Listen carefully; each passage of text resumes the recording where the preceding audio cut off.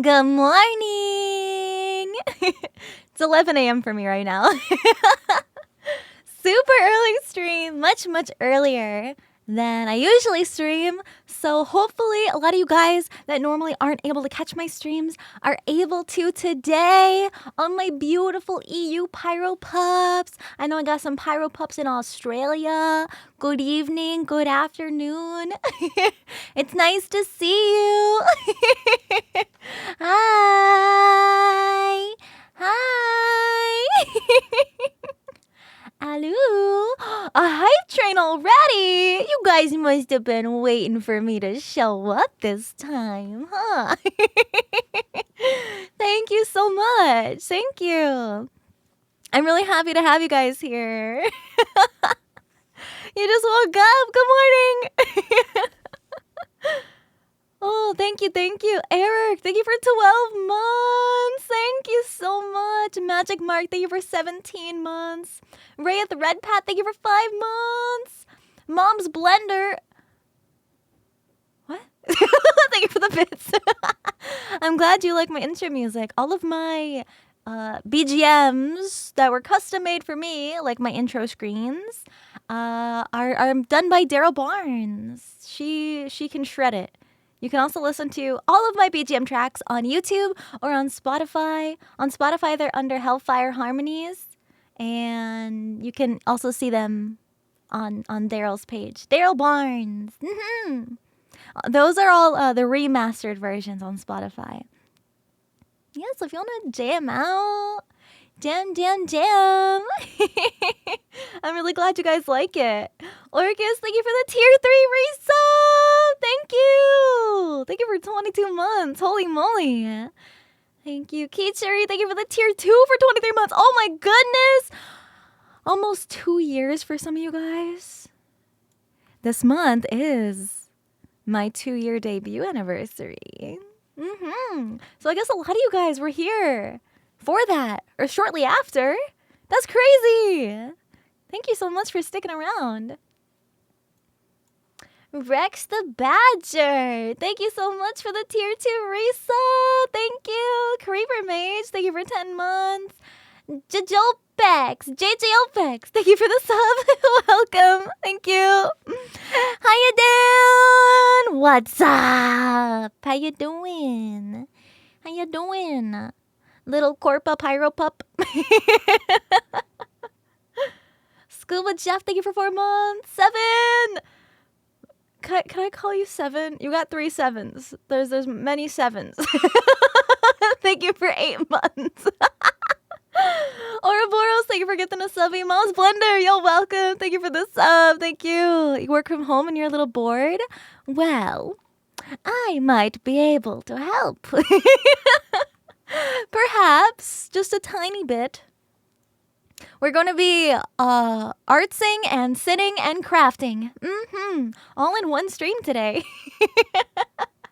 Poppy Rascal, thank you for 13 months. Mad Micro, thank you for the subby. Thank you. Gabriel Shears, thank you for 9 months. Happy sub, baby. Tom, thank you for the sub. Welcome. Big C, thank you for 2 months. La Guerra, thank you for 5 months. Boss versus Gaming, thank you for the sub. Welcome. Hold on. Is my text-to-speech off? Why is it off? I thought it was back on. Why is it off?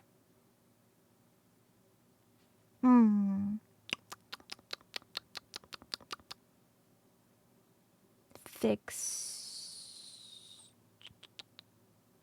It's on? Why is it not working? Eternal Flip, thank you so much for the biddies. Oh, I'm so glad. I hope Offkai was fun. Durelli Duck, thank you for 7 months. No Name, thank you for 5 gifted subbies. Thank you. Jammin' Owl, thank you for 13 months. ADS Reflex, thank you for 8 months. Diablo, thank you so much for the sub. Welcome, thank you. Thank you. So, if you're just tuning in now, we are going to be crafting. It's day 3. Give it up for day 3! Ding dong! Give it up for day Day 3 of Nihilister cosplay crafting. If you are a little newer, if you haven't been around for a little bit, this is what... Oh, she's large. This is what we are going to be crafting on stream. Wow. Wow.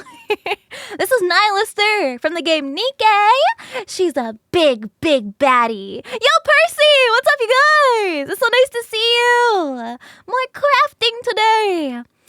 Like IRL, yes. Hi. If you don't know me, I'm Sinder. I used to be a master level cosplayer that would compete at craftsmanship cosplay competitions. Like with the pros and stuff. It's kind of crazy. So I know a thing or two about making stuff and putting it on my body to wear and go to conventions and sweat and hate myself afterwards. But yeah, I've made pretty big, larger-than-life cosplays in the past. So what better way to show off my skill as a VTuber, ex-cosplayer, than to cook up something pretty crazy.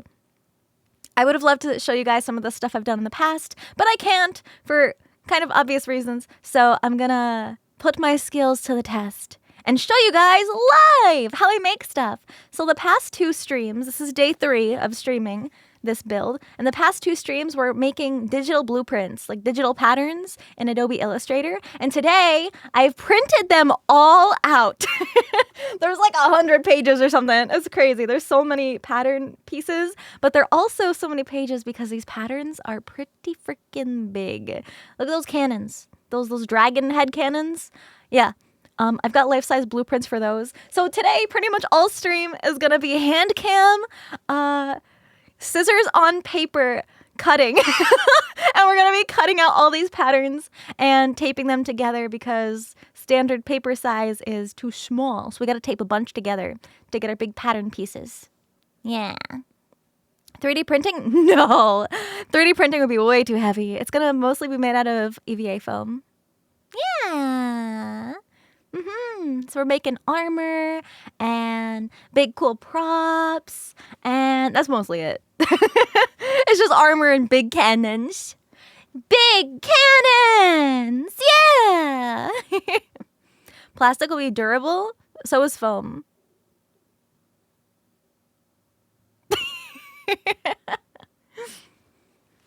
I don't know if you've ever heard of high density EVA foam. Ultra high density EVA foam. That stuff is sturdy. Mega sturdy. Okay, why the heck is TTS not working? Why is it not working?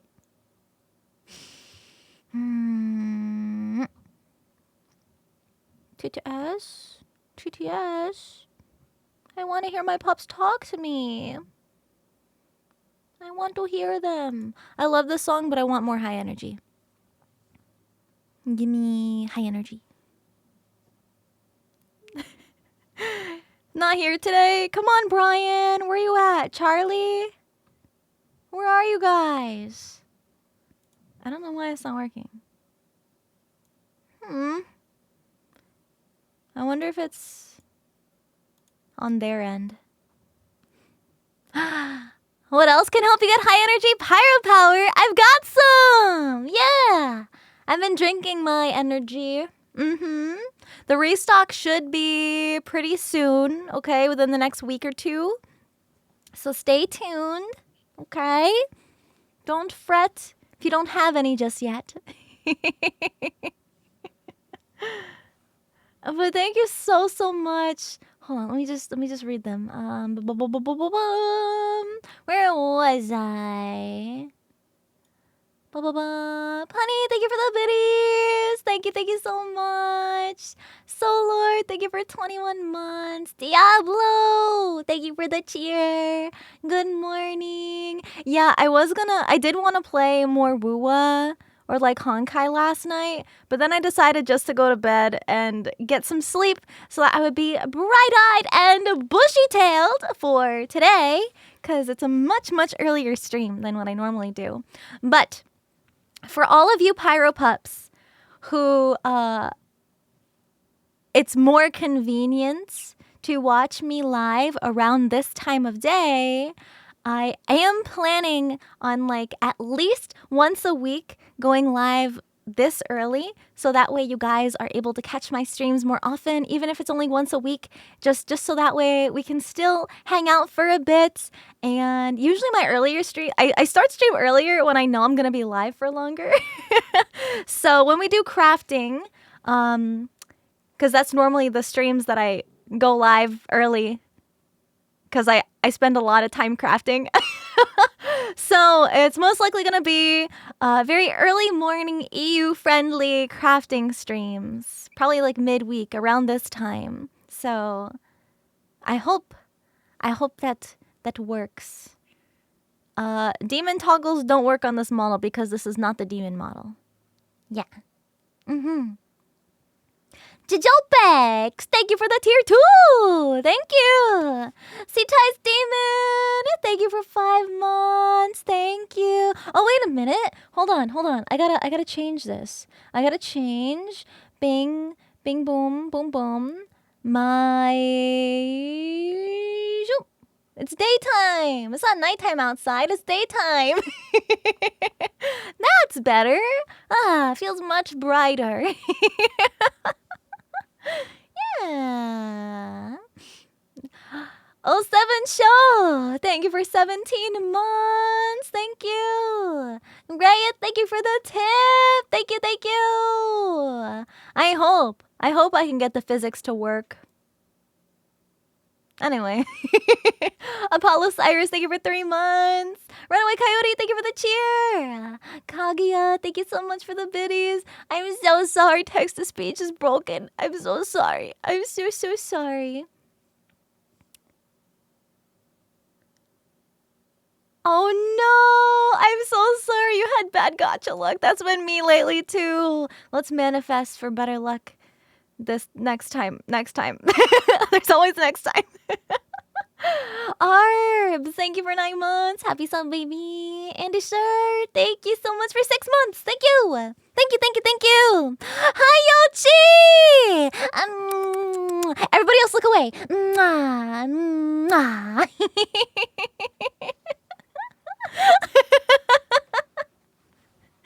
Hi, I hope you're doing good. Nikkei stream will be tomorrow. Yeah, we're gonna play the new Bunny Girl event part 2. Yeah, and I may or may not bring out my my succubus model, my gacha model. Yeah. Yeah, part 2 came out yesterday. We're gonna be playing it tomorrow. Undead King, thank you so much for the biddies. Thank you. Oh, Metal Hellsinger is such a fun game. Honestly, I vibe with the song so hard. So yeah, like I was saying, weekly early morning crafting streams that'll probably go for a very, very long time. And today I do have my hand cam ready. We're gonna be working on the Nihilister patterns. I do just wanna preface this. So normally when I do hand cam streams, I have my hands looking pretty with my nails done. But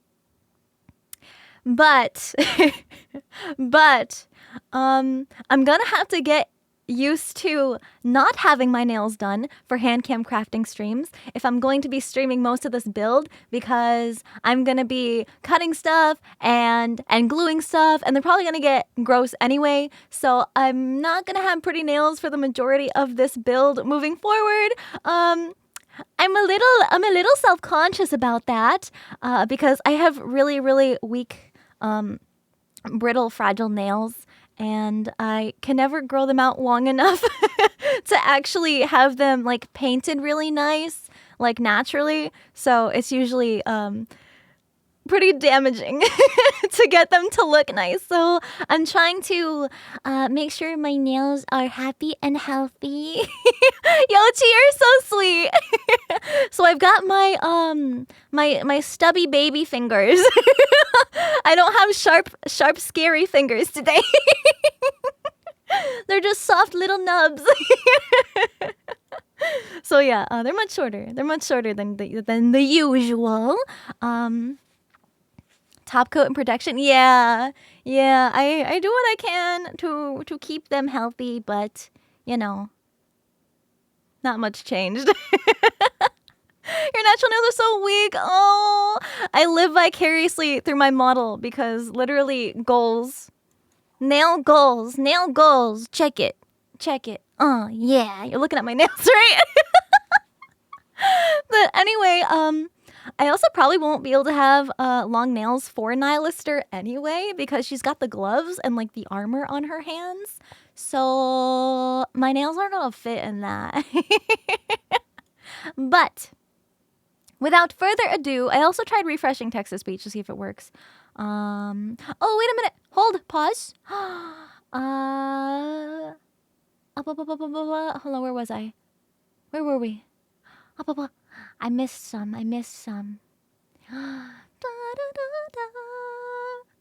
Raya, thank you for the cheer. Thank you so much. Thank you. I'm so sorry. Text-to-speech is broken. I've been trying to fix it, but it might be on their end.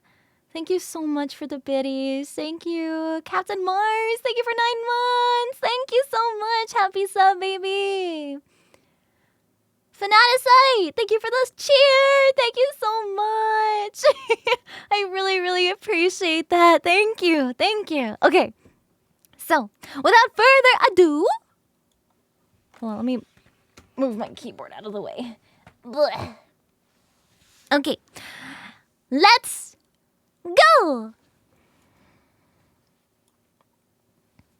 Yippee! We're back. And we're ready to craft. Well, at least I am. Not much crafting. It's just going to be cutting ASMR pretty much today. But, you know the vibe. Hi. I feel so naked. I feel so naked today. My little baby nubby hands. Okay. So. Let me show you what I've been cooking. So these are the patterns I've cut out already. I got a little head start, and I also have little baby Nihilister on the bottom corner, so I can be like, that's what we're making. So. You're crafting too? You're knitting? Let's go! Hell yeah, Shelly! Hi, Katie! Oh my gosh, I see all my EU friends when I stream early. I hope you're having a good day. So these are the pattern pieces that I started cutting out already. So these 3, this is the toe, this is the heel, this is the ankle, this is the spikes that go like on her little tubes that connect from her back to her dragons. These are the spikes on the tubes. This is the little crotch armor, and then this is her little crotch flappy flap. And this lines up here because this is another piece of armor. And then this goes here.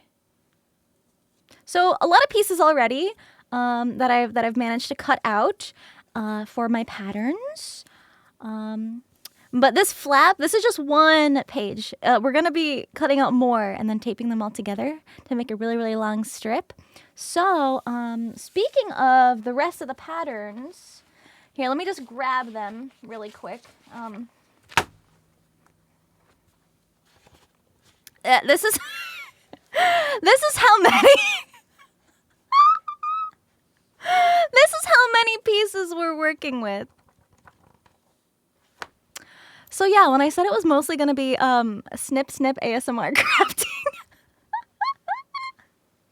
But this is a very necessary process because I'm able to visualize in real life how big I need to make these pieces. Because if I make it too big or too small, it's not gonna look right.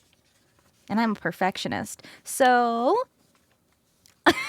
there's literally so many. There's the dragons. There's the back of the dragons. There's the wing. There's the leg. The jaw piece. More jaw, and these are all like the big dragony parts. How's the printer feeling? I ran out of paper and I had to replace it. So yeah, to start, since I already started on the little flappy flap, the flappy flap has 4 pages. So when I cut these all out, these are all gonna line up. And I left a little room so that way I had areas that I knew I could line up perfectly. And then these all get taped together and voila.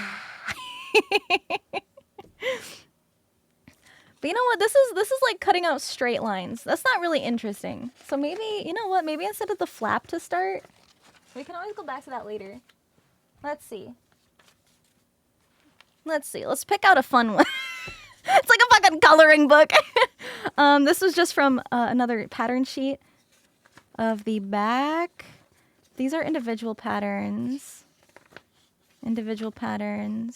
Oh, that's the tail. The tail will be fun. Where's the other tip? There's like, I have the tip of the tail somewhere in here. Right here. Boom. And then this is the back of the cannons. I can actually show you guys. I'm going to be taking another picture of everything all taped together with my big measuring stick on the floor.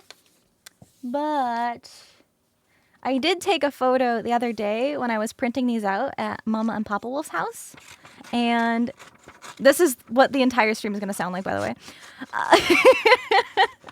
And I laid everything out on the floor. And it's literally so big. Yeah, these are just like my super old, like all-purpose scissors. I've got scissors for paper and like general cutting. And then I have my foam scissors, and then I have my fabric scissors. So these are my really cheapo foam or paper scissors. They're all different colors.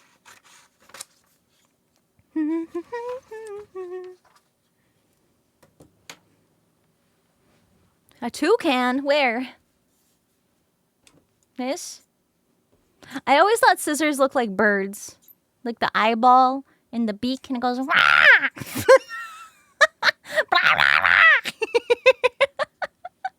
Yeah, that's what you saw. The story when Mama Wolf used the wrong scissors. Oh my god. Yeah, so the thing with like crafting, like sewing scissors for fabric, you need to keep those babies hella sharp, okay? And I have these like really heavy duty, like they're super heavy, like really heavy, sharp fabric scissors. Because if your scissors aren't sharp when you cut fabric, it gets kind of messy. It just doesn't look good. And you want nice clean cuts for fabric. And one day, my mom decided that she wanted to cut the grass with some scissors because there was like a few strands of grass sticking out over like the sidewalk, like the paved sidewalk. And she wanted to clean it up and look nice. So she just went into my room where all my crafting stuff is because she knows I have scissors. And she just grabbed a pair and she started snipping. And I was like, Mom, what scissors did you use? She was like, these. Those are the one pair. The one pair of scissors. I have like 5 pairs of scissors. And those are the one that you should not have used. She's so silly. But you know what? Now she knows. Life is a learning opportunity. I did sharpen these a tiny bit, but it's still kind of... These are very dull scissors. But we don't need these to be too sharp.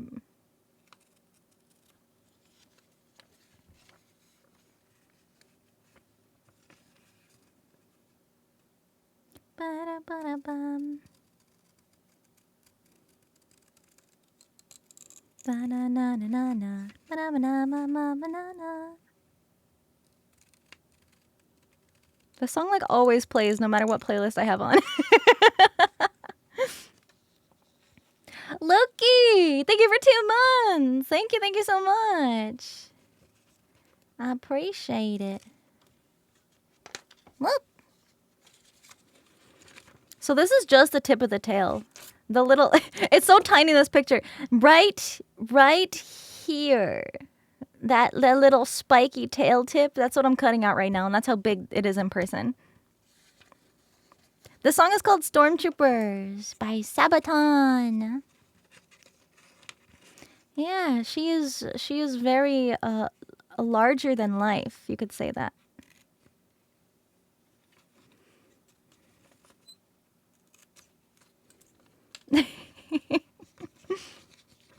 Right now we've got just like a metal mix going on in Spotify right now.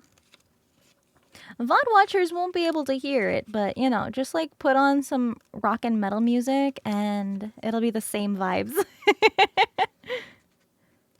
Put on some Sabaton, put on some Amaranth, put on, you know, some Disturbed, Avenged Sevenfold, Within Temptation, Nightwish, you know, the huge.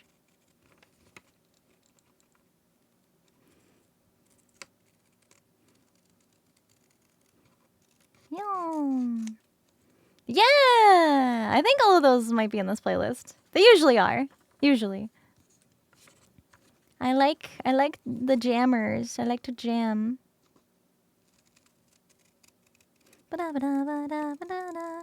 don't know the lyrics, but this song slaps hard.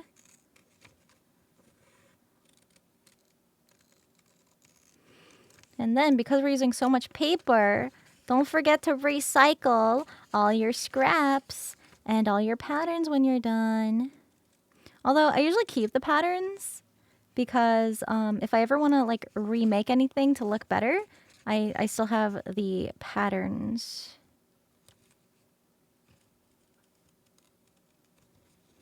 Almost there.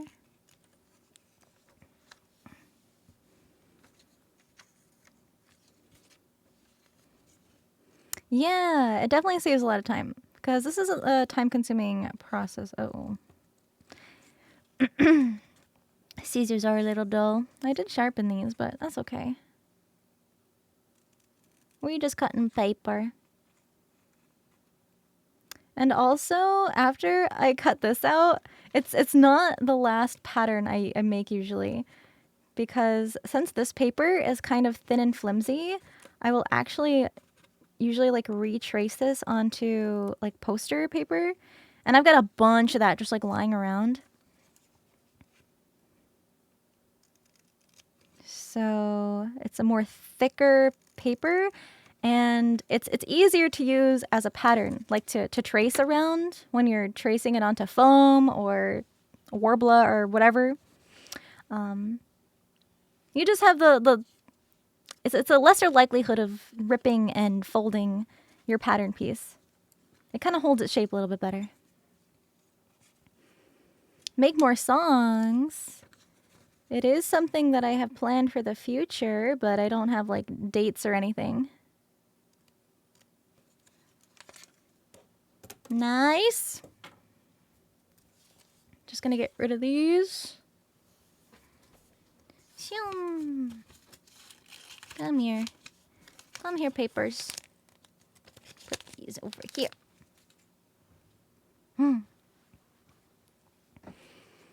My hands end up hurting.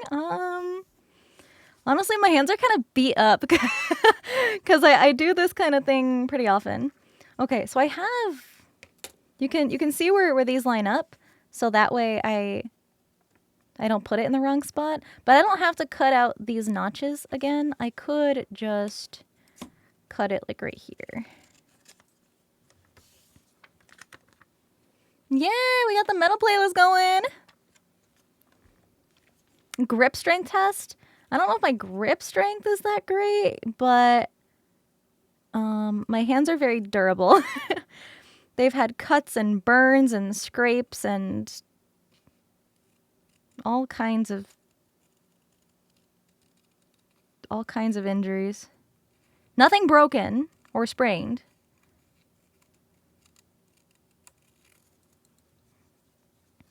you know, just fingers crossed.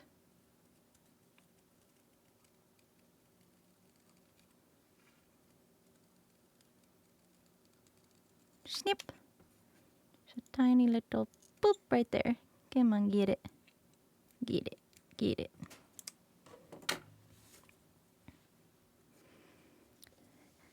So now we can line this up and our blade has a tip. So let me get some tape.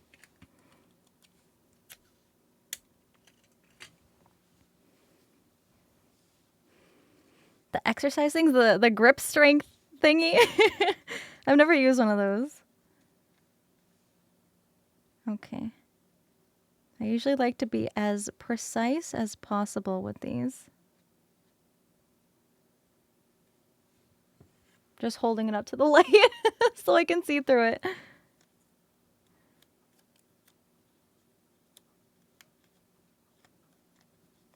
Bada bing, bada boom. Look how pretty that is. Look at our pattern. But because we kind of have this little flappy bit in the back, now that we have enough to line up our pattern, we can cut that and then tape the other side. We got some tape sticking out. I'm just gonna cut that. Boom.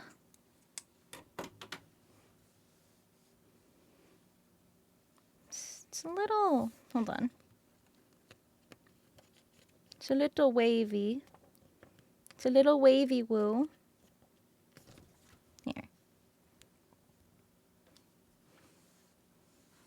Yay! Look at the tail! So, like, comparatively.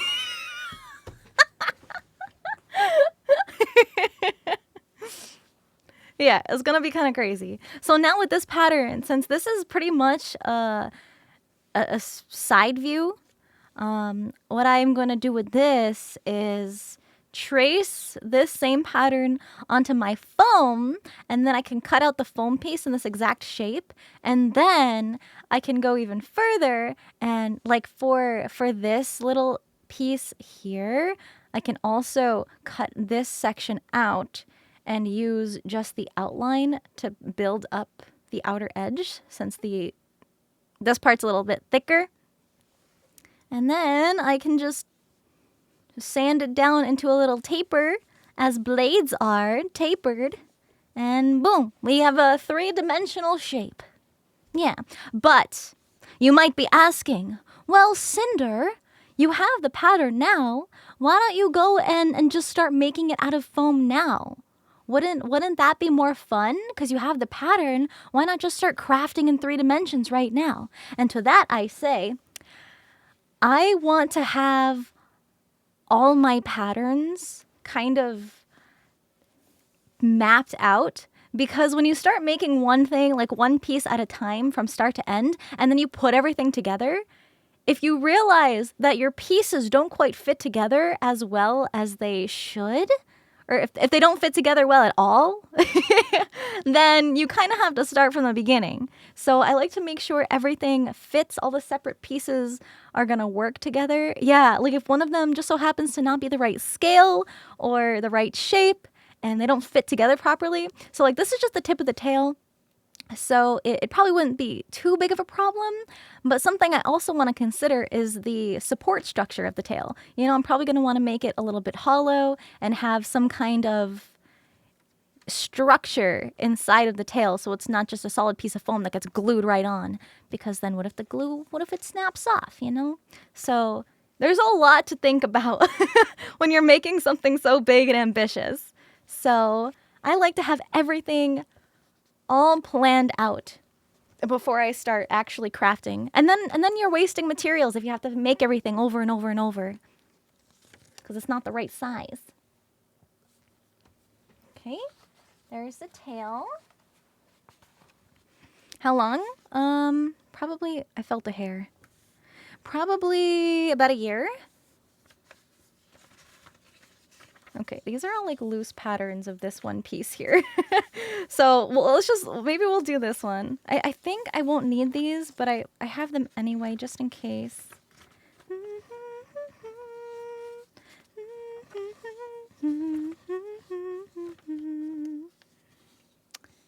Okay, this is gonna be a really big one. We've got this piece. Some of these are separate. Yeah, these are all separates. Yeah, these are separates. So what I mean by that is I have two patterns. So I pretty much printed out two of the same thing, but one of them is all the pieces together overlapping. So I know how like long, how tall and wide it is total. And then the rest of them are separated so I can actually make separate patterns of the individual pieces. And I'll kind of show you a little bit more when we get there. There. And this is the top of the knee armor. Look how big it is. Might be a little too big, but I held all these up to my body when I printed them out in case I had to resize them, and everything looked okay. Okay. This is not all gonna fit on my desk, but these line up kind of like that. That piece goes way up here. Like that. Oh, if it'll stay. Sorry, my phone is like pushing it back. My tracking, my iPhone for tracking. So you can kind of see, you know, how all of these line up in some way. But this is a good example because you can see this little pointy bit on the bottom. That is actually, let me bring her up. Zoom. Oh, it's so hard to see in this image. If you look at this right here, the dragons kind of have like a big, almost like a shark fin sticking out from the bottom. And what we're looking at in this pattern is that shark fin if you were looking directly from the back. So this is you know how thick that fin is, and that piece kind of comes up here and comes down. So because it kind of goes into the cannon part. So I have this piece separate from this more geometric piece. So that way I can make them separately. But this one is never really going to get cut up into pieces. So I always have this full size reference when I'm actually constructing it. And then all of these other pieces, like right here, this is the separate little shark fin piece. So this one I can cut up into its own separate piece to use when I am trying to decide how thick I need to make the fin. And then this one is always going to stay here and not be cut up. So that way when I do cut this one out and then I make it out of foam, I can line it up to this pattern and see exactly where it needs to be placed, if that makes sense. So, it's really big. I actually have a picture. I will be taking more pictures, but I will have a picture of how big this actually is, like on my floor. Because it's kind of crazy. Did I plan this before I stream? No.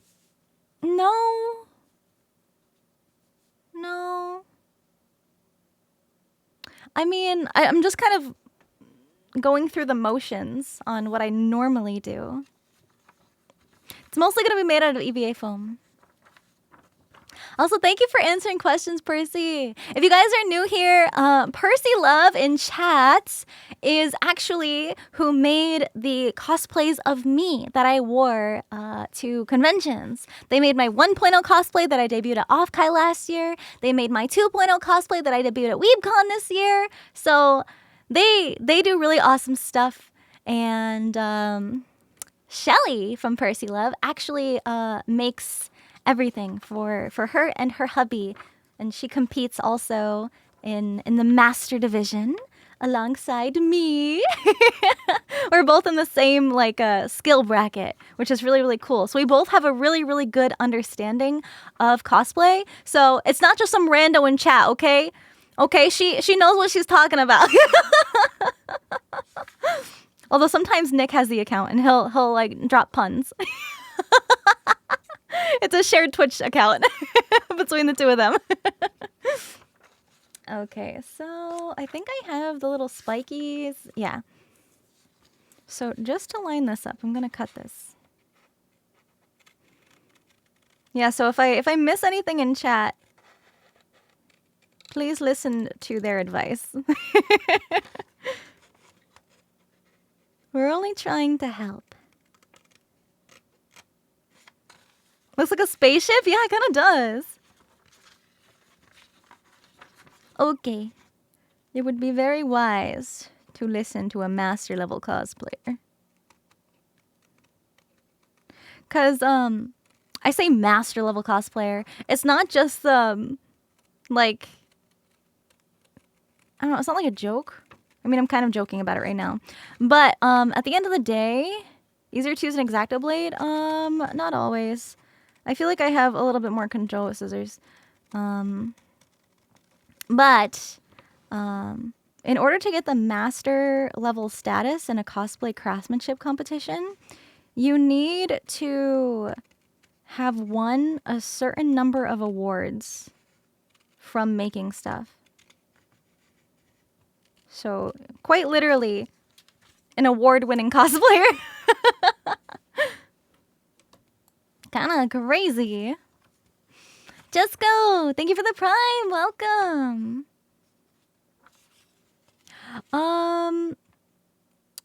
So I'm not going to a convention to compete in this. This is not a competition cosplay. It would be if I could. But I highly doubt that I'll be able to. However, I might still try to take it to a con. Try. I don't know how exactly I'm gonna get this to a con. But as much as I'd like to compete in this, I probably won't be. Why couldn't I?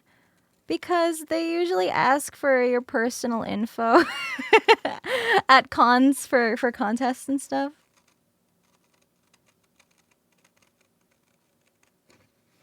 Just to play it safe. But we'll see. Maybe strings can be pulled. I need waifu FedEx. True, Poofy. Having the same problem?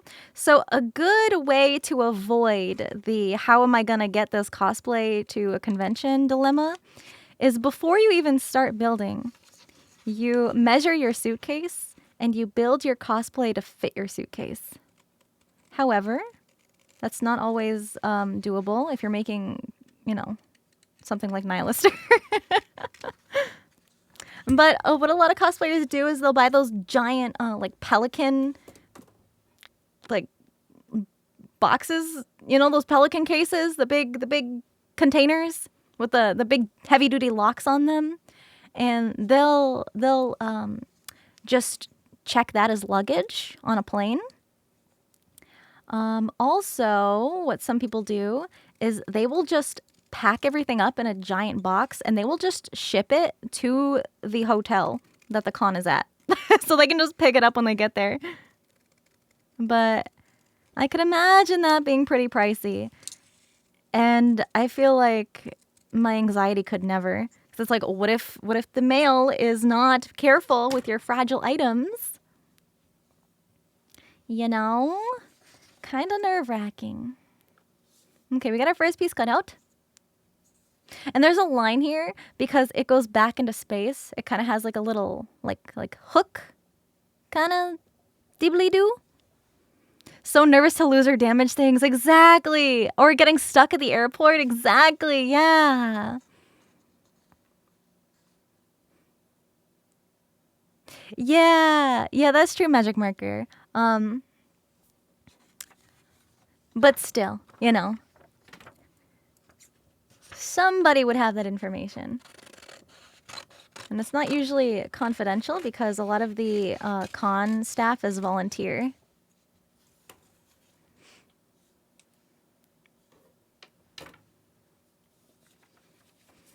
can kind of see.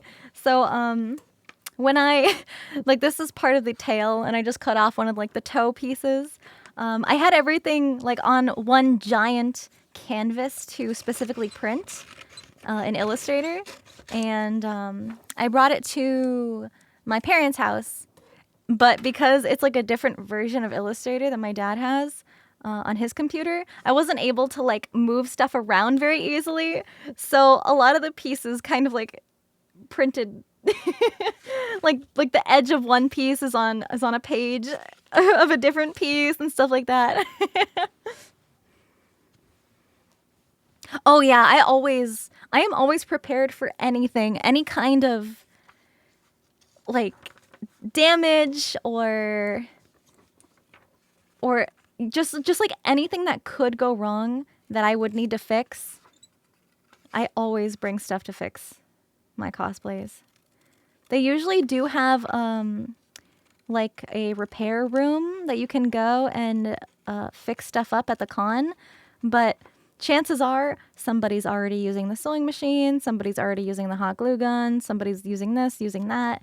And it's just easier to have your own supply so you're not trying to fix it at the con, because that can be kind of stressful. You know, you can just like do it in your hotel room where you have peace and quiet and you can focus.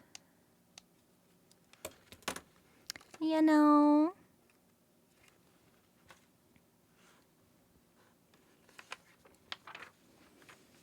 Summer Game Fest? Is that like video games? I usually don't stay up to date with that stuff. I just kind of see what comes out after after everything's announced. Console King, thank you for the gift sub. Thank you. Ninja Nuggets, thank you for 13 months. Thank you. I don't know why I can't hear my alerts. I don't know. It's like everything's breaking.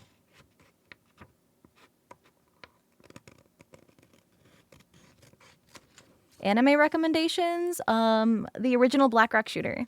That's my favorite. It's only 8 episodes. Or if you want something longer than 8 episodes, how about One Piece?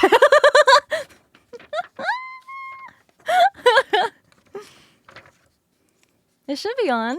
Text-to-speech should also be on, but for some reason, it broken. It broken today. The polar opposites, literally. I like One Piece. It's not everyone's cup of tea, though, and that's okay.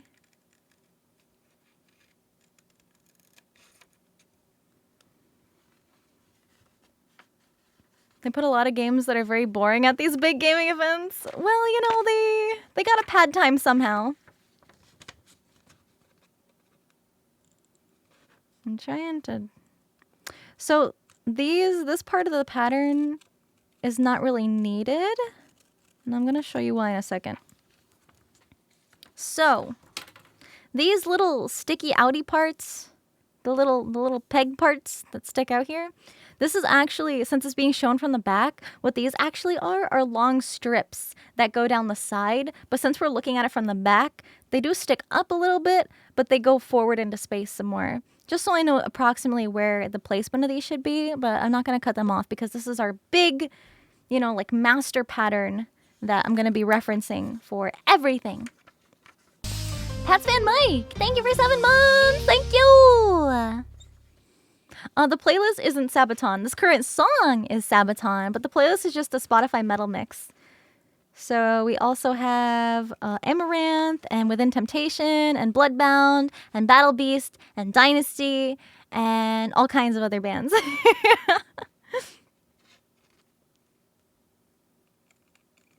I'm not just listening to Sabaton. Do I still have my crown? My super crown that we made? My first ever crafting stream? Of course I do. Of course.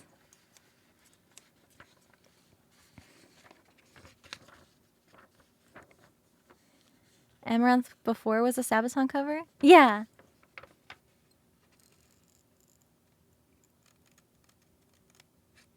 Ba-da-ba-ba-da.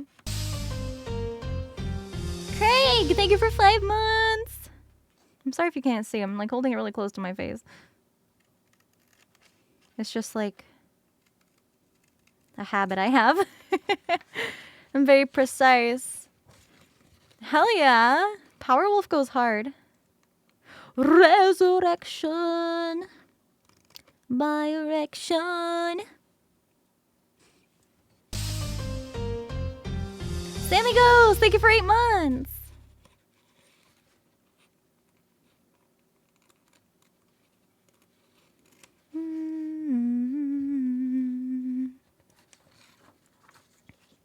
There we go. Those are probably going to get bent a little bit, but that's okay. And this is just the edge of the print margin. Just gonna...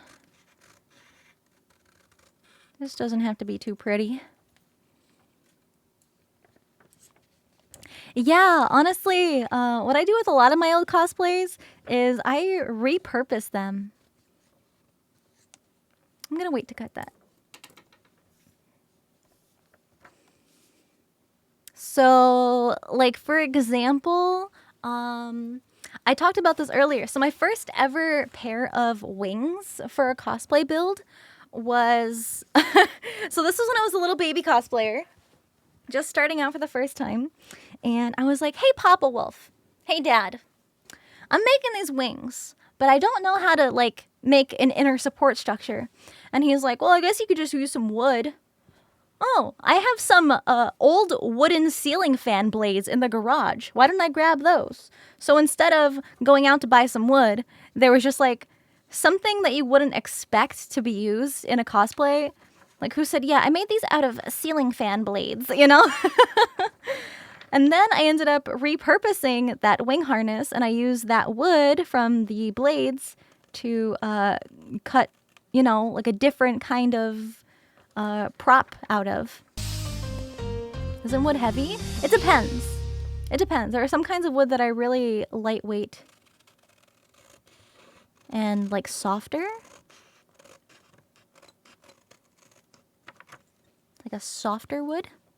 Yeah, Papa Wolf knows everything. Thacker-chan, thank you for 7 months. Thank you. Also, oh, wait a minute. Hold on. I just realized you guys aren't here.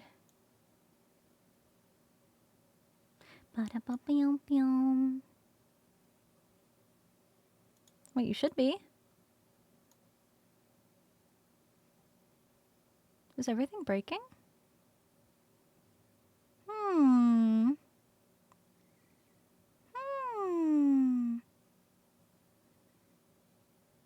Everything is broken. Let me try refreshing it.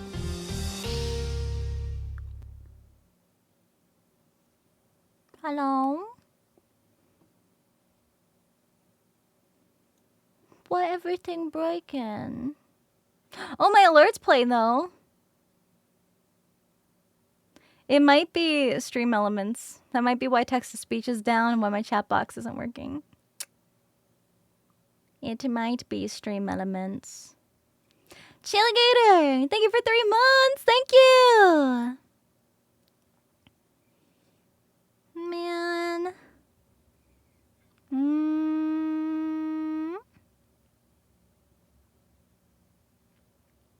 Yeah, it's on. It might come back over time. Okay. Yeah, we got plenty of time. It might come back up later on today. Oh, another kind of unconventional thing that I used for cosplay. So there's a lot of different things that you can make out of wooden dowels. But instead of going out to buy wooden dowels, I had some old unused marshmallow sticks. You know, like when you go to roast marshmallows and you put them on like the little wooden sticks. Those are pretty much just wooden dowels. So I use those. But you know what? When you go to compete in craftsmanship competitions, Judges love hearing unconventional materials that you can incorporate into your builds and make them not look like what they're supposed to be. One really good example, this is a very common technique that a lot of people use. When you have armor and you want to make like rivets in your armor, cosplayers literally use googly eyes. And then they paint over them, and they're the perfect, you know, little domed rivet shape. Yeah. Yeah. When you shake, you can kind of hear the little googly eyes shaking around in there. But it is a very common googly eyes, yeah, for the win. So, yeah. Try it out for yourself. It works wonders.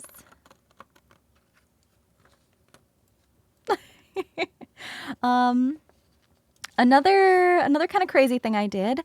One of my cosplays had like spikes, and I know I didn't want them to be too sharp, and I also didn't know how to make a spike. Like, what do you make that out of? That's not gonna like kill somebody at the con. So what I ended up doing is I found knitting needles, like just plastic knitting needles. And I ended up cutting those and using that as my little spike.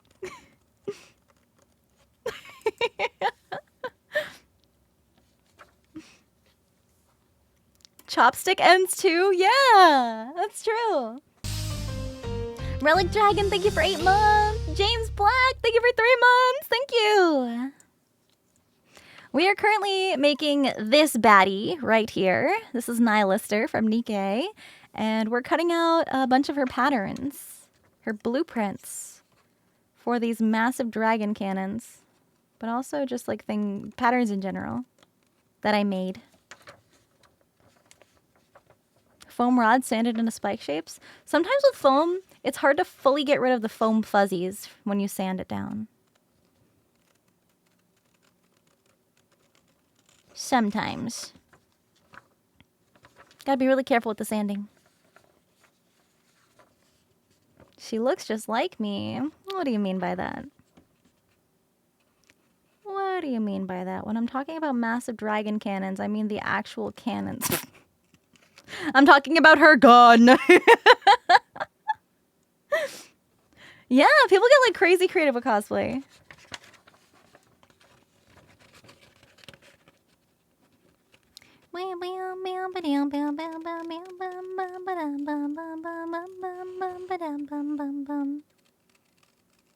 I love symphonic metal. It's so good.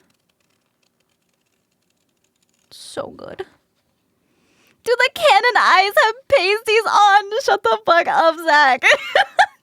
Shut up. Going to a con in actual real knight armor has been done before. Like full like steel armor.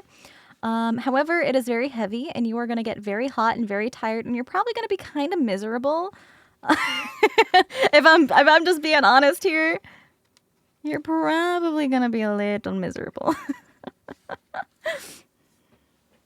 Any LED work on this? Yes, for sure. I want to do animated LEDs. Is it going to work? Oh, it's just 100 biddies. Oh, I think it's working. It might be working. Text-to-speech might be working again. Thank you for the bits, Draco. Yo, you're going to the World Cosplay Summit. Ooh, I hope you have fun. That's awesome. That's like a dream. To even just be able to go see it in person. I'd be way too nervous to compete. Yeah, there was one cosplayer that I met who literally made chainmail armor 100% from scratch. Oh no, it's just the alerts. It's not text-to-speech. Why? No! Thank you, Cogsang, and thank you, Dan. Thank you for trying to test it. I really appreciate the biddies. Thank you. So usually when you make chainmail armor, you take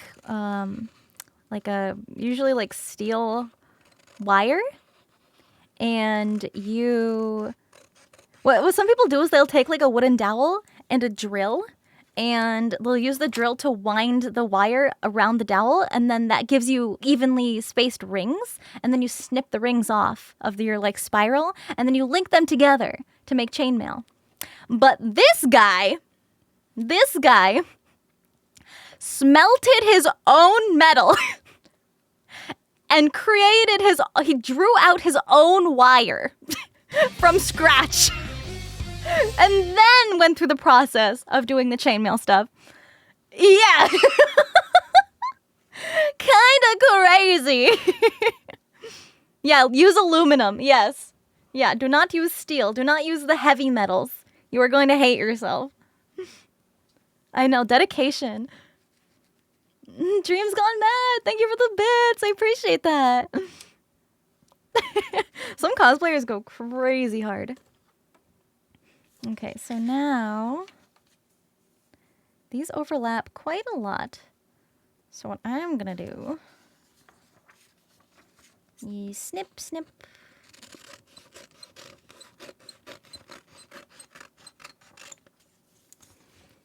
Only use steel if you think someone in the con has it out for you.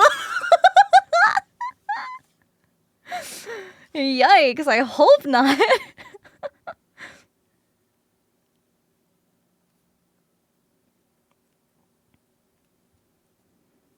Okay. These bigger pieces can be a little more challenging to line up sometimes.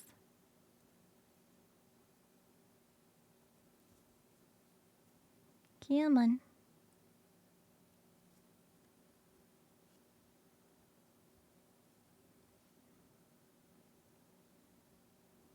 And then this way.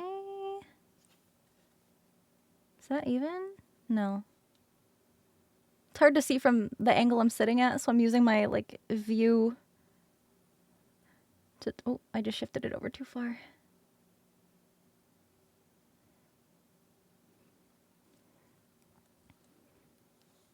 Who am I cosplaying as? This chick.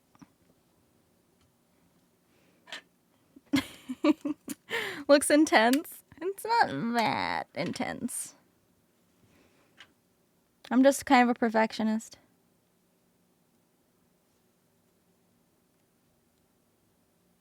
Over a little.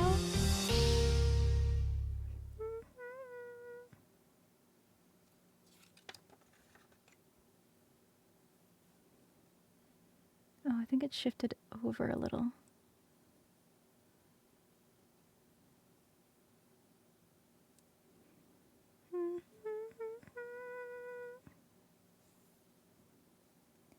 Yeah, that's a little bit better. Just like the tiniest bit. Ugh. Symmetry, I know. I literally flipped the same pattern over in Illustrator when I was making these. Okay, it's not lining up perfectly. That's just a user error. Yeah, this has to go in more.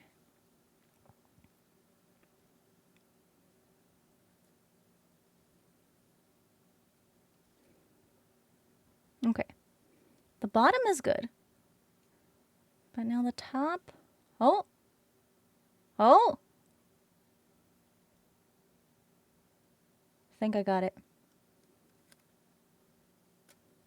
Close enough.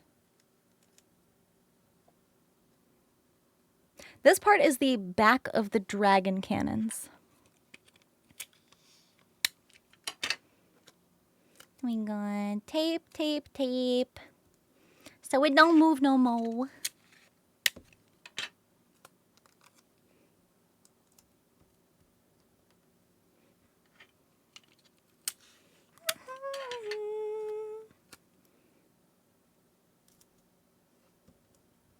There we go. We don't want any pieces like this lifting up, so I'm gonna tape the whole thing.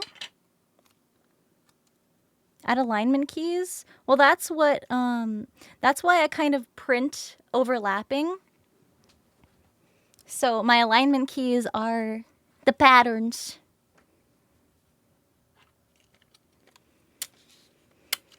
I'm also gonna tape this. Dum-ba-dum.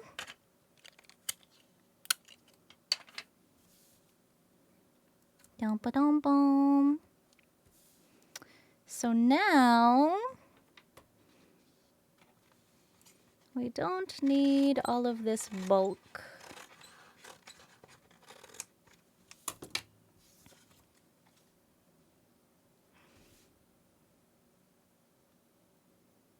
Nice. It looks crooked on paper just because these aren't like lined up perfectly on the page. As long as... Dang, I did a pretty good job with that. Dang. Okay, let me cook. Matthew, thank you for the biddies. Thank you. Sorry, text-to-speech is off. It's broken.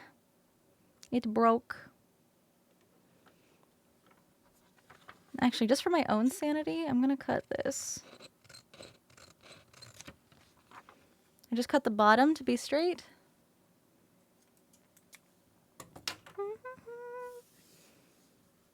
So now I can put this piece here. I'm probably not gonna tape this just yet because it's kinda big. Lines up like that. Yeah, like that. Because then I'm probably gonna end up bending this when I try to tape these pieces next. So we're just gonna leave this off to the side and I'm just gonna tape everything on the floor later. Okay. Our next pieces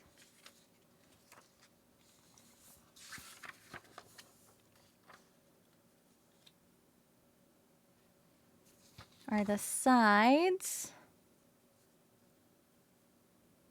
of this big diamond. It's not a diamond, it's like a, I don't know. How many sides does this have? Many sides. But this is just one of the segments of the back of the cannon. This is like the bottom of the jaw. That's how big it is.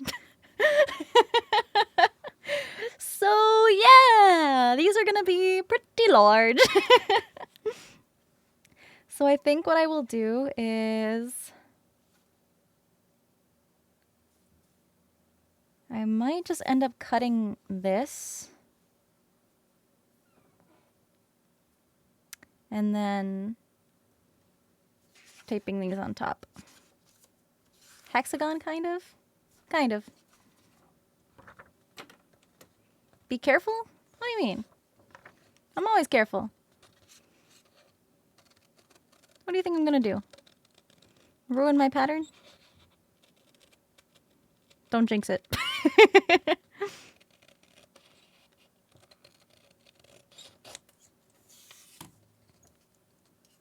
More of a diamond shape?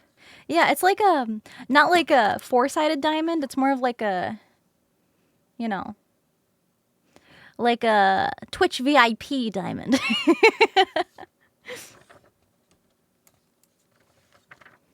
What do I do after this?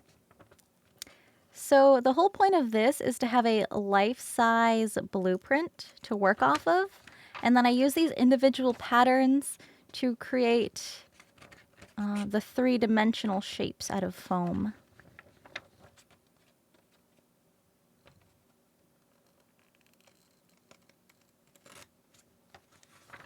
It's kind of a complicated process.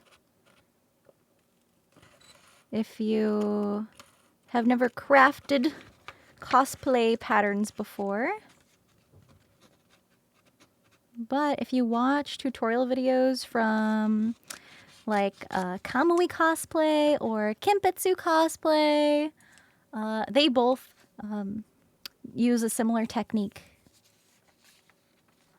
3D printing this? That's not what I'm doing.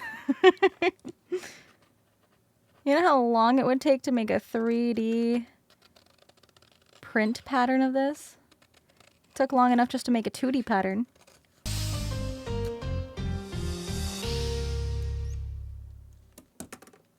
Hey Venthium, thank you for the sub. Welcome. My scissors are getting dull. Hold on. There we go. Just cleaning that corner up a little.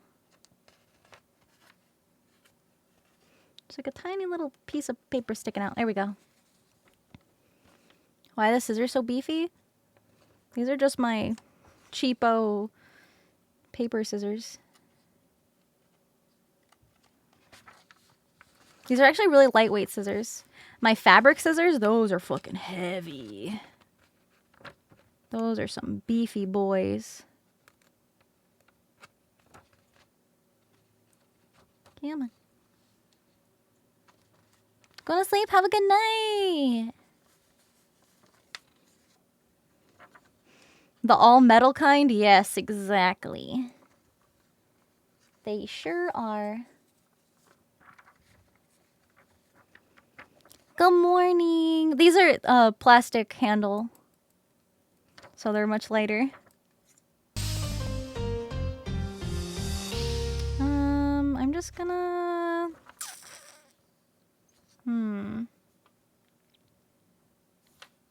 Yeah, let me cut this.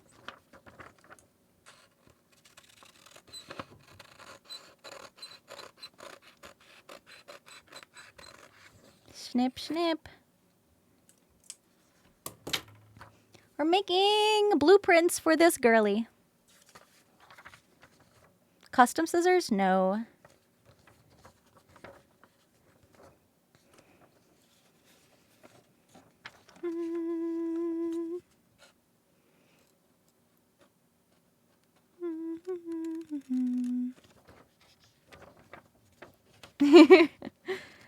I'm used to doing pretty precise cutting with scissors. You could also use like an X-Acto blade, but I'm more comfortable using blades with foam and scissors with paper. Yeah, we're making Nihilister cosplay. Yeah.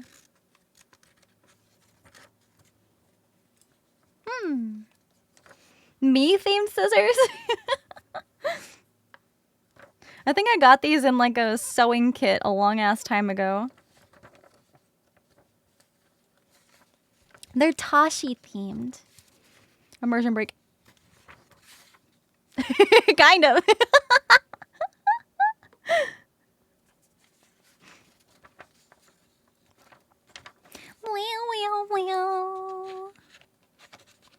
Ooh, something I want to get.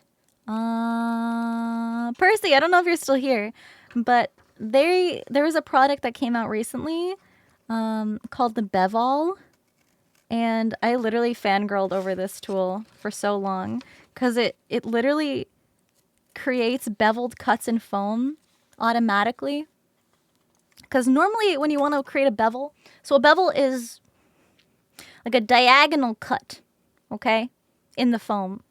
And beveled cuts allow you to have like pretty sharp corners in your foam. Instead of one piece of foam and then gluing another piece of foam, what you can do is bevel the edges, like the corners, to make kind of like a triangular shape. And then you can piece it together like this. Like this. And there's a guy who made a product called the Bevel, and you can like adjust the angle of your cuts, and you can just go zoom in your foam, and it creates the perfect angle instead of trying to do it manually yourself with your own blade. Ooh, I want it so bad. I was thinking about ordering one for this build because I'm gonna have a lot of beveled cuts in this. So yeah, the Bevel. And you can also use different kinds of blades, which I really like. Like there's one for like the square box cutter blades. There's ones for the smaller X-Acto knife blades. It's pretty awesome.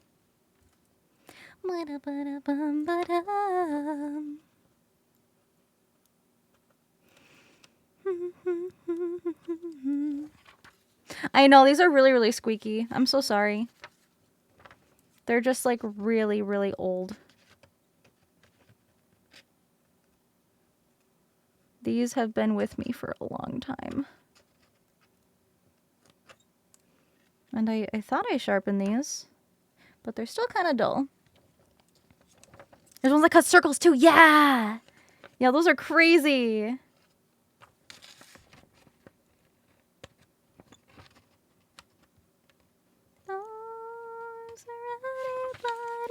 There. Your mom has these exact scissors. That's so funny. Yeah, these are old.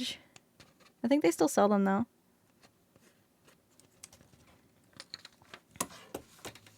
Okay.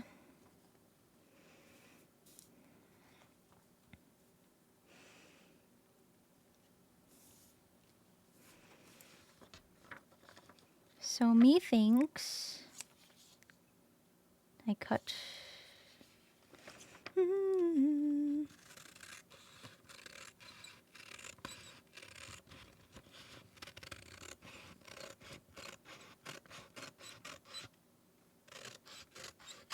Snip, snip.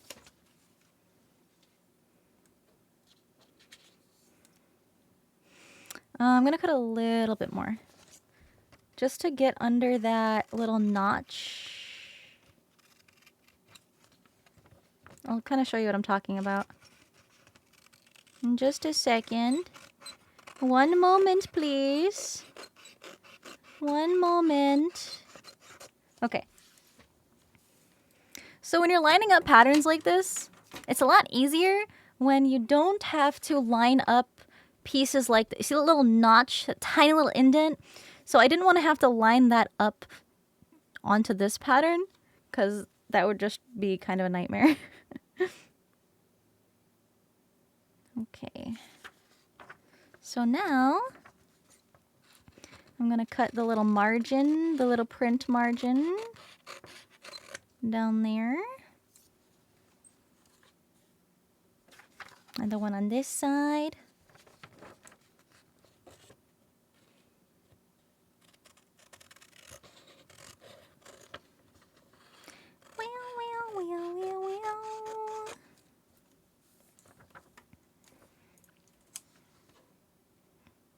So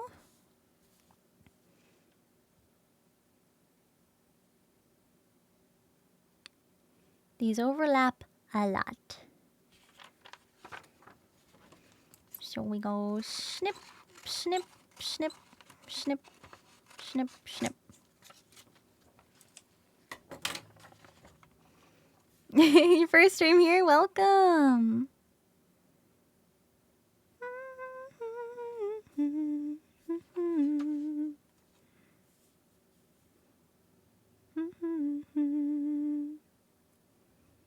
So these line up kind of like that. But I think I'm going to tape them here first.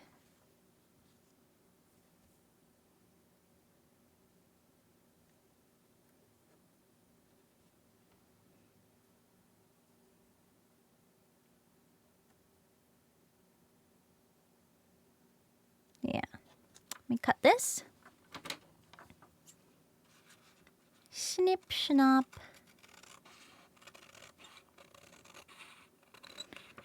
Maybe someday I'll have access to a large printer. Oh, that was rough.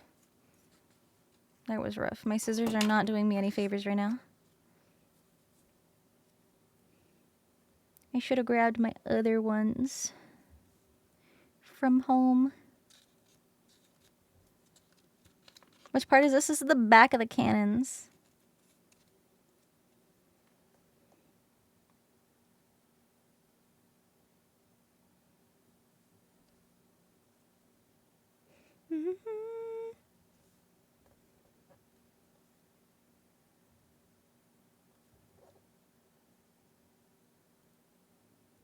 Nice.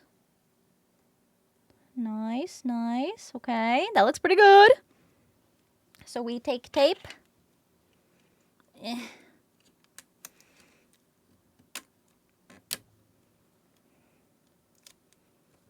Yoink.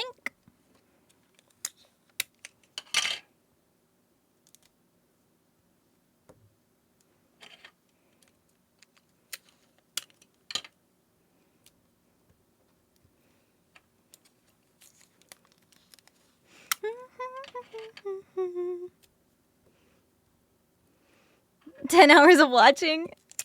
You think so? You think this stream's gonna go for that long? It could. It very much could. Name of this music? This artist is called Dynasty, and this is their song Power of Will. But we're just listening to a metal mix playlist on Spotify. No, you lost your 50-50. Oh no. My gacha luck has been so bad lately. I feel like a lot of people have been saying it. Maybe, I don't know, maybe everybody's been unlucky with their gachas. Maybe that's just me coping. Going back to work. Take care, Void. Have a good day.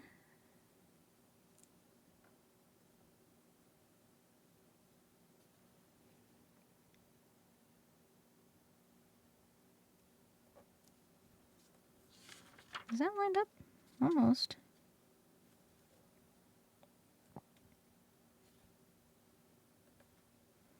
Oh, yeah. Oh, yeah. Oh. This way a little. Yes. Uh-huh, uh-huh. We're cooking.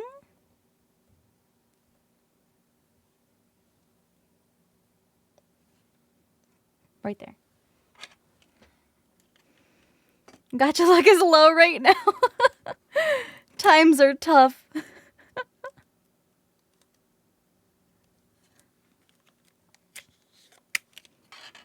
Heya! Welcome, Icy!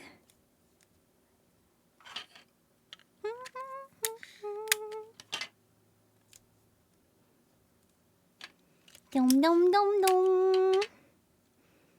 Dum dum dum dum. Oh, I know. I still have to do my woo-woo pulls. I still need to do my Honkai pulls.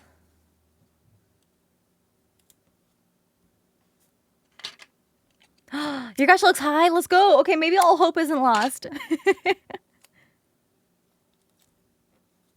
Maybe we're just horrendously unlucky.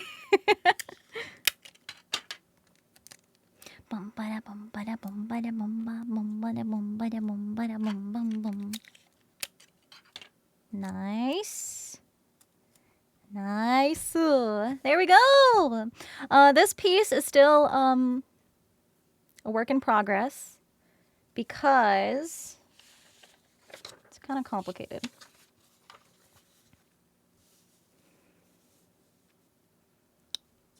So the next piece we have kind of goes like this. So it's like a box that sits on top. So I figured, you know, at least this much would kind of overlap a little bit. So I wanted to leave a teensy bit here. Hey, so this is our first big pattern of our cannon, the back of the cannon. So when these are also connected, right, like that. Look at that, you can't even... This is about half of it.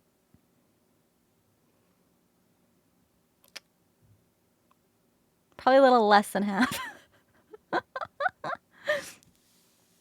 So this part is the dragon cannons if you were looking at it from directly the back. So that way I know exactly how tall it's going to be and how wide it's going to be.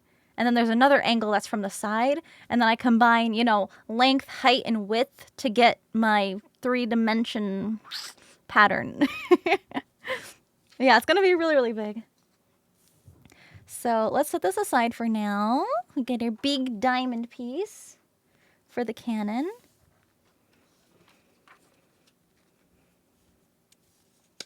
And then this next part goes crazy because we can see the outer shell, but the outer shell from this perspective, because we're seeing it from the back, we only see how thick the shell is of like the actual dragon part that goes on the outside.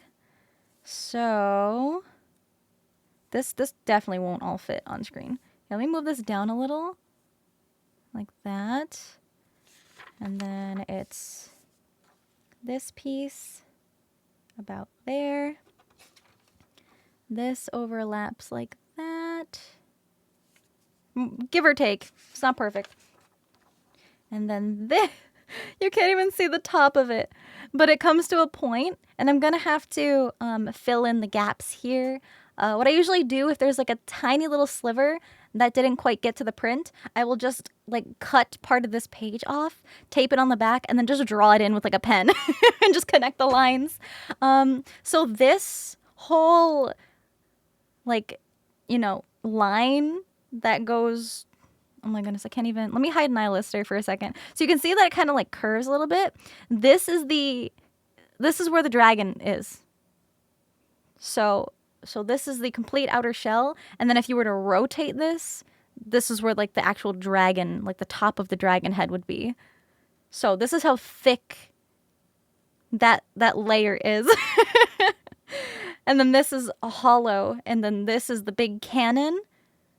And this little hole here is where the tube that connects the dragon heads to her back. So let me make her a little bit bigger. So that the tubes, it connects in this little shape here. So that's where our support structure is going to be. So we will at least have all this like hollow space to kind of play around with and, you know, attach the shell into the actual cannon. Because this is the part that has the gun. And then this is the part that has the dragon. Oh yeah, I love this stuff. This stuff is so much fun for me. What am I going to use for the tubes?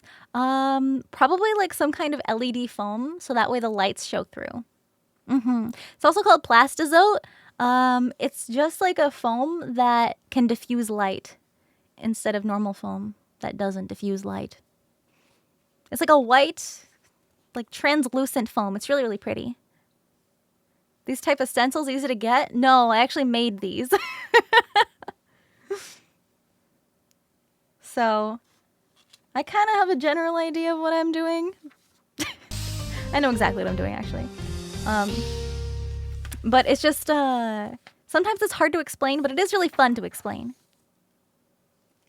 Flaviolif, thank you for 4 months. Thank you, Flavy. Flavy Flav. Hey, welcome in, you guys. How did I make the stencil? I took this image of Nihilister and I scaled it up to my height. And then, ooh, how am I gonna do this?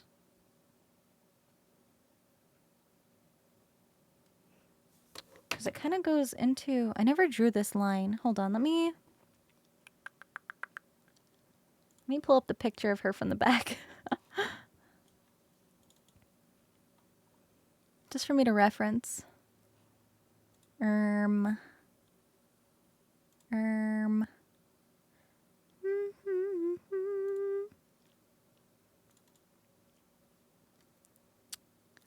I not have it? Oh yeah, I do.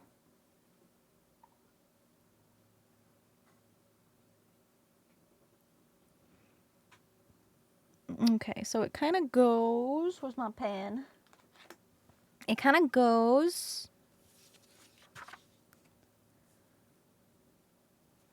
from here. Boop. Starts like here-ish. Be a little further back. And it goes to about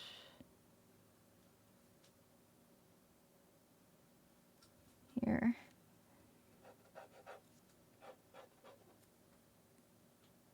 Ish, I think. It's kind of hard to see because I only have... Hold on. Let me boot up my laptop. Oh, wait, no, I can't. Oh. You know, that's fine. We don't need it super accurate. This is just showing where the head kind of goes back into space. I don't have to have this, but I kind of want to have it in the cutout. Boom, boom, boom. Just because, since this is all negative space, I have to connect these somehow.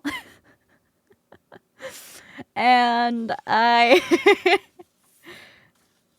have to have some kind of, you know, point that they connect. Okay, that makes it easier. Then I don't have to cut out all this. Hell yeah. My hands are really long or I'm super far away from the hand cam. Hello. When I used to work at the bank, I'd be typing away on my little keyboard at the bank, doing banking stuff. And I had a customer come up to me. And she was like, "You have such nice, long, slender fingers. Are you a pianist?" And I was like, "No." I used to play the tuba. She was a nice, sweet old lady. She was just like, "Oh, do you play piano? Are you a pianist?" How good was I? I slayed. I slayed. For my time. I was the only tuba player in my band, though. Fellow brass player? Yo, let's go, Poofy! I actually played trumpet, baritone, euphonium, and tuba. So I kind of did a lot. But to be fair, they all have the same keys. They all have the same notes. They all are valved instruments. They got the 3 valves. Sometimes they have the extra little 4th cheeky valve. So my baritone had a 4th valve. But all the other ones just had 3. Actually, the tuba might have had 4. I don't remember. Clean your spit valves, chat. Yeah, do not empty it on the floor. Please empty it into the trash. Pro Hunter Art, thank you for 4 months. You played flute piccolo? Ooh. Hell yeah. I kind of miss playing. I think I miss, like, baritone euphonium the most. They're kind of similar. If I'm being honest. Those are a lot of fun. Also, my best friend in high school was in band with me, and she played bari sax. So, yo, baritone sax and tenor sax, let's go, Nat! Yo, we would have been in the same row, in the same section, in band. I liked concert band a lot more than marching band, because I had the giant heavy instruments, and I was like, ugh. I cannot march with a tuba. Actually, a marching tuba is a sousaphone. But a lot of people think of sousaphones when they hear tubas, and they're completely different. Jazz band? Yo! I didn't have time to do jazz band. Because I was also in the choir. Yikers. Asai! Thank you for the 10 gift subs! Thank you so much! Thank you, thank you! I appreciate it. Yeah, the choir. You skipped lunch? Oh no! I got to skip like a boring, like, I don't know, like health class. It wasn't like a required class. It was just kind of like an extra little, like, I guess it was kind of like an exercise class. I don't even know. Or no, it might have been like nutrition or something. It was like something really, really strange. And I was able to get out of that to do choir.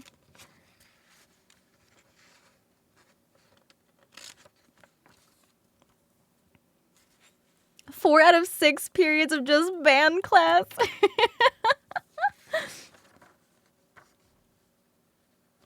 There. Okay. So now these pieces connect somehow. And then what I'm gonna do is line these up.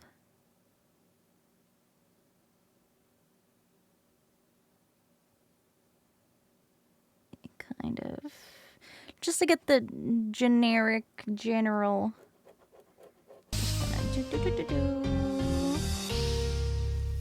So they're like somewhat symmetrical. Not exact, but you know what? We don't need this to be exact. Nilla Poet, thank you for the Prime sub. Welcome. Hey, Gideonix, thank you for the biddies. I'm so sorry. Text to speech. I think Stream Elements is broken today. There's a lot that's not working. But I really appreciate the bits. What do you call a person who likes to hang out with musicians? A drummer? That would be me. What? Was that a joke? I don't get it. Isn't a drummer a musician?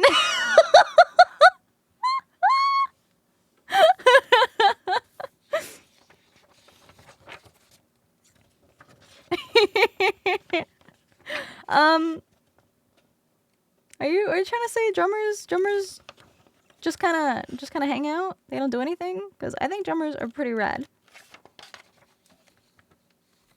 No, don't empty your spit valve on the floor. That's fucking gross. Ugh. I was the only female trumpet player. And the guys would always empty their spit valves. And I was just like, you know, you boys are so gross. And then one of the boys started getting kind of creepy, and I was like, maybe I don't want to do band anymore. And then my band teacher swooped in and was like, hey, you want to learn how to play baritone? And I was like, oh, yeah. And then I was able to switch my section, and then I didn't play trumpet anymore, and I just played baritone, euphonium, and tuba for a long time. Let's go, band director! Yeah! And also, he was the sweetest guy ever. My band teacher was fucking awesome. So because I started learning music with the trumpet, so there's two different like ways music is written. You have treble clef, which is like your like chorus kind of instruments. And then you have the bass clef, which is like the bass line kind of instruments. You know, the treble clef plays like the melody, and then the bass clef plays, you know, all the stuff in the background. That sounds beefy and nice. And they're written, like you read them in two different ways. And because I had already learned treble clef with the trumpet, I had no idea how to read bass clef sheet music when I switched over. And I was like, am I gonna have to relearn everything? And then my band teacher was like, I got you. And he transcribed everything for me so I could play it in treble clef. So all of my sheet music as a bass player was written in treble clef. It was so sweet. Yeah, bro, this clef upside down. It was so friggin' nice. He was the best. I don't know if he still teaches. I hope so, because he was awesome.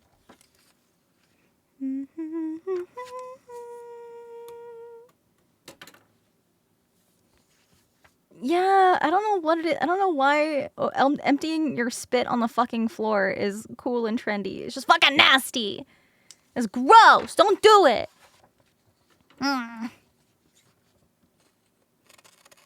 Oh yeah, I was definitely like the weird fucking anime kid in school. No wonder nobody wanted to be my friend. Oh, come on, cut. Cut.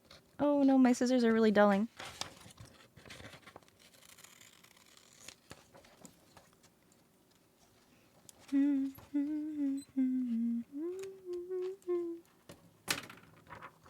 There.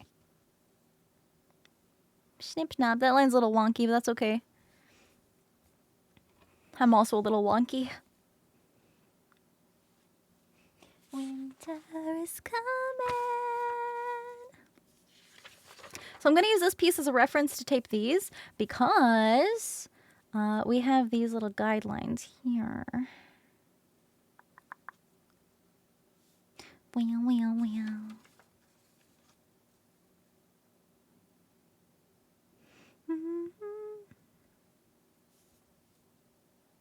A little lower.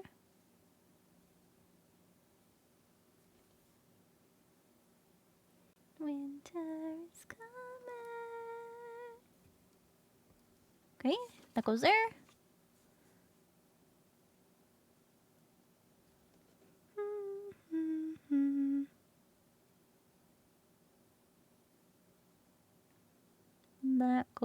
is about there.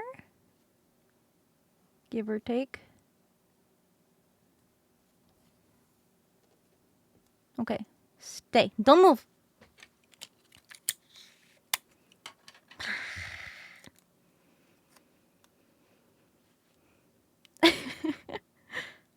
I feel like all the cool people... Oh, I just shifted it. I feel like all the cool people were bullied. Like, we're so cool now. They just didn't know it at the time. We were way ahead of our time. Now look at everybody watching anime and shit. They're like, yo, this stuff actually slaps. Yeah, we were fucking trying to tell you that 10 years ago!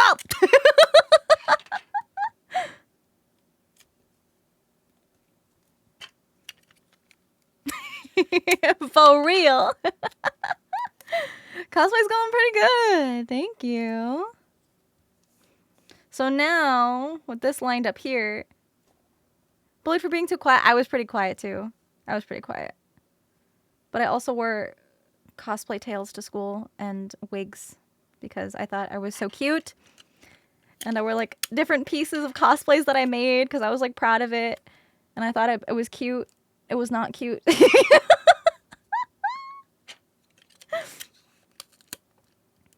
It was not cute. I always slayed on Halloween though. Like once everybody saw like the cool costumes I wore to school on Halloween, then suddenly all the popular kids were like, "Oh my goodness, Cinder! Like your costume is so good." And I was like, "Yeah, I made it." Here.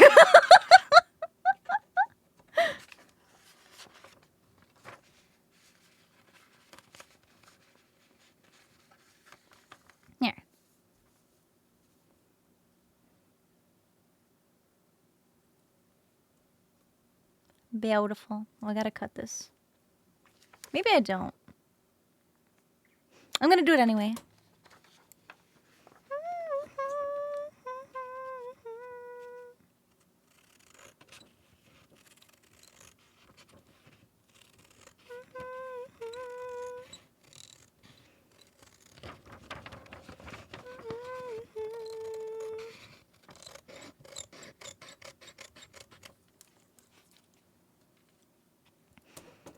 Make my new model art into a keyboard mat? I don't know. Yeah, I think having this on top would be better.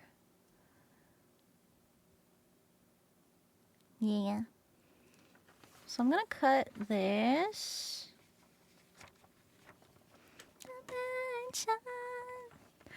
I did go to school dances. Yeah. I liked getting jiggy with it.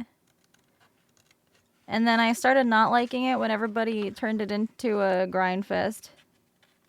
I was like, come on, I just want to do like the cha-cha slide and the Cotton Eye Joe and have fun. And like the Cupid Shuffle. And then all these kids are getting like rowdy and frisky in front of like the teacher chaperones. And I'm like, I could never. Ooh. Oh, damn.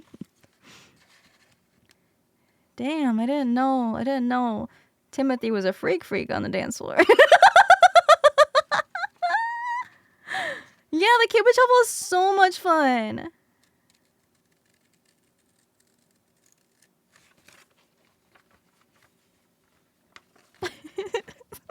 The things you learn about your classmates. Oh, I wish I didn't know.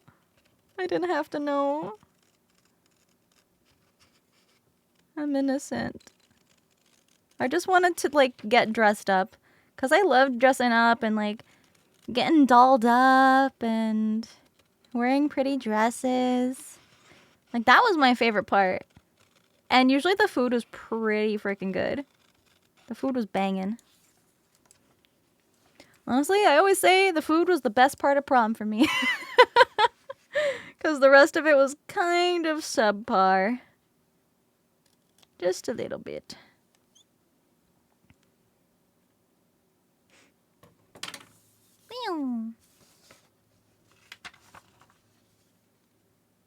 Oh yeah, that's gonna be so nice. That's gonna be so nice when I tape that together. But for now I'm not because it's gonna be too big and I don't want to fold this too much. I will tape this down though. This is kind of getting in the way.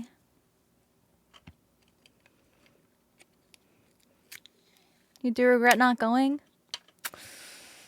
You know, I'm glad I had the experience, even though it wasn't a very good one. But at least I can say that I had the experience.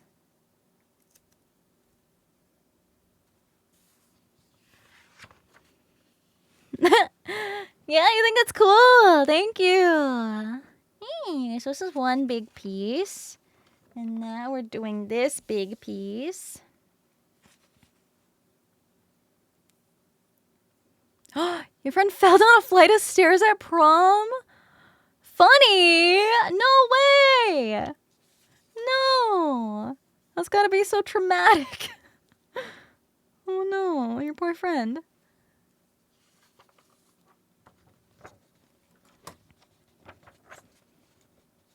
Oh, I had a bunch of... I wouldn't say I had one favorite teacher in high school. I had a bunch. I had a lot of really awesome teachers. One of my teachers had a handlebar mustache, and he was the coolest guy. He would always, like, pinch it and twirl it.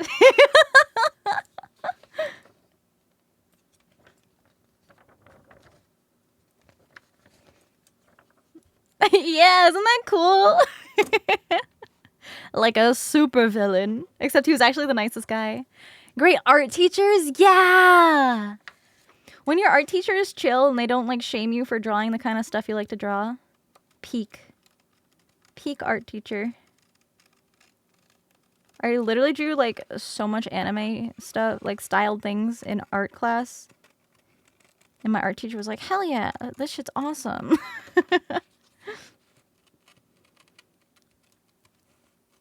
Actually, one of my art assignments was sent... So my art teacher liked it so much that she ended up sending the art piece to, like, a student gallery at, like, a big city nearby.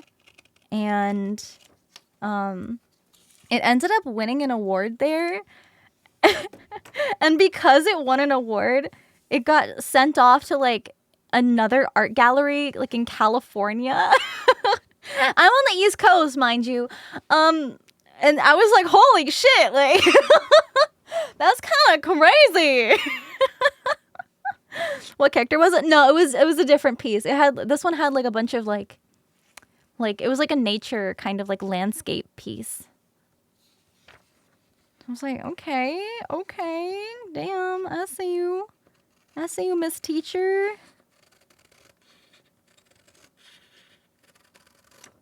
Putting my name on the map. Yeah, I did end up getting the art piece back, but it has, like, a little like little award recognition taped on the back of it now, so that's pretty cute. Heading back to work. Take care, Zach. Thank you for hanging out.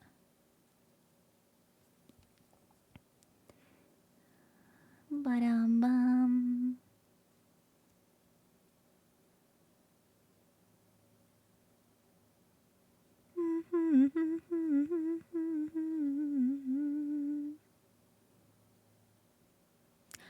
Bada bing, bada boom. Oh, I gotta cut that.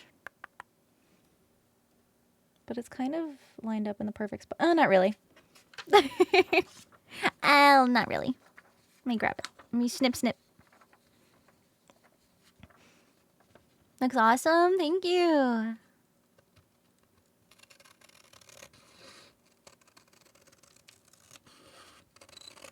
Snip, snip, snip.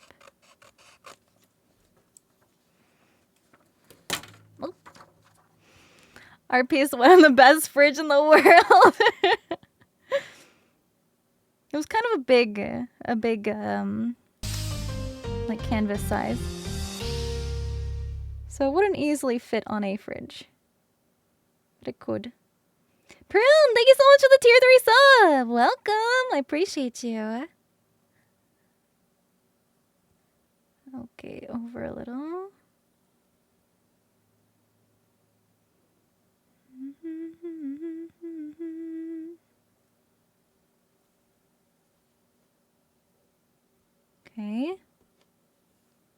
think that's pretty good. Hold. Pause. Holding. Tape. Oh, I think I shifted it. Fuck. Just a little.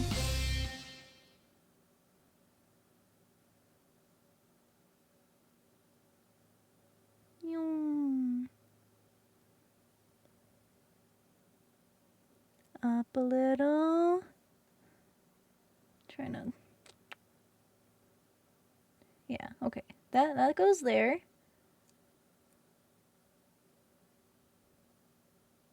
Goes up a little.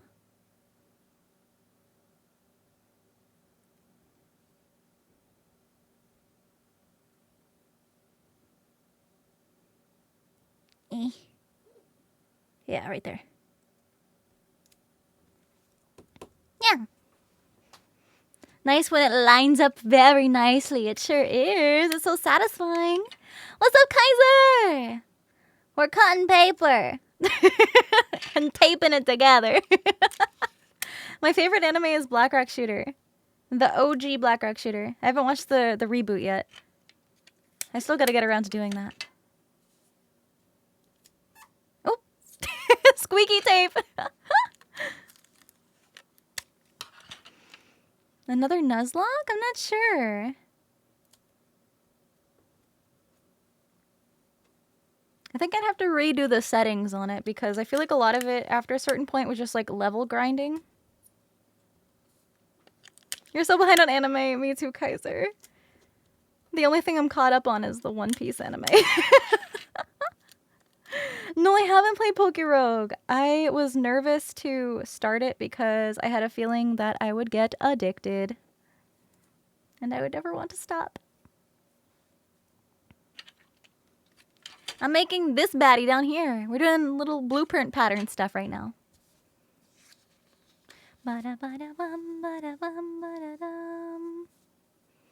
So next, this goes here. Yeah, free run and dungeon mesh. Yeah! My goodness. It's like, there's been so many shows coming out that people are saying are really good. Like, I still haven't watched things like Spy Family and My Dress Up Darling and Yawasobi, Yasobi, the Idol one.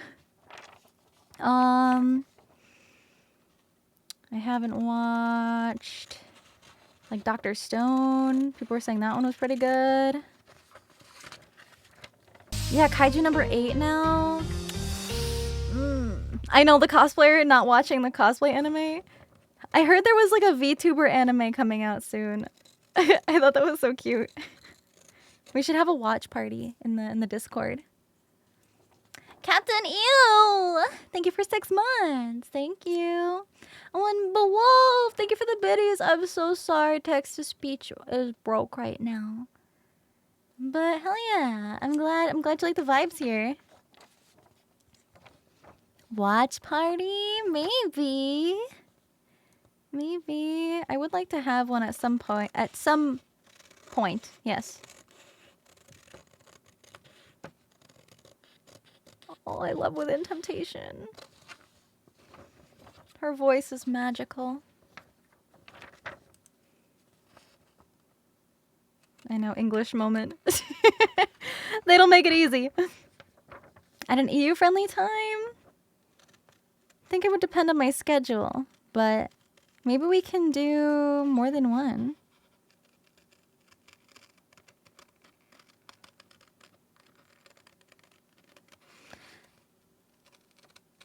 I think I can do polls in Discord. I wonder if maybe we could do a poll to see like what time works best for a lot of you guys. And then I can pick like the top 2 times.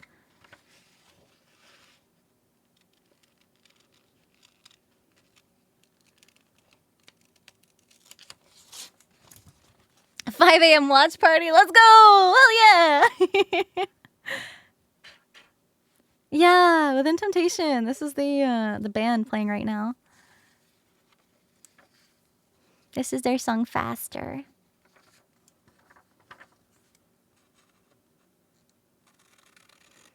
Snip, snip.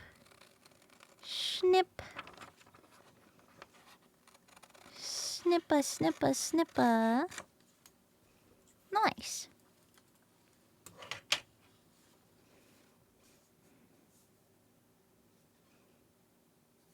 My scars.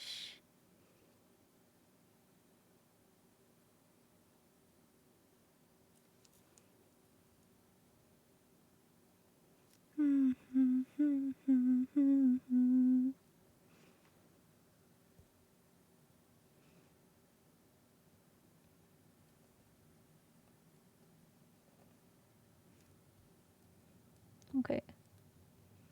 That's not quite lined up. Better. Better. Tape. Level of cutting precision. I mean, you know, I've been doing this for a long time. I do this process for almost all my cosplay builds.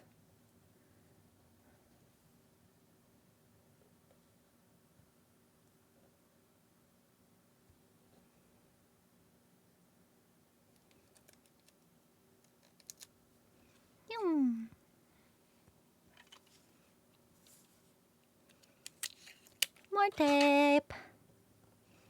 Boop. What language would I want to learn in high school? I actually did learn Spanish. I took 5 years of Spanish. Do I remember any of it? Not really. I even took like the advanced Spanish 5.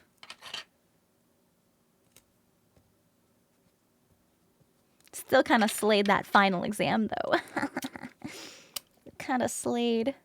I actually was originally in a French class, and then Papa Wolf was like, actually, you should probably switch into Spanish.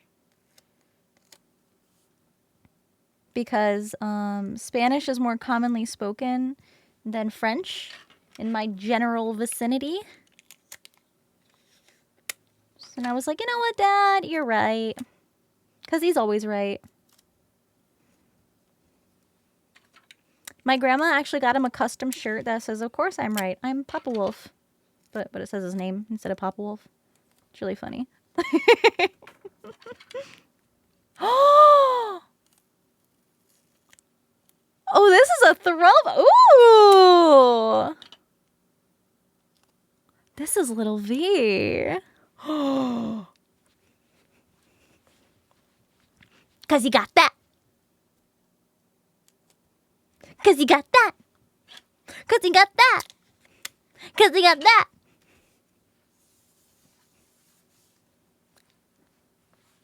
Hell yeah. Jams. Cause you got that. Yippee. Cause you got that. So now, this is so hard to see. So now we just have the little tip of the little cannon that goes up there-ish. Right about here. Kind of. Yeah, around there somewhere. And then we also still have this piece that goes here. And then we also still have the little fin on the bottom that goes way over here. So it literally doesn't even fit on my desk. So I am gonna tape all these big chunks together on the floor where they won't get too badly butchered.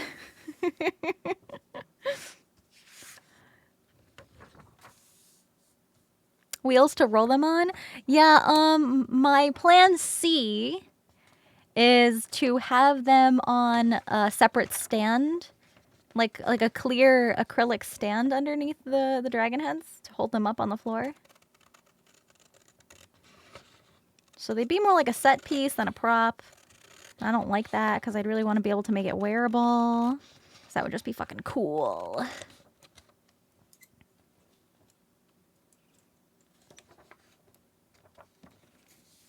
I am really bad at lying. It's just how I be.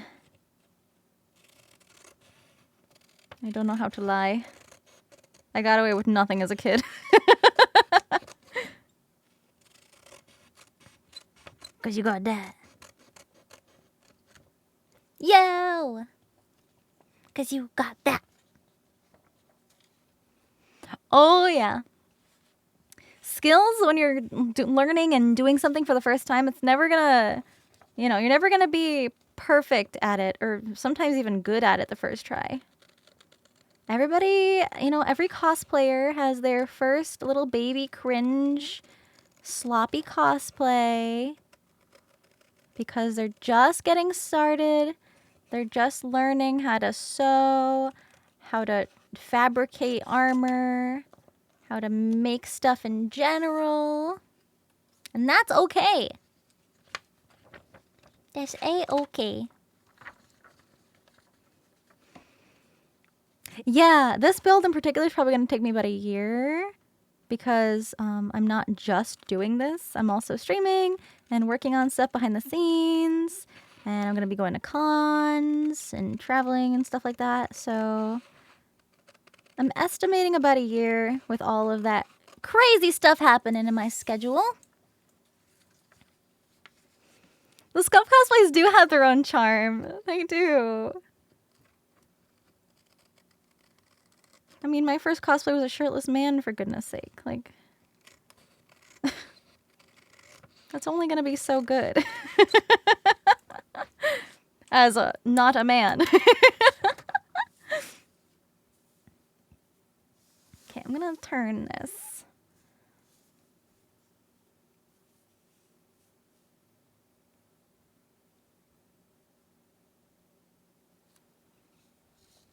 Ugh. Yeah, it was Ace. Yeah, Portgus D Ace.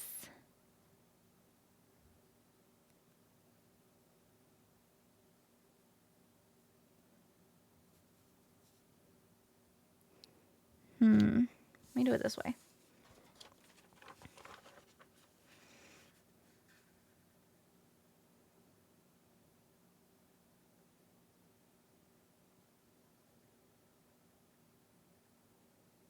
This one is being a little difficult.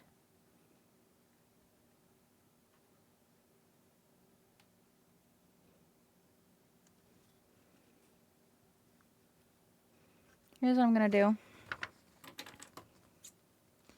Snip, snip.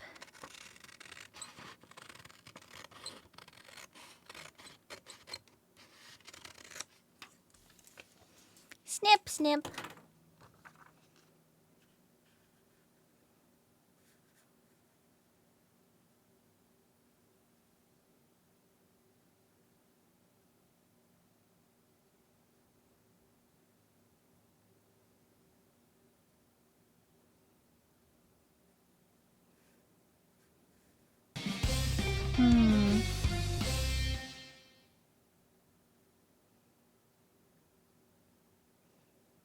I'm trying to line it up. I'm trying to see through the paper. Oh, 6! Thank you for all the biddies! Thank you, thank you! Touching grass! Good job! Okay. That goes there. Okay. I can't do it upside down.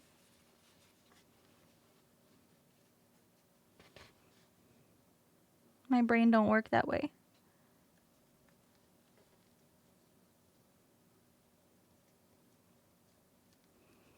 I have used a light box before, but I don't have one that's this big.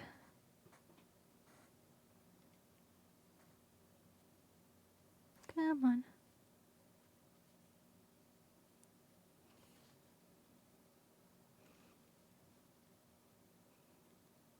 Oh my goodness. What? Here, you know what? I gotta cut it a little more because those little nubs are getting in my way.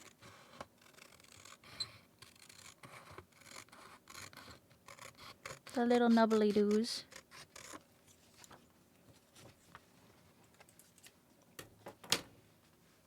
These little nubbly doos. So they don't line up perfectly. Oh. Oh, I didn't get those to line up right. Maybe that's why. Yum. Yum. Yum. Yum.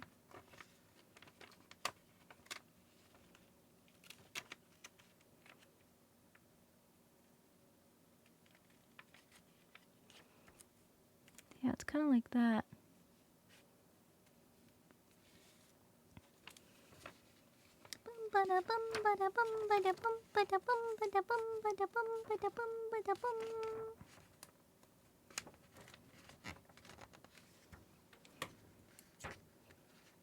Snip, snip. Snip, snip.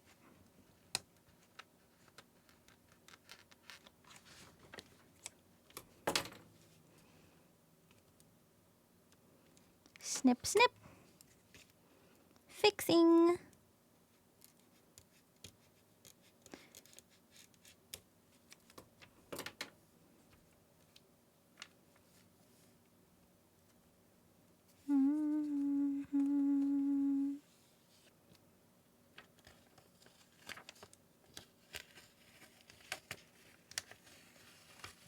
And this also kind of goes back to why I do all my patterns first.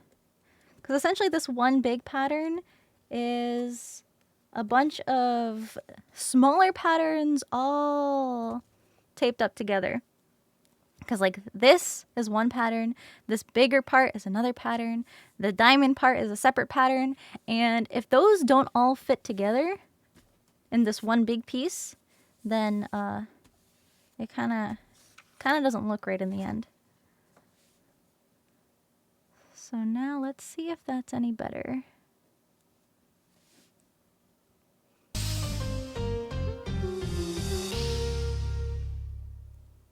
Oh yeah, we're already getting so much closer now.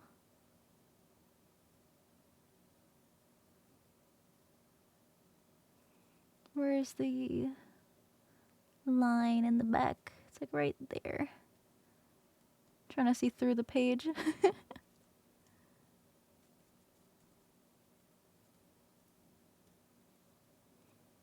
Oh, almost. We're so close.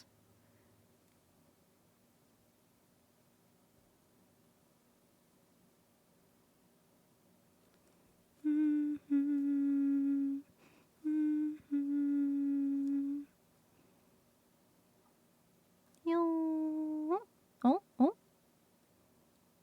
Oh. Almost.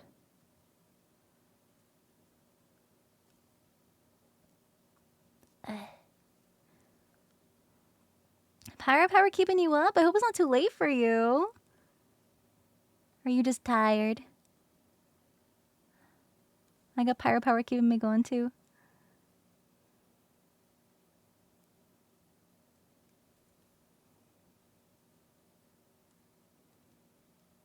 Come on, these don't line up. Why? What if I just No, I don't think this will work. Or maybe it will. No, I can't see it that well. Okay. I got this. I got this. This epic music is not is not helping.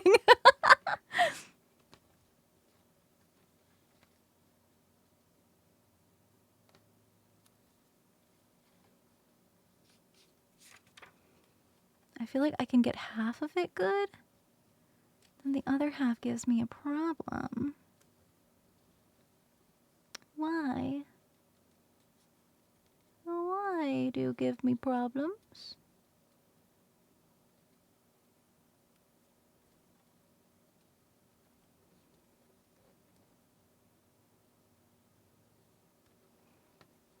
Hmm? Some kind of rocket ship? Close. It's actually a cannon that's shaped like a dragon.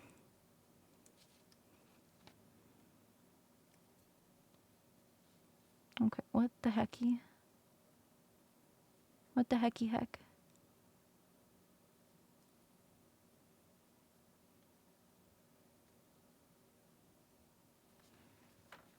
Why? I never have this much trouble.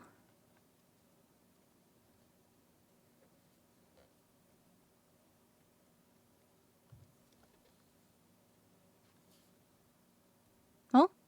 Oh?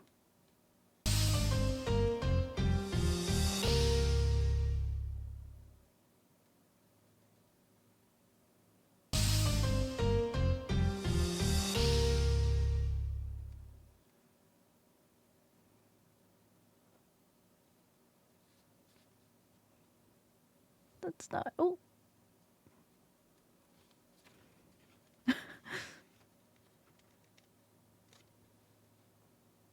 I'm so close. I feel like I'm right there. It's like one of those puzzles. You know those like rotating puzzles? Like Resident Evil. Wisers, thank you for 6 months. Burrows, thank you for 2 months. Damon Skira, thank you for 5 months. Thank you, thank you. What'll I use to paint it? That depends. Sometimes I hand paint, sometimes I spray paint. Sometimes I airbrush paint.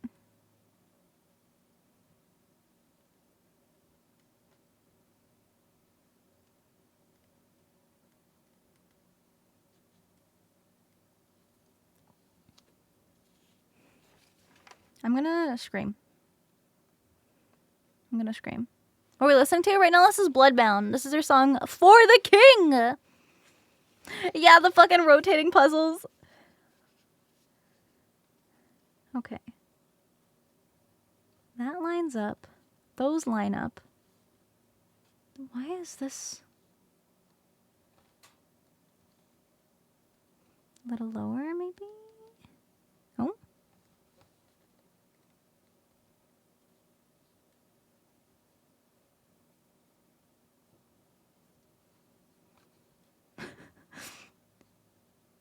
Good blood.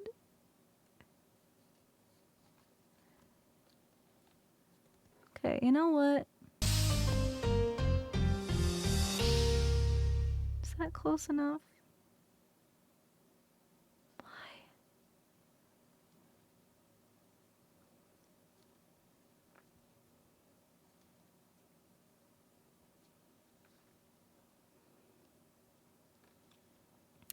I guess it's just gonna be a little off on the sides. Because it literally lines up perfectly right here.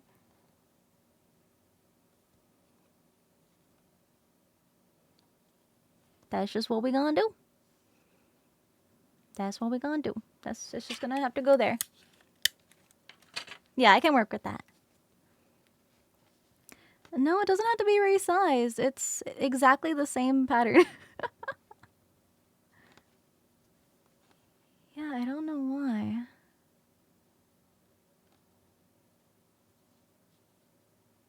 That's so strange.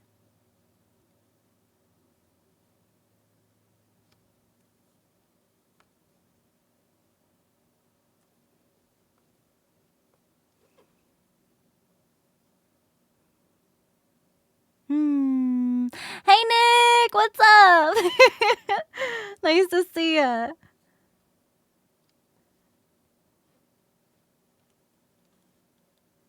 Okay, we're just gonna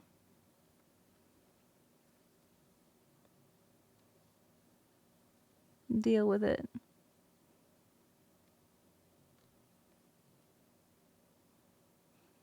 Okay, sometimes we just gotta deal with it.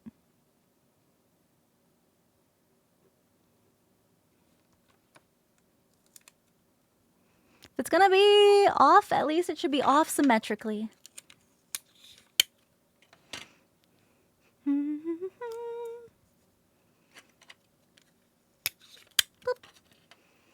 Akajan, thank you for the Prime sub. Welcome. Thank you. That works. Regardless, we're gonna make it work. Internet's glitchy. Yeah, I'm so excited for cosplay stuff. And it sounds like you guys are working on your next big exciting piece. I can't wait. You guys make sure to follow Percy Love on their socials to see cool cosplay updates. Because I think they're going to be competing again. It's so exciting. Final Fantasy VII Gilgamesh. Oh my god. Yeah, chat, if you guys know anything about Final Fantasy... If y'all know Gilgamesh, oh my god. I only know the characters because of them. But literally, yeah, holy Gilgamesh. With all the fucking arms and shit. Oh, that's literally what Shelly's working on right now for Nick.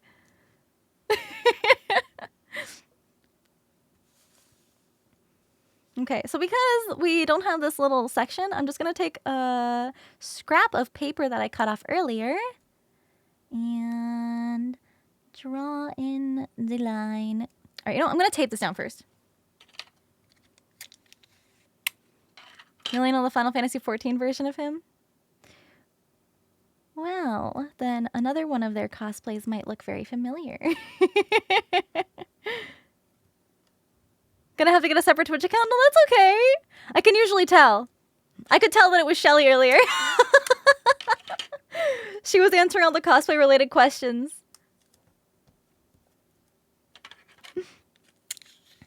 Using your resources, of course. All right, so now that's in there. Now that's not gonna move around. We connect the lines. Gonna be a little sketchy. It's okay. I'm gonna draw over the tape just so I have that visual reference. Now we cut.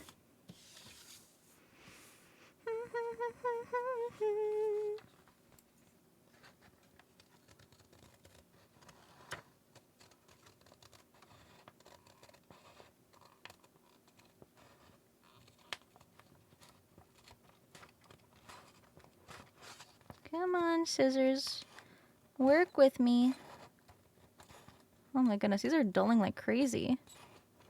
Damn, what the heck? Maybe it's the angle. Maybe it just doesn't like that angle.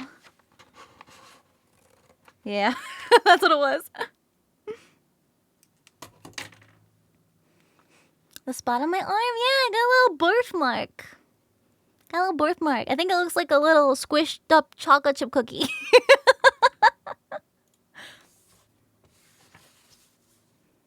Okay, now that looks good as new. Nice, so we just do the other side. Marked by the cookie. Live and die by the cookie. I am the cookie.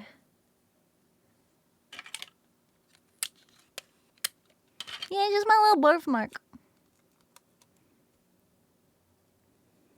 I always thought it looked ugly until somebody pointed out that it looked like a chocolate chip cookie, and then I was like, oh, okay, it's kind of cute.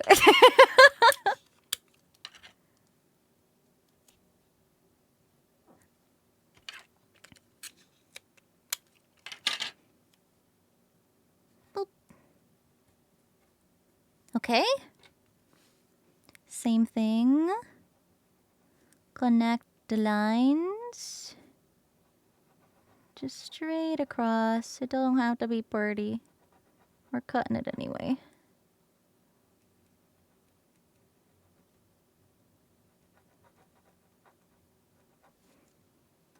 Boom! The cookies that may not look the best always taste the best. You're so right. I'm gonna cut it this way. And then cut it across.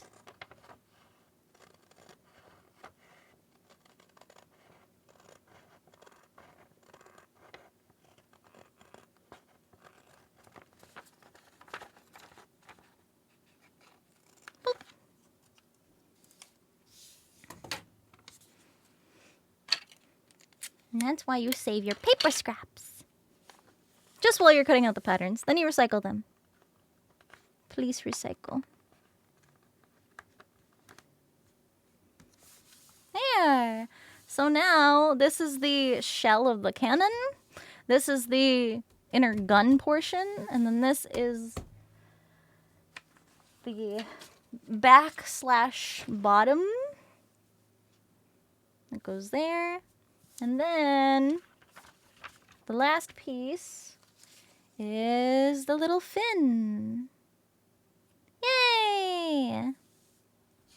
So all of these pieces lined up together make the back of the cannon.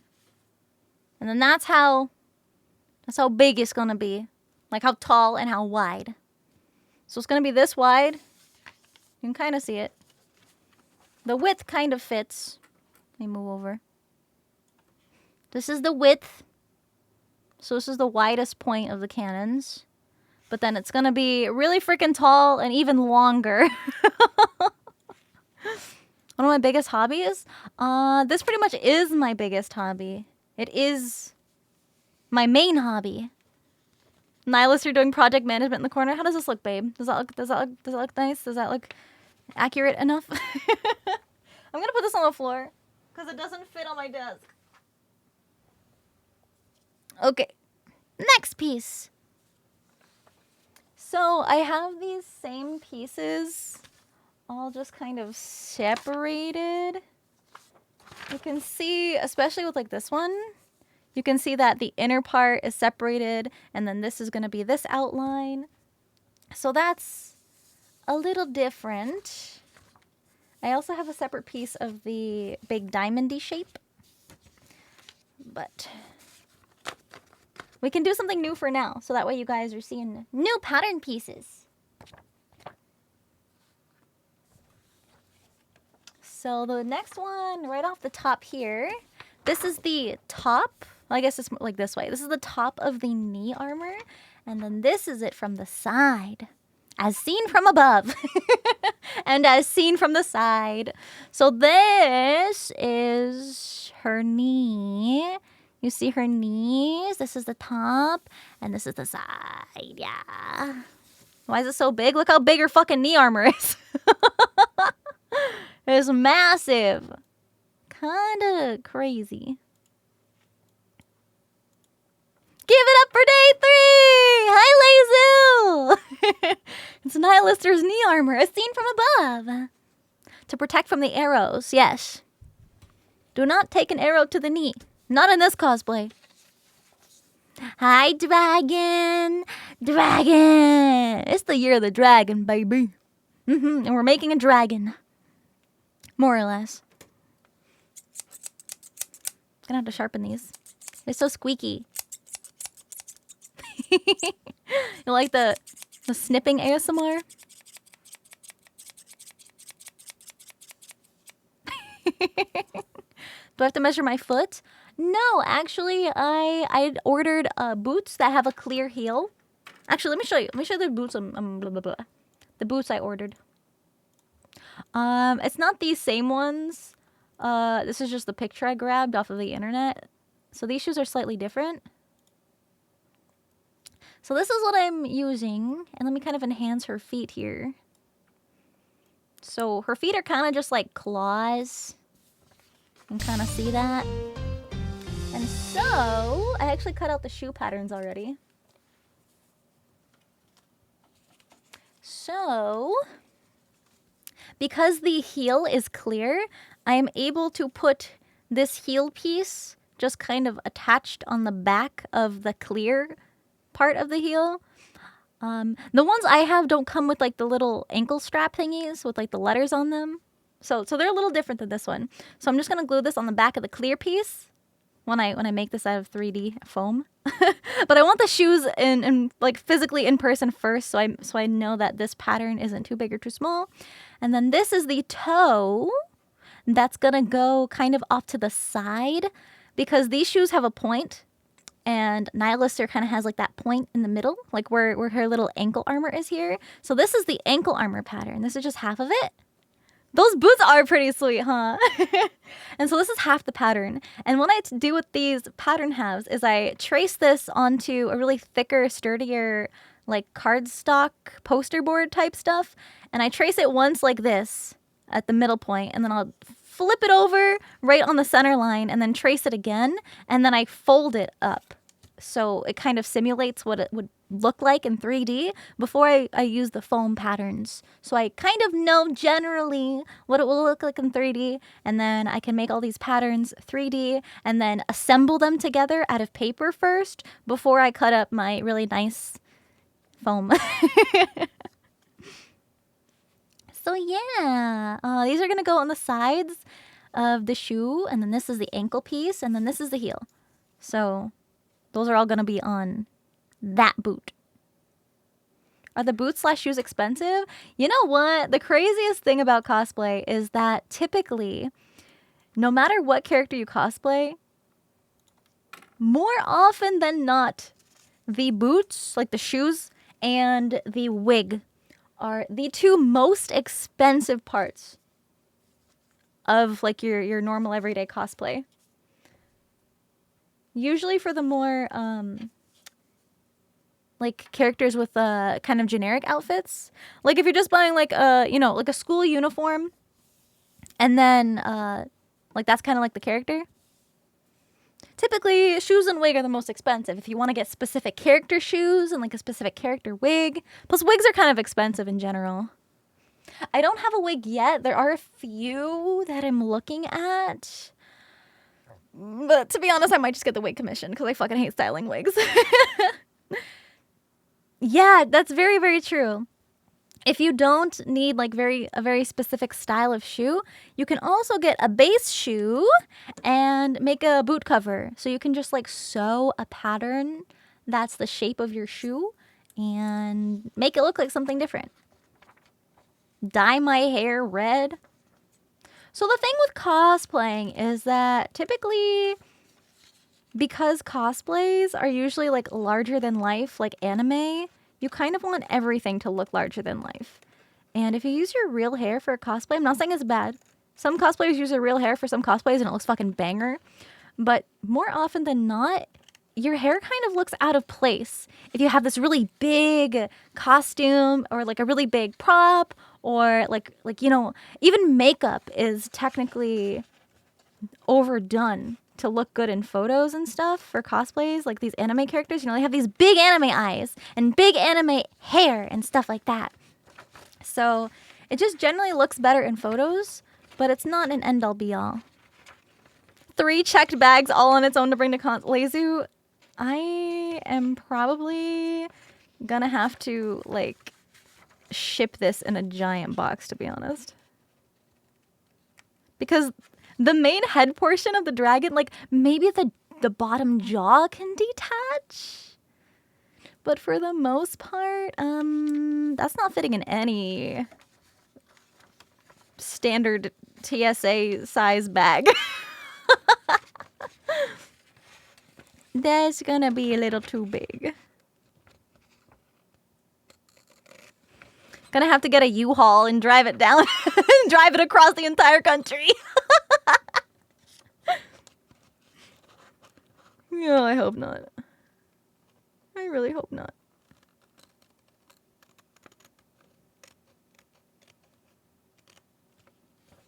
Yeah, road trip. Sorry, sir. This seat's for my cosplay.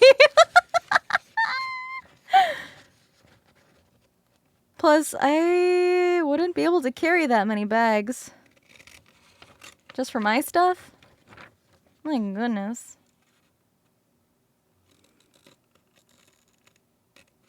Get a private jet. Like that'll ever happen. Just a big truck, all the pirate pups in the back tumbling around. Oh, they need their seatbelts on. Oh, you pirate pups don't have your seatbelts on. I am making a character from Nikke, the one that's on the screen in the bottom corner.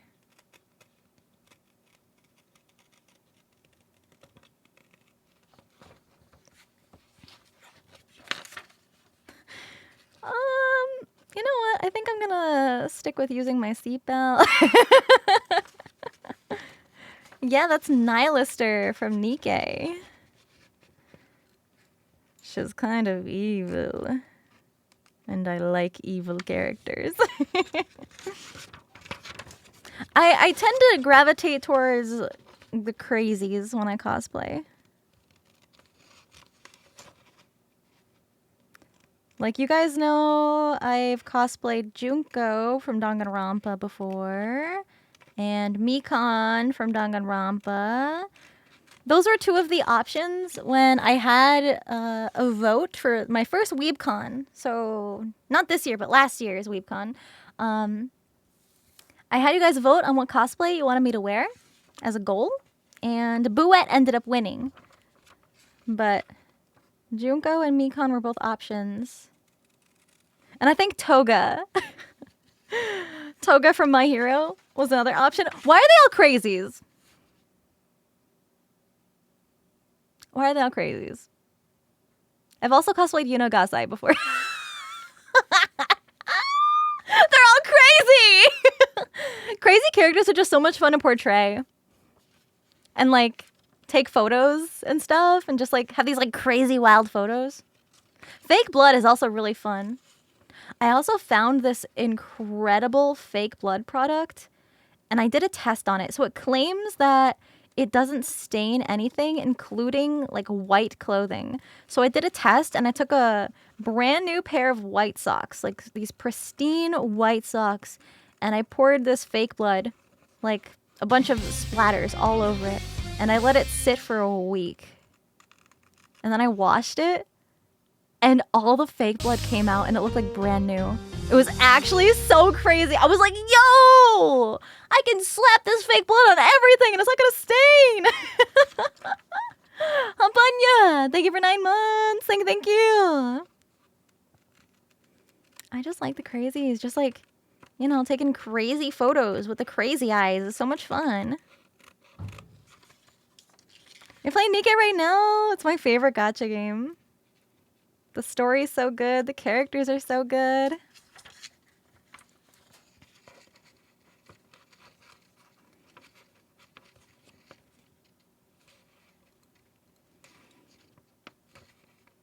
Although I will say, My Hero kind of got stale. What was it, like the 3rd season? I heard it got better, but I was just kind of tired of it. Yeah. Just a wee bit. Come on, scissors. Come on, scissors. Cut. Oh my goodness, what the heck? Oh, now you cut. You cut that part, but you don't want to cut the part I want you to cut? Fan service is excessive? Is there a lot of fan service in it now? Yeah, it was like really good, and then it kinda got really slow. Okay, I'm gonna try cutting from this way. Not a geezer! Thank you for 6 months! Damon Skurrow, thank you for the biddies! Shadowmura, thank you for 16 months! Thank you guys for starting a hype train! Thank you, thank you. Okay, let's see if this works.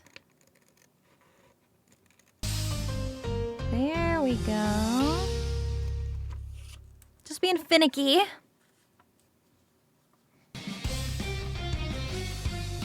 Hyper Noodle, thank you for 3 months. Beowulf, thank you for the biddies. Thank you.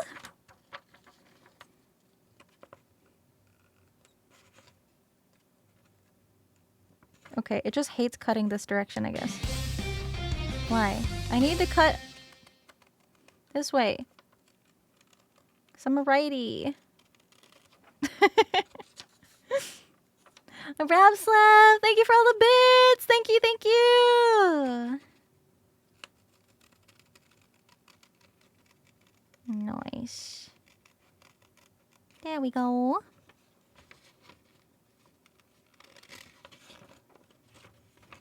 Ba-da-da.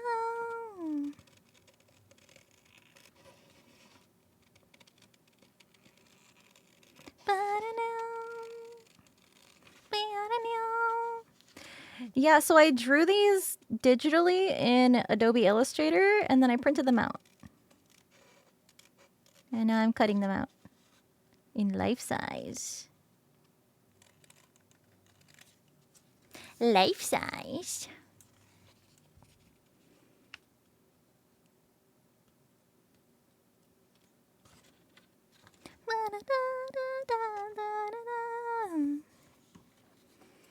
Convert a VTuber to a Nikkei? What gun would my Nikkei use? I don't know. I really like the machine gunny kind of ones. The yeah. Yeah, the submachine gun. That'd be pretty badass.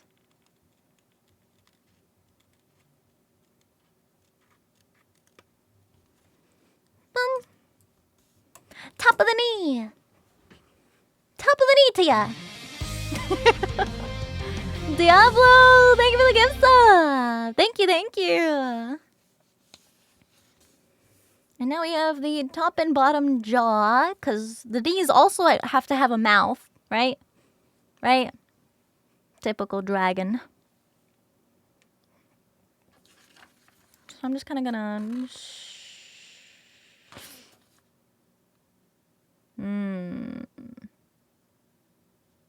Actually, I'm gonna keep these together for now and cut them apart separately later. Because there's an inner layer of the knee that's a different color.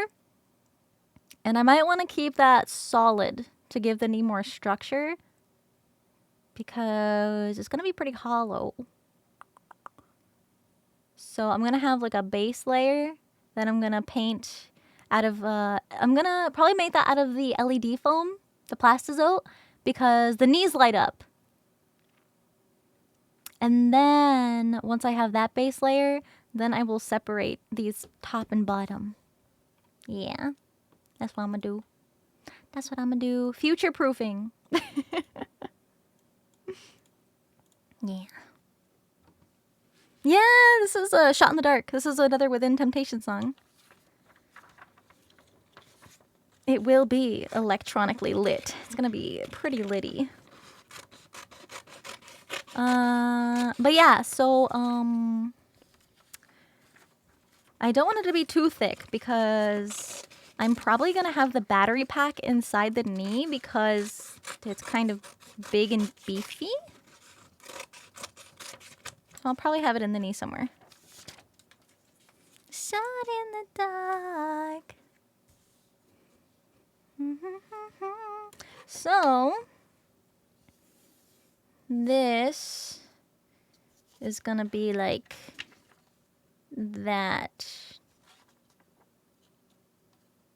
Kind of lines up, you see? So this is the top of the knee and this is the side. Like a little knee piece. Yeah, isn't that cool? Can you kind of visualize it a little bit better this way? Yeah. Thank you for the hype train, you guys! Thank you! What batteries? Yeah, I have done LEDs before, so I kind of cheese my LEDs. So, what I normally do, this isn't like the best way to do it, but just because sometimes when you solder the wires together, for whatever reason, sometimes they just like separate. And it's just so annoying.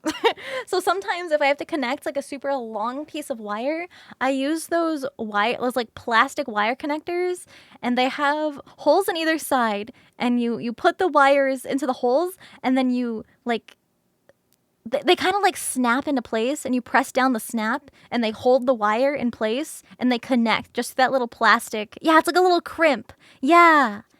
And it's so much easier than trying to like solder the tiny wires together. And then what I do is I will solder the LEDs to a 9-volt battery connector. And so there's probably going to be a 9-volt battery in one knee and then a 9-volt battery in another knee. 9-volt battery, or no, is it? Yeah, I think it is a 9-volt battery. Yeah, the square ones. You know, the square batteries? They're like rectangular. Yeah. So, that's usually what I do if there's a lot of different pieces that light up. Like, let's say you have something that lights up on your head and then something that lights up on your feet. Instead of trying to run a wire from your head to your feet, it's just so much easier. No, not the D batteries. Not quite. They're square. D batteries are the big, like, round ones, right? Got them. But yeah, so if you get like 9-volt battery connectors, you can just solder the little wires off of the battery connector. Oh yeah, the USB rechargeable ones. Yeah. But also, if it's on a separate connector, you can just pop out the old battery and just plug in a brand new fresh one. It's also really, really handy if you're competing at a competition and you're worried about your batteries dying, but if you can easily access it by just, going inside your knee armor and plugging in a new battery and then suiting back up again. I also might turn this into like a little compartment flap. This little section here that flips up and down so I can access without taking off the armor. Yeah. Something to think about. Godforsaken, thank you for 6 months. Yeah, watch batteries are definitely an option, but usually you need like a stronger battery to light up a lot of different things. You gotta be patient, Nick. Gotta be patient. I know, it's really exciting to work on cosplay and you want it done right now to try it on. Patience is a virtue.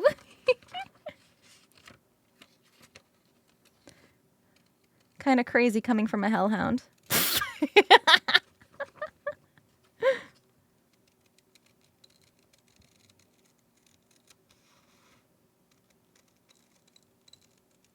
Snip.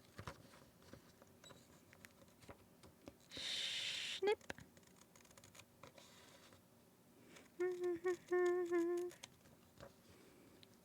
You want to learn how to do LEDs at some point? They're kind of finicky sometimes. They're kind of crazy. Especially the whole soldering part. That can be a little scary. Especially because, oh my goodness. So they make electric soldering irons now. But Papa Wolf has a butane one. So I've just been using the butane soldering iron. But oh my god. It's a pain. It's a pain to use the butane soldering iron. You have to like ignite it every time you use it. And it's just like... Yeah, but it's like... I'm sure electric soldering irons are like, what, I don't know, $20 probably at like a craft store. But I'm like, no, Papa Wolf has one. We already have one that I can use. It's just butane. I'm sure the electric ones are a lot better. Maybe that's why the solder connections are so jank. Because I'm using a butane one. Perhaps I will invest for this build to get a really nice soldering iron. He also has one of those like stands. I don't know if it's made for soldering, but it has the little tiny like claw grippers on a stand that you put the wires in, so that way you have both hands free for the soldering iron and the solder to like connect them. Yeah, little helping hands, the little guys. There's also like a little magnifying glass attachment that he has on it too. It's so cool. Butane gets way hotter than you need for soldering. Oh, maybe that's why. Yeah, because sometimes I melt the copper off of the LEDs. Oh, that would make sense. You know, little tiny copper circles on the LED strips. Yeah, maybe that's a bit much. Just like a tiny bit.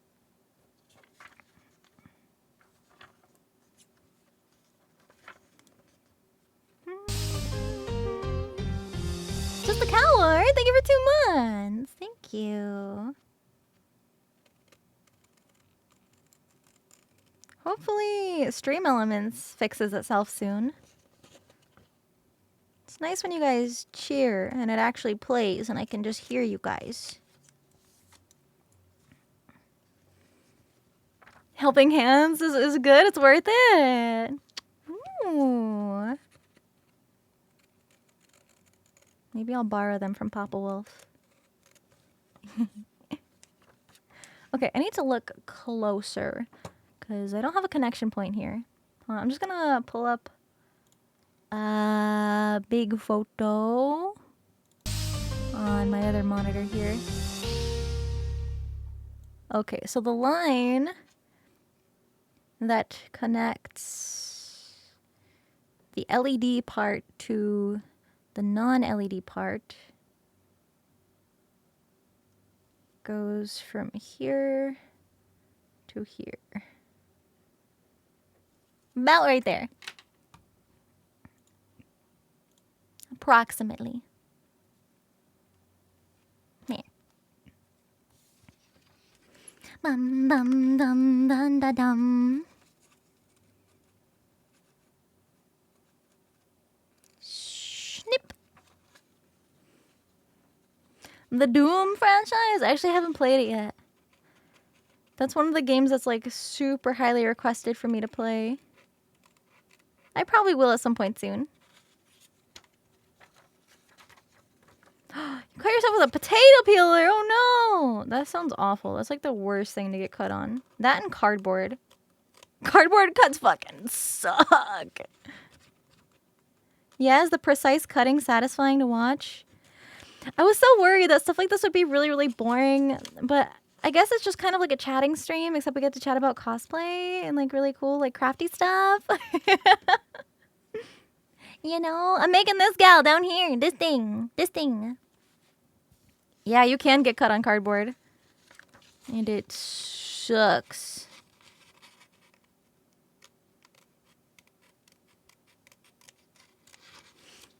Glorified just chatting. Yeah. It's a hobby. Yeah. Yeah, and it's a fun hobby.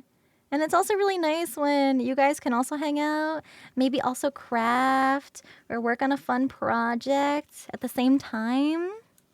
Tinfoil cuts? Ooh. That hasn't happened to me. Ooh, that sounds awful. Oof. Now I gotta be careful.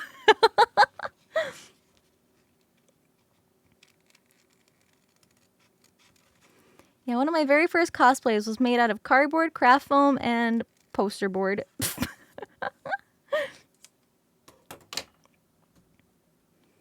There we go.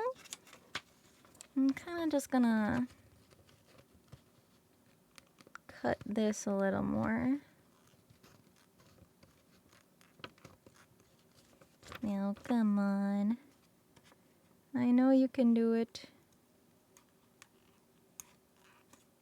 Okay, I'm just gonna leave it.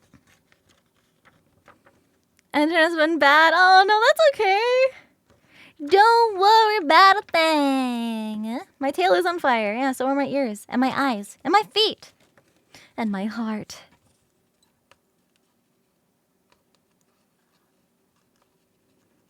I actually have a song track called Heart of Fire. You should listen to it.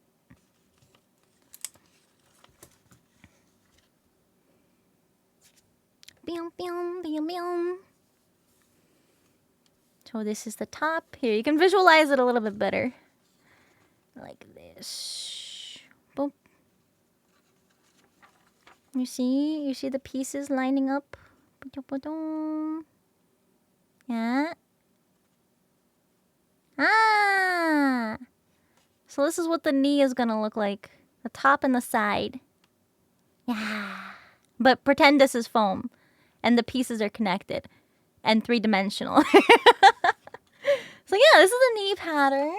All done. I'm gonna add it to my pattern pile. Oh my god, this is Enemy Inside. I love this. I love this band.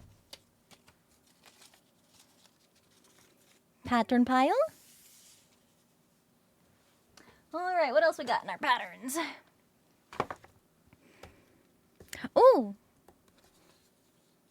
This is the thigh. You can kind of see it lines up like this. It's a little sideways. This is the thigh. That's the side of the thigh. It's very geometric. And then this is the little top part of the thigh. So we can do that next. Oh, and these are the wings! These are the wingies.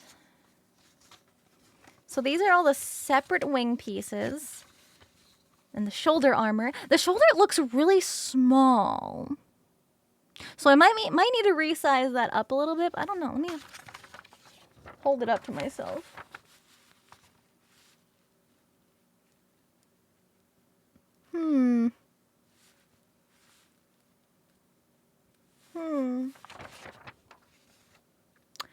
I'll play around with that. That's why I like to do the paper mock-ups, so I can see what it's like in 3 dimensions before I cut it out of foam. What do I rate Shepherd of Fire by Avenged Sevenfold out of 10? 10 out of 10.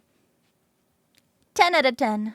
It's actually the song that helped inspire my entire VTuber branding. Yeah. The way it starts out with like the crackling fire and then the bells ringing and it's all spooky. Yeah. So this looks like a mess, but this is actually all of these pieces like lined up where they all overlap. These are the individual pieces that are all separated. This one looks messy on purpose because this is the one that stays assembled together. So we can do that one. Oh, and this, I don't even want to get started on this right now. So, this is one of my pet peeves, okay? Nihilister's leg reference is different in the 3 different angles of her model, like in the game. Oh my goodness. So these 2 pieces are the same part of the leg. Tell me why it looks like this one on this character art, but then when she's kneeling or like in battle, whether she's in her aim position or her cover position, it looks like a diamond. Yeah.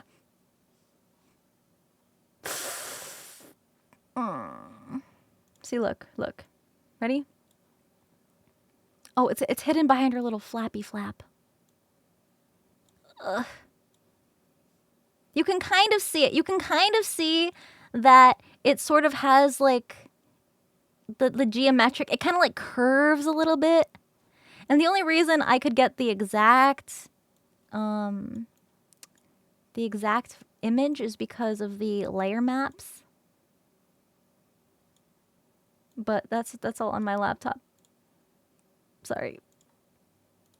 It would take me quite some time to boot up my laptop because it's kind of old. But then, here, this will be easier for you guys to see. But then, if I pull up this image of her, the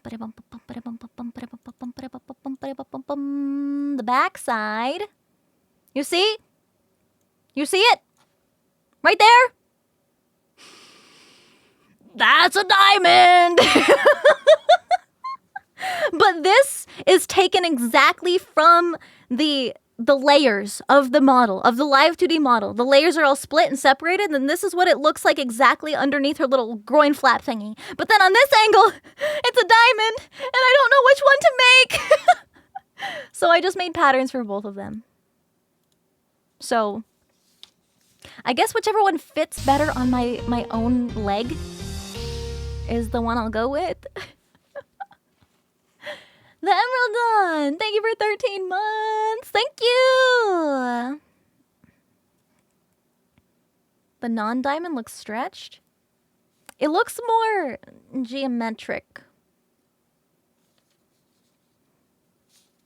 Because then this would go in this same spot. Like here. On the leggy.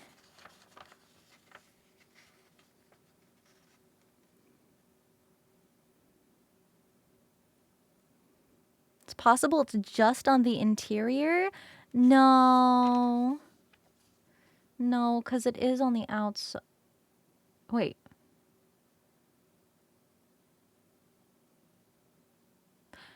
No, the diamond would just be on the exterior then. This is interior, exterior? That doesn't make any sense. But it could. Hold on. Pause. No, that's the shoes. Oh, I accidentally deleted that other image of her. Hold on, pause. Pause. We can see the inside of her leg on this one.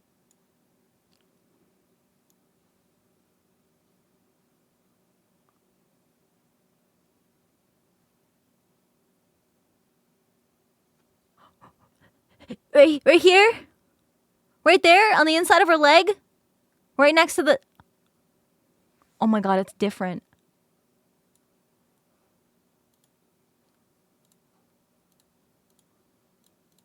Oh my god, it's different.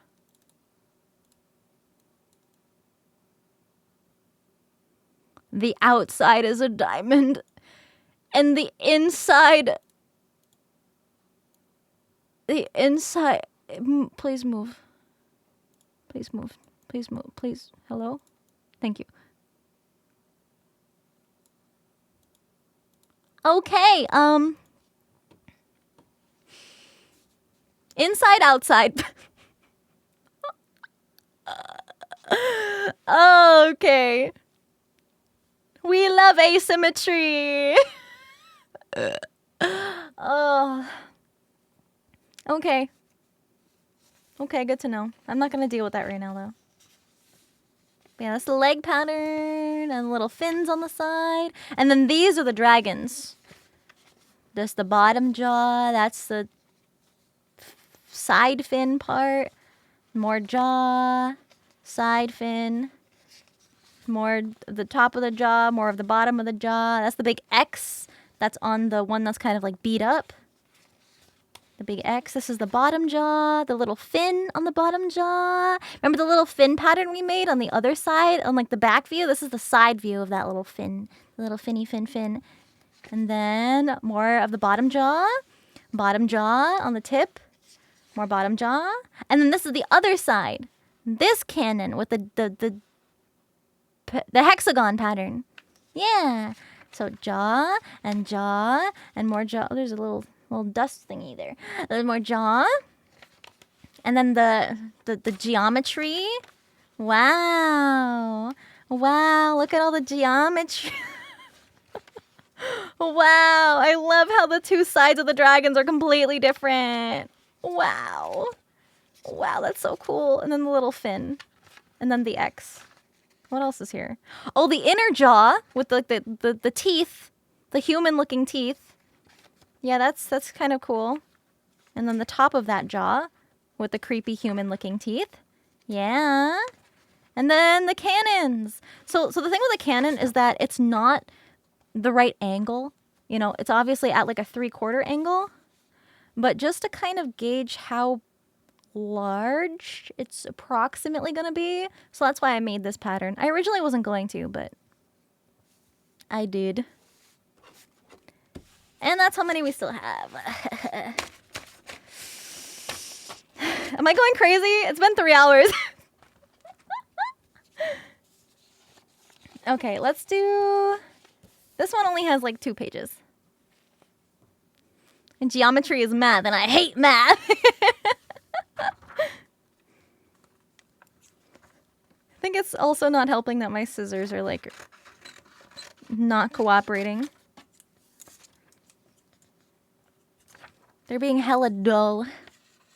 Hella dull. I know, isn't that crazy? That's why I like to start my crafting streams super early. Because it takes a while. And time just goes by so fast. But I have fun with it.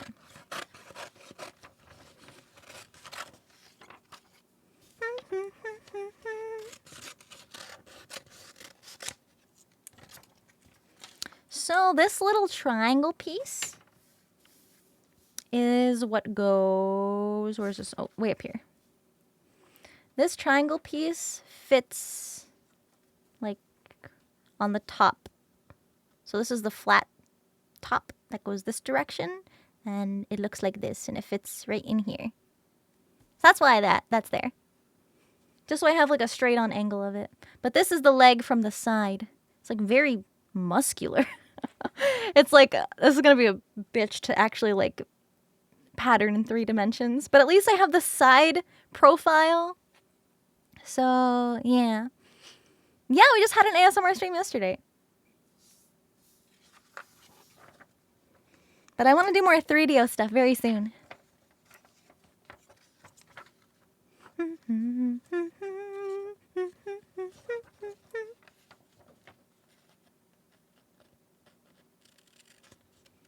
The hype for this cosplay is real.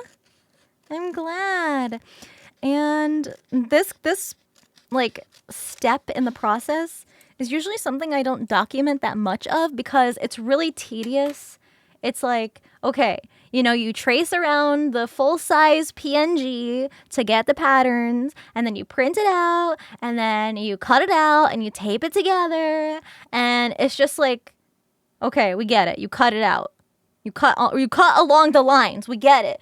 But it doesn't really occur to people like how time-consuming it is, and like, you know, what some of these patterns look like. So it's really cool. It's really cool to be able to share this aspect of my craft with you guys. Because this was like my main hobby when I was in school and like way before the pandemic, panini, the lockdown. But because the lockdown happened. Yeah, but judges love that info. Yeah. Yeah. I usually save it for like the judging room and stuff. But usually like on social media, people don't react to just like paper cutouts. They react to like, whoa, that's a big chunk of foam that looks just like the reference. Patterning things can be one of the longest steps. Exactly. It can be very time consuming, especially get the pattern perfect, because the pattern is everything. You know, if you have a good pattern, then you're kind of setting yourself up for success. Because then you can just base your final result on the pattern you made. It's like that with crafting, like armor. It's like that with sewing. It's like that with a lot of things. But yeah, I just think it's really, really cool to be able to take you guys on this journey. Like, you know, real time crafting. Will there be a more condensed down version? Probably just the VODs. But I'm sure you can, you know, skim to see what exactly we're working on. You know, if you want to see the patterns, you can look at day 3. If you want to see the digital patterning process, you can look at days 1 and 2. You know, maybe day 10 will be foam stuff. I have no idea. There's also a lot of trial and error that comes with this. You know, sometimes your first pattern mock-up isn't going to be perfect. That's why I like to make it out of 3D paper after the 2D paper. It's super helpful. Based watching a master of the craft. Well, that's the thing, Crunchy, because I feel like I kind of talk a big talk about my skills, but I don't have anything to show for it as a VTuber. So I wanna show it off, and I think this is a really unique skill set that not a lot of VTubers have or are able to show off. So I think it's really cool for me to be able to do that and kind of fill that niche and do live crafting as a VTuber. And take you guys on this long journey through all the steps and processes. And then at the end, do a really cool photo shoot. Show you guys really cool pictures. The planning aspect itself is impressive. Thank you. It definitely is a lot of effort. But I hate, like, you know, not putting my all into everything. But yeah, like I was saying earlier, because I was doing a lot of cosplay and like craftsmanship competitions, like competing and stuff before the lockdowns and stuff, conventions also shut down for obvious reasons. But it was kind of like a big loss of motivation because, you know, it's like, why am I going to make something if there's nowhere to wear it to? Because that's half the fun of cosplaying, is to be able to wear your work out to these cons and show it off and have a good time and hang out with friends. So I kind of stopped working on projects for a little bit. And then that's how I kind of switched things up from cosplay to ASMR role plays. Because that's all I could really do stuck at home, is just like record audio and edit it and upload it onto YouTube. You know, it was still something for me to do. You're gonna try making your own cosplay? Really expensive ones you bought online? Honestly, sometimes it can be more affordable to just buy the pre-made stuff online, but it is definitely more rewarding to say, like, I made this myself, and to be proud of your work.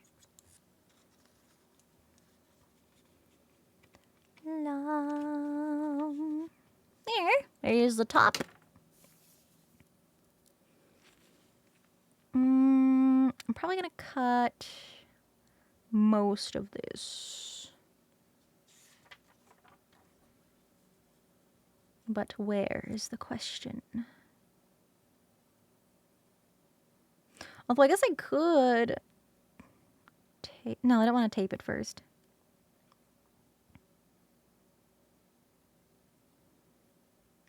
I guess I'll cut it right at this line.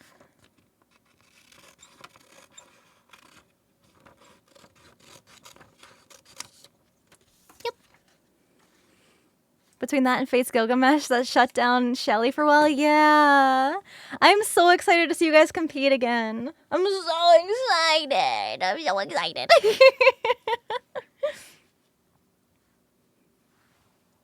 You want to start cosplaying, but you're not sure how? Tips to start?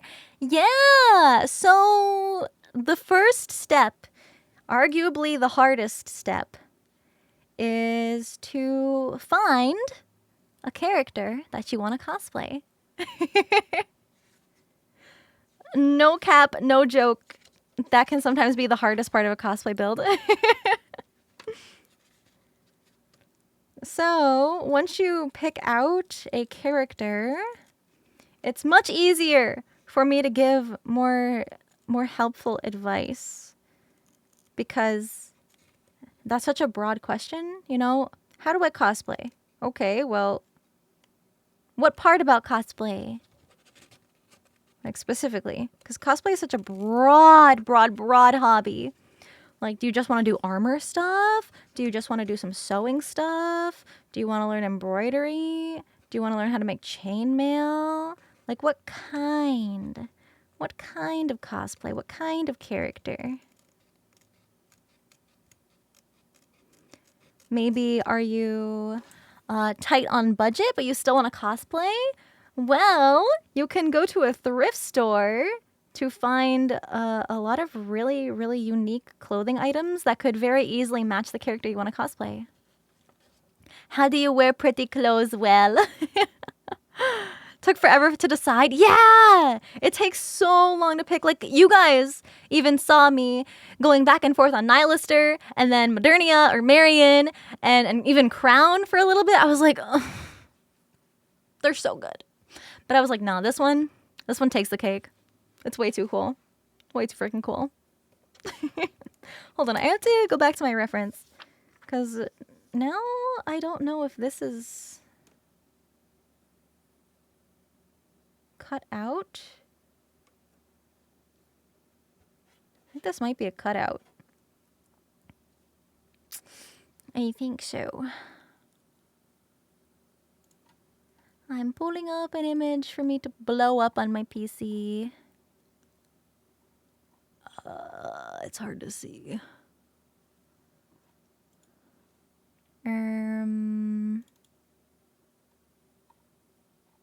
Oh, ooh, okay. So technically this is an opening, but there's like mechanical parts, like pipes and pistons and stuff inside of here. Interesting.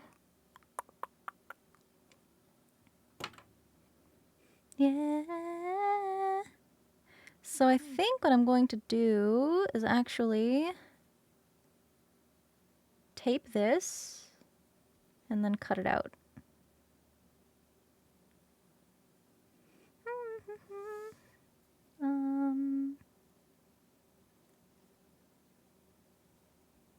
Trying to line this up good.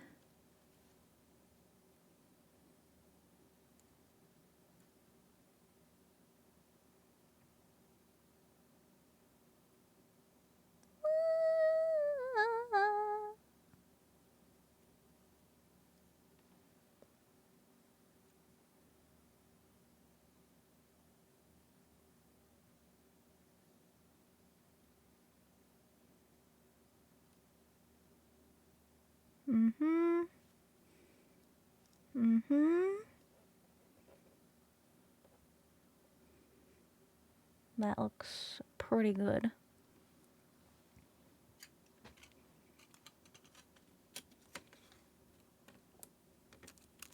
Come on, tape. Nice.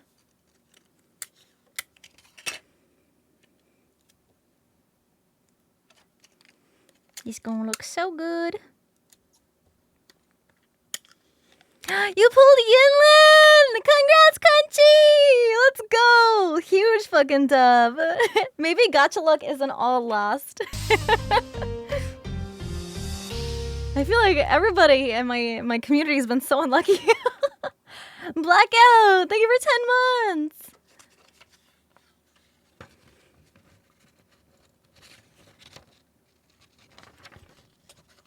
There's a little dibbly do on the end here. Get off.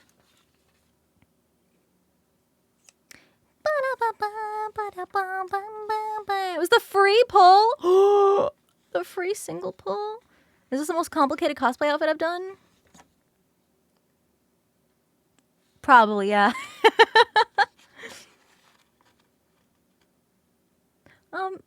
Yeah. I've had some pretty crazy impressive things in the past, but this one is definitely pretty crazy. But why not test my abilities, right?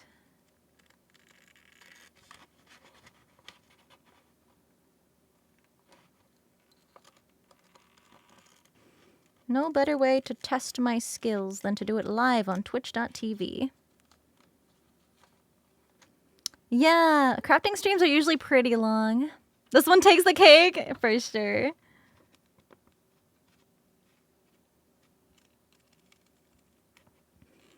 Man, I'd love to get back into competing with this one, but I really don't think I can. Come on. Snip. My goodness. These scissors. How hard is it to make thinner tails? Rin from Blue Exorcist. Oh! No, thin tails are actually super easy. You get some wire and like some nice thick wire. Some nice thick gauge wire. And you don't want to use just wire. You want some kind of padding to round out the tail a little bit. Maybe even just some stuffing. You just sew up a little tube of fabric, put the wire in, put some stuffing in it, boom. Tail. Although Rin has that little like swirly swoosh on the end of his tail, right? You can probably just bend it into that shape with the wire. Boom, boom, boom. Banger song? Yeah, this is more Within Temptation. Such a good band. Yeah, swirly swoosh. That is what it is called.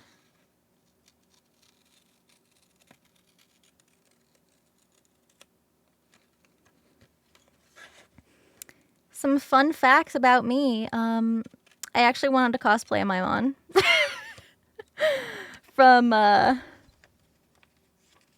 From Blue Exorcist. But like I want it to be like a cute girly version. I was obsessed with that back in the day.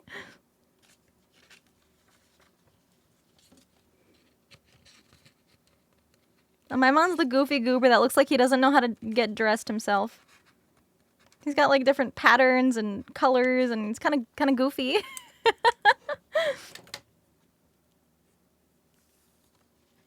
Yeah, it was pretty cool.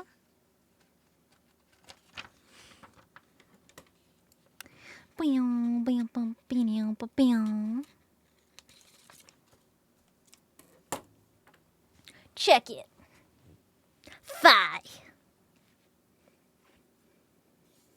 Tackling gender bends. So gender bends can be a little different. You can try to well, I guess gender bend is different than like crossplaying. Crossplay is usually like cross-dressing to make yourself look more like the opposite gender.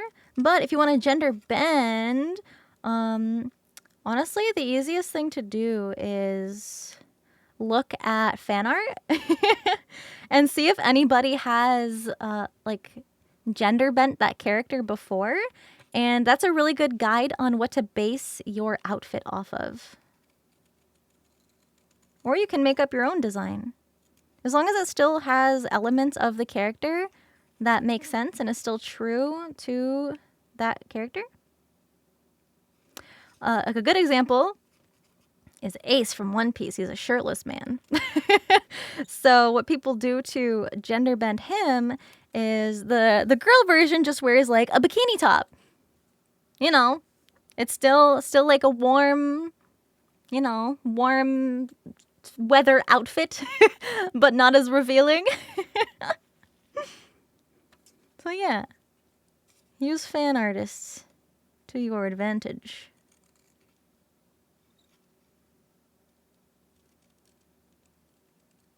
Snip, snip, snip.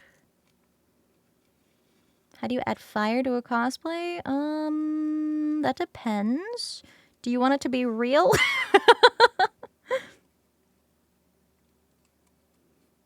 Or do you want it to be convention appropriate so you don't get turned away at the con?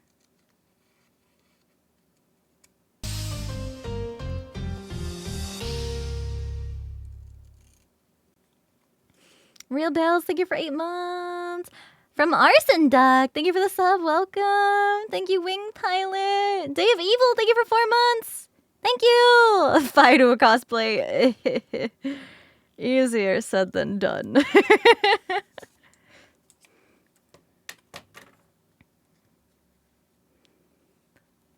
What do you mean I can't bring my flamethrowers? It's for cosplay. You can do it in a safe place for a photo shoot, but not convention. Sorry. So yeah, again, we have a little boom that goes on the top there, like that, approximately. There's our thigh.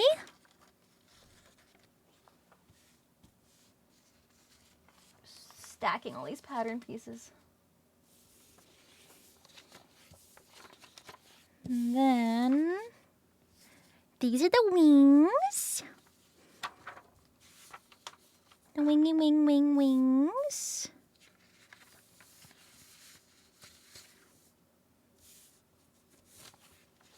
Start with this.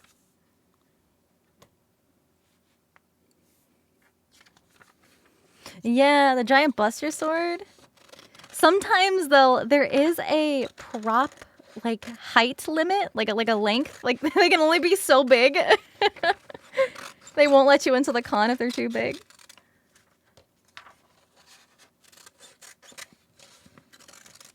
Snip snap. Snippy snip snap.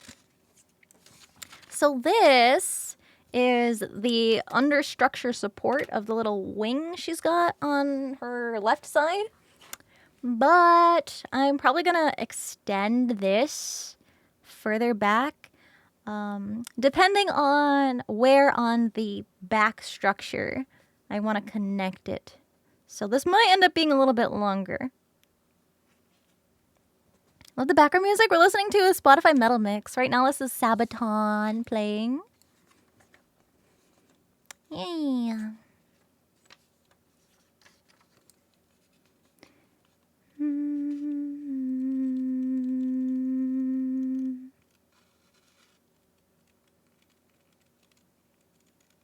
Snip, snap. Snip, snap. You want my voice? Get out of here, Ursula. No!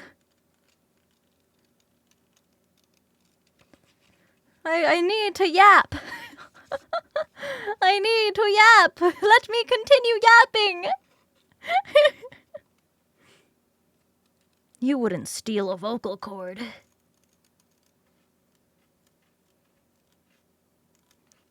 You wouldn't steal a car. Y'all remember those, like, commercials, like, on VHS and shit? Yes!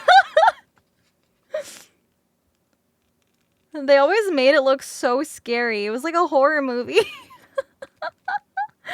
You wouldn't download a car. Maybe I could. Watch me. Watch me download this Mario Kart mod.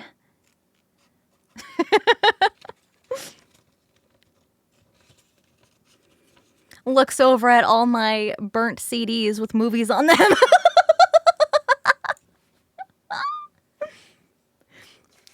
My parents used to take me to Blockbuster like every weekend to pick out a movie, and then my dad would just burn it.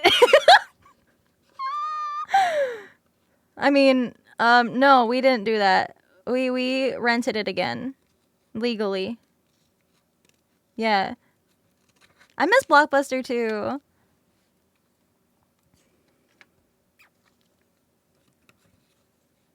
That was always so cool to be able to walk in and peruse the movies in a store. Nowadays, like, kids are gonna be like, what? Movies in a store? What? They weren't online? They weren't on Netflix?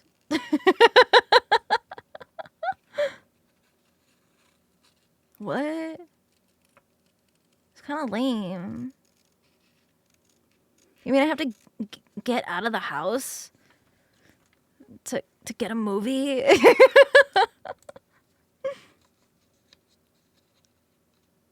Yeah. Touch grass? No way! You know, I do like the convenience nowadays, but sometimes I miss some of the old stuff, the way things used to be. The great pirate era. You're so real for that. You'd rather Netflix and chill? Oh my god, that's definitely Nick.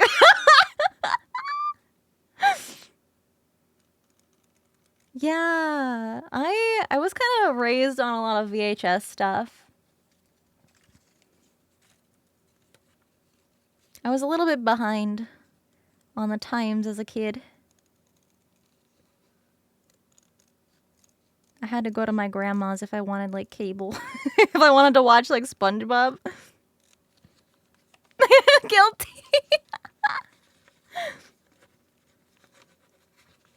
Top 5 VHS movies? Scooby-Doo, Scooby-Doo, Scooby-Doo. I had a bunch of Scooby-Doo movies. I had the original Jumanji on DVD. Or on VHS, rather. I had Powerpuff Girls. Freaking love Powerpuff Girls. Yo, it's cool. Thank you for 2 months. Ooh, live action. Ooh, that was good. I meant the animated ones, but yes, I did like the live action.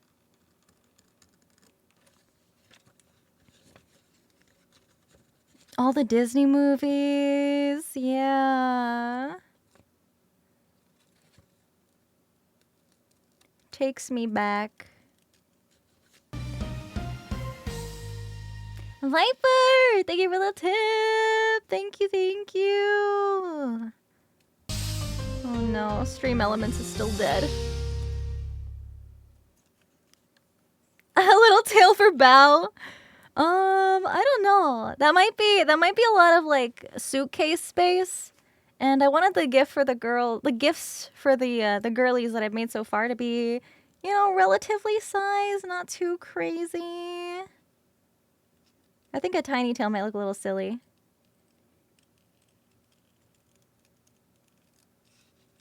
But with Nihilister, I don't think I'll have too much time to do other like side crafting projects. I do still want to finish up the casting for Numi and Vienna that I started. They just have to be casted, sanded, and painted, which sounds like nothing, but it'll like take me a bit of time. I'll probably crunch those out before the next big con we all go to.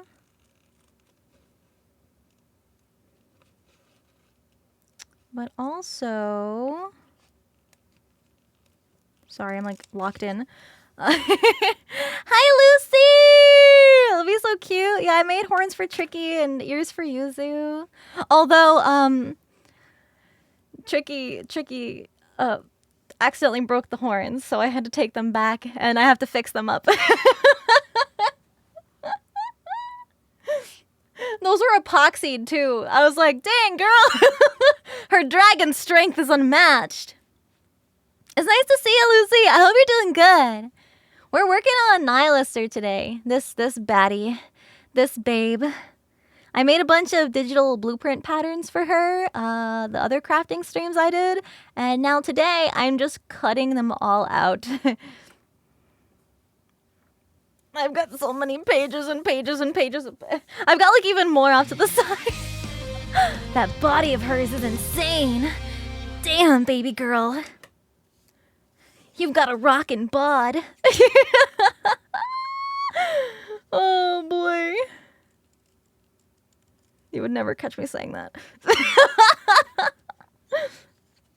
We were just talking about Blockbuster and old movies. That voice is hot. Yeah. Yeah. Deku.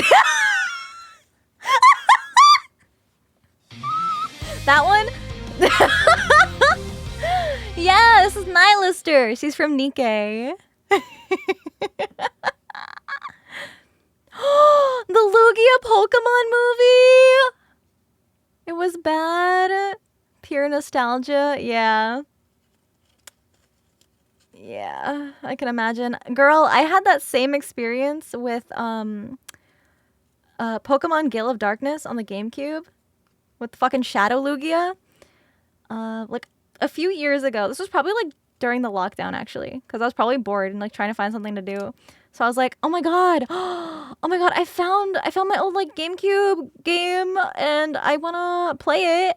So I booted it up and it's literally so fucking bad. It's like, you know what? Let's just I didn't even finish playing through like the first area. I was like, I got through the cutscenes and then I started like running around because Gale of Darkness has the longest intro. Like it's so fucking long. And I started like, I was finally able to control the main character and I was like, no, I don't want to suffer. Yeah, you gotta cleanse that. Oh my god. That's literally like worse than normal Pokemon game grinding. Like it's worse than level grinding to do the fucking like cleansing to purify the shadow Pokemon. It's so bullshit. And I was like, you know what? Let me just, you know, live in the nostalgia. Let's not ruin this experience by playing through it again. It's so bad. It was so good back in the day. It was too good, but now it's just garbage. Honestly, I've been talking about like replaying Sly Cooper on stream, and I'm just worried that it's also not going to hold up that well. Maybe it's just like a Pokemon thing, though. Maybe it's just Pokemon that sucks. Because I remember Sly Cooper being the shit. Yeah, I thought it'd be fun to like marathon the Sly Cooper games. It's aging too. I wouldn't play the fourth one. I never played the fourth one. I didn't like the trailers and like what I saw of it. Is it still fire? Yeah, I probably wasn't gonna play Sly 1. Because the only thing it provides is like context for 2 characters. Maybe a little more. Aside from the main cast, like, you know, it establishes the Clockwork context, and when Mugshot comes back in the 3rd game, like, that's it. 2 and 3 are the best. Yeah, 2 and 3 were really good. I remember them being so good. Crash. I think I only played one of the Crash games. I don't remember which one it was. I think it was on the Wii. I think. Yeah, Sly Cooper was so good. So good. I remember, like, I had this learn how to draw book of all the Sly characters. Like, step by step. How to draw them. I think Sly 2 is your favorite? I think it might be my favorite also. But then, like, Sly 3 has more playable characters. It's hard. It's really hard. But Sly 2 is also the first Sly game I played, and so it kind of has that nostalgia factor. Grew up on PlayStation? Me too! PlayStation was my very first console. Wing support. Sinus, thank you for gifting us up to Lucy. Thank you. Valentine Lucifer, thank you for 10 months. Anera. And Anenra. Thank you for the sub. Welcome. Thank you. Yeah, PS2 is what started my gaming.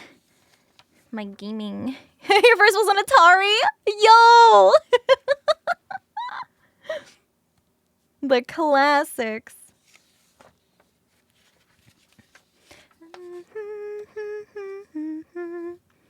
Okay, we're kind of getting repeat songs. Switch to the epic and melodic playlist, maybe? Let's see if we get... I think some of the songs are still going to be the same. But at least we get like a fresh playlist. It's a 3-hour-long playlist, so makes sense. This one's 5 hours long, though. Hell yeah. Yeah. Ba-da-ba-da-bum. Boop. Ba-da-ba-da-bum. Playing on a fake Game Boy? You know, you make do. You make do as a kid. Yeah, it was PlayStation 2 was the first one. I guess technically it was the GameCube was my first console, but it wasn't mine. It was my cousin who lived like right next door. So I would just hang out over there. And then we'd play GameCube. And then like a couple months later, I got the PlayStation 2. And then we played the GameCube games at his house. And we played the PlayStation 2 games at my house. And it was super awesome and fun and so cool. And then we both ended up getting DSs. We got the DS Lite. And then we skipped the DSi because, I don't know, I didn't really see the hype around it. And then, I'm trying to think. Then I think it was the Wii. And then the 3DS, I guess. Yeah, I didn't have too many consoles. Yeah, just the PlayStation 2, the Wii, and then 2 DSs. Yeah, PSP. Oh, I would have loved a PSP. Play Black Rock Shooter, Hyperdimension Neptunia. Yeah. Oh, I also had a hand-me-down Sega Genesis from one of my relatives. That was pretty cool. That only had a few games, though, and I wasn't too interested in any of the games that they had with it. And then, some of you guys know this already, but for those of you who are new, Papa Wolf used to be a hardcore ranked Call of Duty Wii gamer. He would go hard on Call of Duty Wii. He was pretty high up in the rankings. And he would come home from work and just play Call of Duty on the Wii. Like, all afternoon. Yeah, on the fucking Wii. He loved the motion controls. He loved the nunchuck and the Wiimote. And he saw me playing Apex with like Joel and Toaster. I think Fruit. I don't remember. It was one of the Apex collabs I did. And he's like, "What's that shooter game you were playing? That looks cool. You think I can hook up my Wiimote?" Because he tried using the keyboard controls, but he's got like really big dad hands, and it's hard for his like fingers to fit on the proper keys. So he was trying to rebind the keys, and it just wasn't working. And he's like, I'll find a way to get the Wiimote hooked up." But the craziest part about that is he loved playing Call of Duty on the Wii so much. When the new Call of Duty game came out for just the Wii U, he went out and bought a Wii U. Just to play Call of Duty.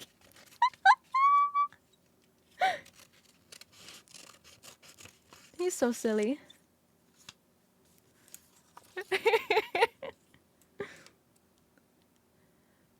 Okay, that lines up there. That lines up there. Okay, so this one is just for this one. Snip, snip. Next level, cringe. Somebody's mad that they're not a ranked Call of Duty Wii gamer. Get good.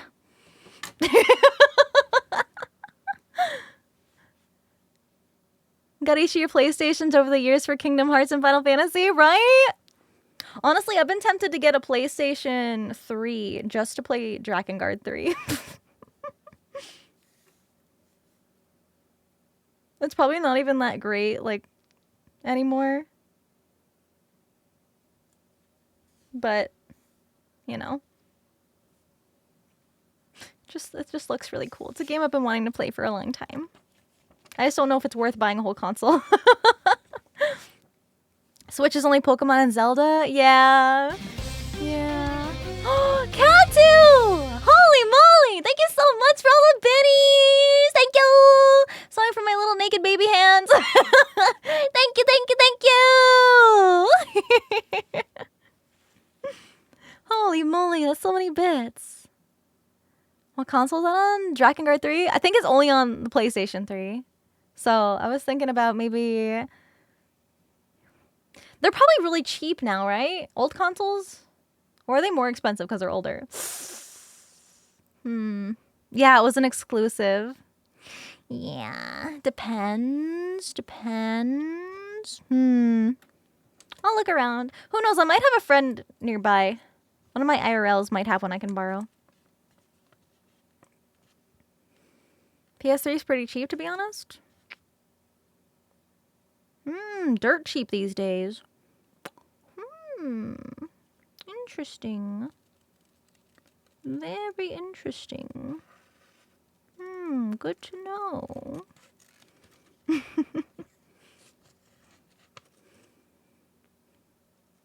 Oh, actually, Nick, if you guys only have Pokemon and Zelda for your Switch, I'm pretty sure Okami just came to the Switch.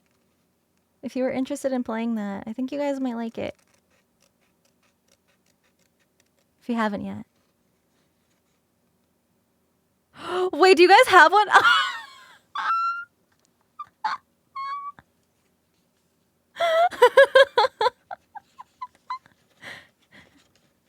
I will keep that in mind. Witcher 3 is also on the Switch, and that's a fantastic game. Ooh. Ooh. Ooh. Just busy? Yeah, I totally get that. I just totally think you guys would love that game. With all like the mythology in it and stuff. All the references. Blazing, thank you for 4 months. Thank you, thank you. Yeah, I mostly have my Switch for like Mario Kart. Like Mario Party. The Mario games. I do have Pokemon Violet on there.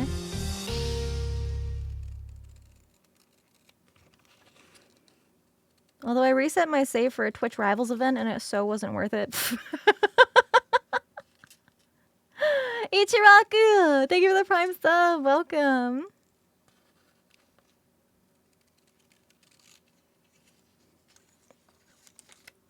It's okay. I wasn't that invested in Violet. It's okay. I wasn't too upset about it. Try getting Okami for so long. Yeah, it's out on the Switch. Oh my goodness, it's so good. It's so good. It's my favorite game of all time. Ah! I hope Twilight Princess is next. I know I just played it, but playing it... Oh, I had to stream it from the Wii U. Oh, that was so clunky and awful. Playing on that gamepad. Like, it literally gives you hand cramps. It's like they designed that gamepad to prevent kids from playing it for too long. Wartini! Thank you for 11 months. Trying to love. Thank you for the biddies. Ooh, Wind Waker would be good too. I tried playing Wind Waker, but my copy on the GameCube wasn't good, so it like kept breaking, and I wasn't able to actually play it. Thank you for the 2 gift subs, Diablo. Thank you, thank you. Emulator though? Last time I tried to use an emulator for a GameCube game, my computer like got a virus or something. It was bad. It was really, really bad. My computer wouldn't like turn on. All my stuff was gone. Like it was bad. I ended up restoring it to a previous version, so everything was okay in the end, but yeah, I wanted to play Mario Sunshine. And kind of almost made me lose everything. by installing the emulator software. That's how. I really wanted to play it though. Kitsuju, thank you for 2 months. Thank you. Thank you, thank you. Oh wait, it's on the Switch? Oh. How could Sunshine do that to you? I know. It was. Oh, it was a timed release. Oh, that's kind of silly.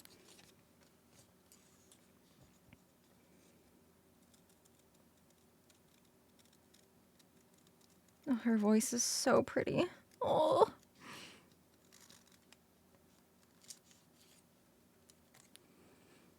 Classic Nightwish. Might be able to get a physical copy. Oh, 3D All-Stars. Oh, haven't sipped water in a while. Oh, you know what? Yeah, you're right. You're right. Let me get my pyro power. Yeah. Oh, that's good. Mm-hmm. Oh my goodness. So, yesterday, right before stream, I was like distracted when I was mixing up my pyro power. Sounds like Hades music. This is the band Nightwish. They're a symphonic metal band. Oh my goodness, they're the best. One of my favorite bands. But I was mixing up my pyro power, and I was like multitasking. I was doing something else. And I accidentally put 3 scoops in instead of 2 for the serving size. And like a standard bottle of water, right? It was caffeine free. Okay, it was caffeine free. So it was okay. And I took a sip of it.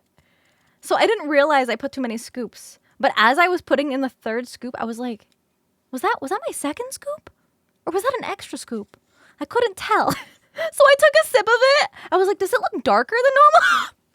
So I took a sip of it, and it tasted like, I don't know, like sour candy. Like it was, it was like a punch in the face, but like in a good way. But like it was way too strong. It was way too strong. But it kind of tasted like sour candy. Yeah. 3 scoops of caffeine free. It goes kind of crazy. It was like a bit much. It was a bit much for me.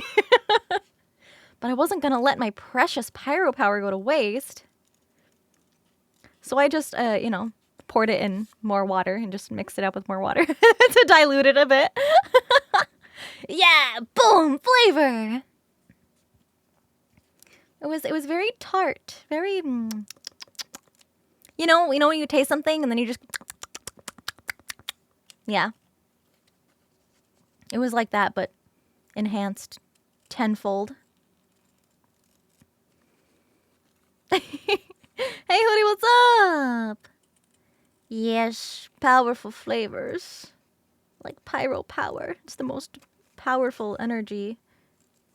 Not really. It's not that bad. It's not like a Monster or Red Bull. It's not gonna give you the jitters. It's not gonna make your heart stop. Unless you drink too much. Unless you go over the recommended serving size, okay? Good morning! I'm doing a super early stream today. EU friendly. Hey, Waffles! I'm sorry. I think Stream Elements is hella broken today. I'm so sorry text-to-speech isn't reading. But I hope the storm clears up soon. I hope you'll be okay. It kind of sucks that you're stuck at work, but I hope you'll be able to get home soon. Hopefully the storm passes. 9 caffeine scoops a day. I know you're trolling right now, Zach. I know you're trolling. Man's gotta be trolling. Get back in position. So these are. I don't think I ever did. I say what these are? These are the wing pieces. I bumped my toggle. These are the wing pieces. So these go enhance. Shoom, shoom. The wing, the little wing, the wingy wing. Yeah, that's what these pieces are. But this one kind of overlaps a bit, and this one kind of goes in here, and this one kind of, yeah. There's like 40 wings. No, those are the spikes on the little tubey tubes that connect the dragon heads. That's actually this pattern. These are the spikes that go up and down the tubes. But these are the wings. And this is the support structure of the wings. It doesn't look like it has much support, but I swear it's it's gonna have to be one sturdy ass support. Hate how fast I pull it up. Listen, hold on, let me bring her back down here.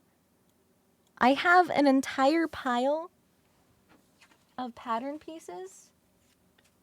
And I've studied this design for so long that I can easily tell you exactly what each of these pieces are for.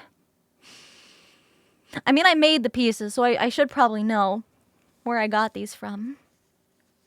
Do it then? Okay. Top of the knee, toe, heel, ankle, spikes on the tubies. This is the little armored piece that's on her groin flap that kind of is on off to the side. This is the tail. This is the crotch armor. This is the top of the knee. This is the side of the knee. And this is the thigh. And then earlier, if you're just tuning in now...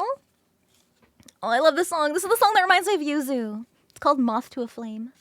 Isn't that cute? So... these are the pieces I cut out and taped together earlier. So these are the dragon cannons as seen from the back. So all these 3 pieces line up vertically to create one long boy. But imagine these 3 pieces all lined up this way, and that's how long it's gonna be.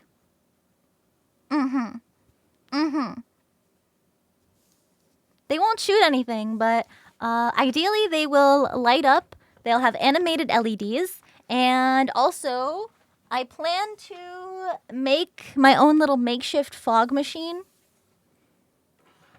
I've seen cosplayers make compact fog machines out of like vape pens. So I'm going to try to do that. Yeah, it's really big. I mean, it's accurate to the size in the art here. And that's just how tall they are and how wide.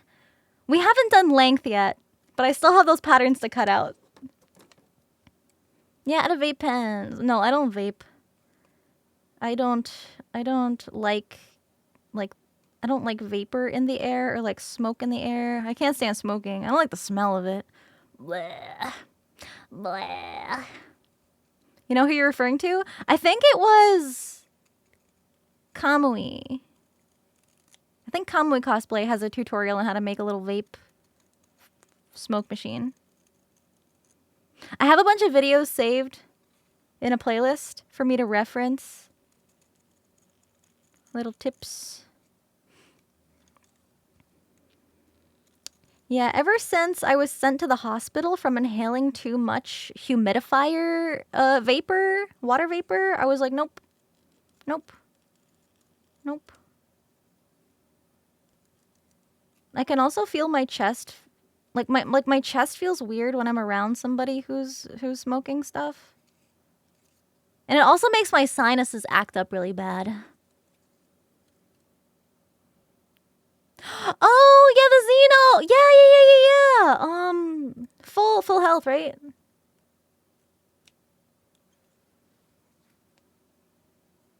Oh, Genos, that's his name. Yeah. Genos. It rhymes. It rhymed. I never ended up watching One Punch Man. Yeah, it was like all 3D printed and it had like servos and motors and stuff. So when he like opened his hands, like the armor pieces would pop up. Yo. That was cool. That was a fucking cool cosplay. He had like the sclera contact lenses. He had, where's my other piece? There it is. Sounds like allergies? I think it's just, you know, foreign objects in my nose that shouldn't be there. Like smoke. I did used to have asthma as a kid, so I don't know if it... I don't know. Probably doesn't have anything to do with it, but... I just don't like the way it makes my body feel when I inhale it. That secondhand. Blech. Gamer! Thank you for the betties! Thank you! Power is so good you can't stop drinking. Is 6 cups bad? It is if it's caffeine. But if it's caffeine free, then you're good. I'm really glad you like it.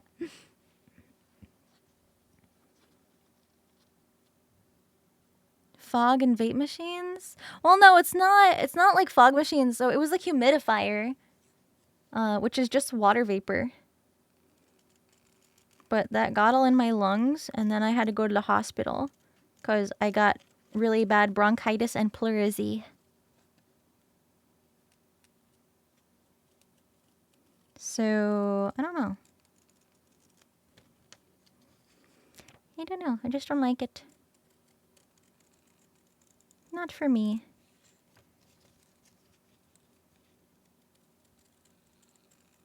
Snip. It's caffeine? No! Oh no, what kind of flavor is mine? It's a pomegranate tea flavor. It's like a tea blend with pomegranate. It's really yummy. It should be restocking soon. It sold out so fast.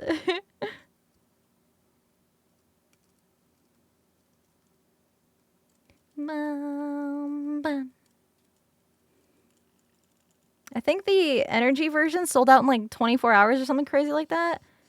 And then the rest of the caffeine free sold out like within that same week. It was crazy.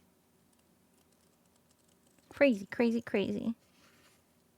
But the restock will be very soon. Very, very soon. Thank you, Hootie. Thank you so much. I appreciate that. Oh, you guys can't even see what I'm doing. Oh my goodness. I'm like holding it so close to myself. Never underestimate the Pyro Pup power of purchasing premium products. Yeah. You heard it. That's a lot of peas.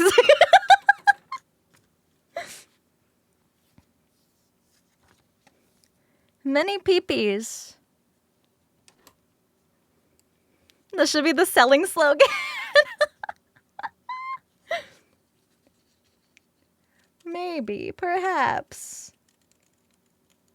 Perhaps. I even had like a whole slogan prepared for Pyro Power and like a bunch of memes ready that Kaiser made. And then it was like, oh, actually, it's all sold out. So I just like spammed a bunch of the memes. Like I just showed them on stream.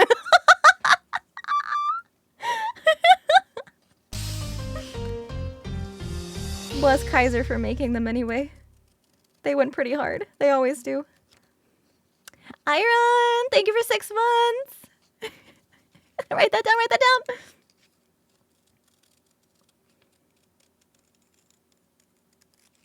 Snip, snip.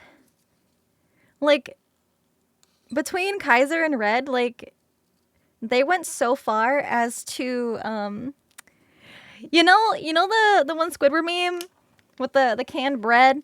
And he's like, oh, they have it!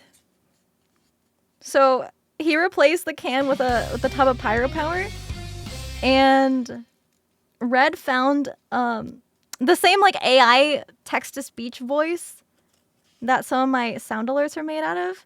And he got Squidward to say Pyro Power. So the meme was like, wow, they have it, Pyro Power. And it's Squidward's voice. It's so funny. Like, so much effort. Makes me happy.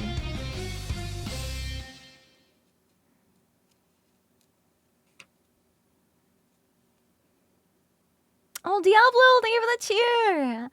Have a good night. Take care. Thank you so much for hanging out with us today. Thank you. And Garrett, thank you for the bits. Your mom's birthday. Let's go. What are you doing here? Go celebrate. Go take her out to dinner. Go have a good time. Although I guess it's a little too early for dinner. Have a good day. Yeah. Well, they have it. It's real. My waifu juice. No weighing. Snip, snip. Snip, snip, snip. Bum, bum, bum, bum, bum. What if he's watching with his mom? Then his mom would be like, yeah, listen to her. You don't like waifu juice? No? But I am waifu, right? I can be waifu. It is my juice that I helped concoct. This way. Boom.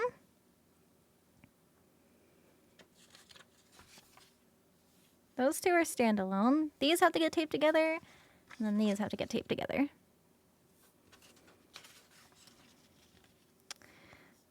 And I think I'm done. Ooh!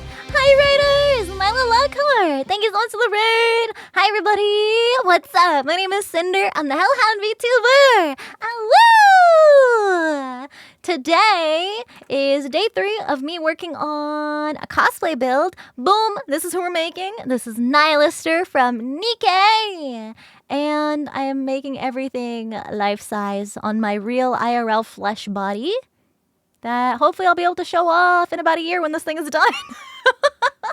Right now I'm cutting out my digital patterns that I made of the different pieces and parts of her. This is a crafting stream. Hi, welcome. So right now I'm working on the little, she's got like a little armored wing. So these are all of the like blades of the wing that she has. So I've been cutting these up and taping them together to get life-size patterns that I can then reference for when I build it in 3 dimensions. Just cutting stream, exactly. See, you get it. I'm just gonna make that easier for me. Time to duel! Thank you for 11 months. Thank you, thank you. I also think... Yeah, I'll just leave that. I'll leave that like that. Yeah, stream's been super awesome so far. It's been really chill. We've got good jams going today. It's literally just been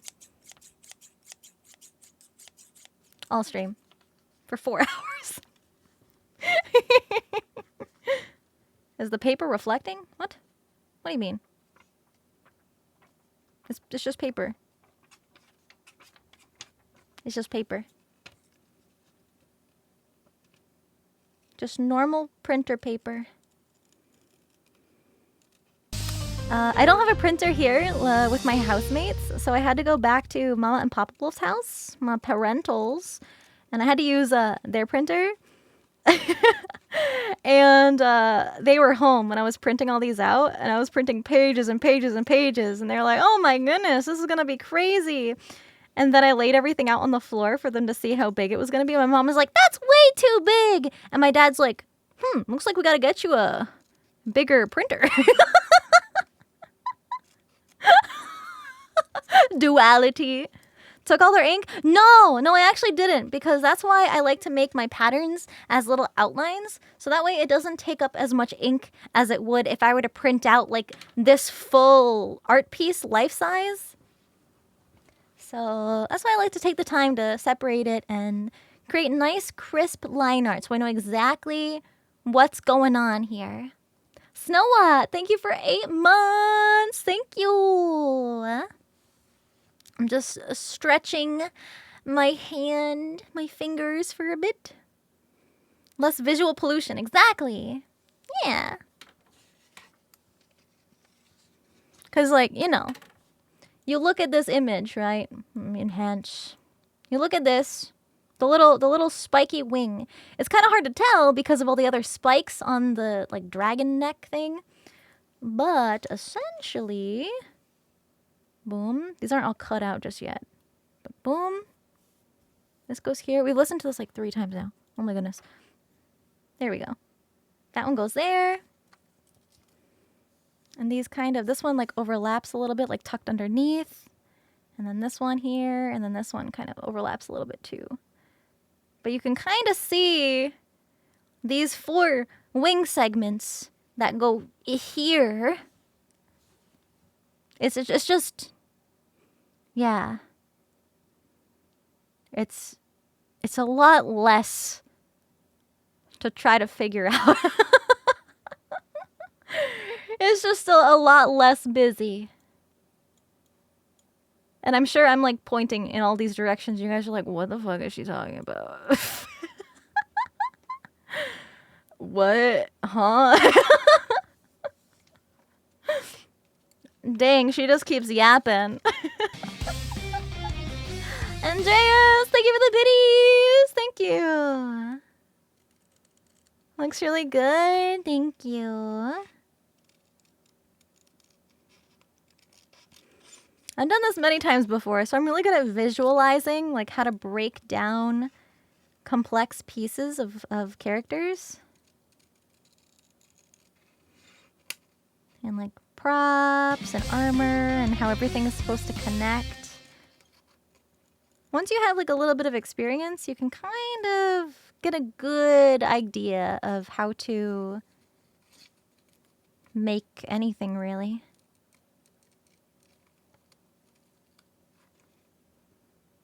Gamer! Thank you for all the biddies! Thank you!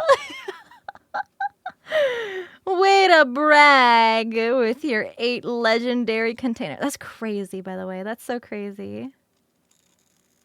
Breaking down a costume is really fun. Yeah, there's a lot of crazy details on this. But I like that.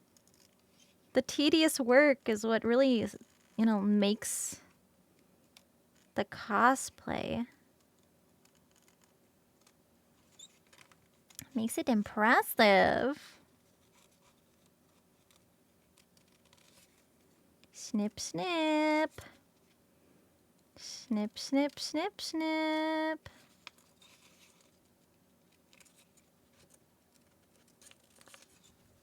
Nice.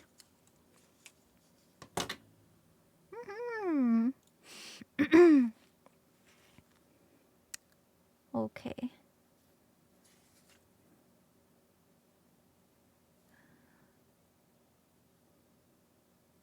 That goes like that.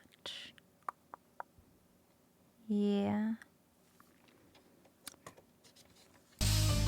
This was the edge of the page. So I'm just gonna boop. Get rid of that. Rainbow Herald, thank you for 6 months. Thank you, thank you. Okay, and now it's the big piece.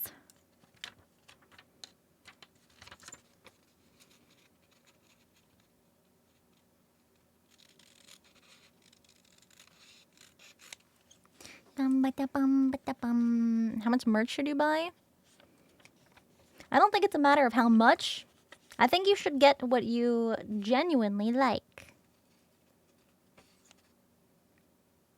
Okay, I'm gonna cut.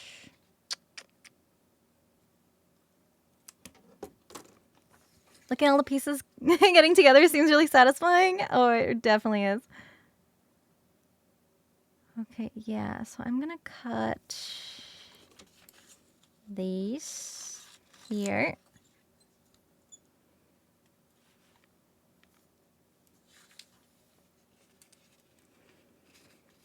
Who do you think would win, me or Tricky? At what? Mario Kart? Me. Wrestling? Her. I mean, what?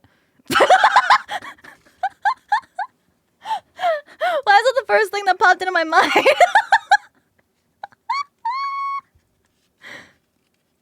And I oop. Those are two completely different things. Although, I was saying that a VTuber wrestling, I think I was talking to Fillion about this. VTuber wrestling, like, show would actually go so hard. Like, imagine a wrestling ring and a bunch of VTubers with their 3D models, like, mocap suit style. Just, like, wrestling each other. It'd be like a whole show. Because that's what wrestling is. It's like a performance. That would be so much fun. June 8th was my first stream? No, June 25th. That's my debut anniversary.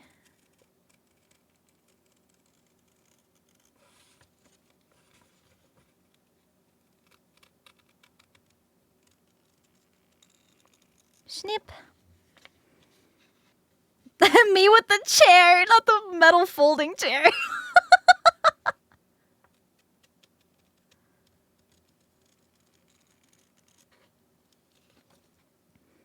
VTuber WWE would go crazy. Right? We'd have to get like really strong reinforced like trackers in the suits so they don't like break.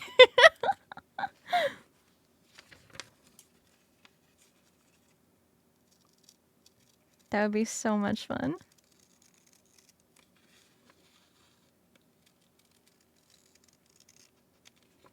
Snip, snop. Drip, drop.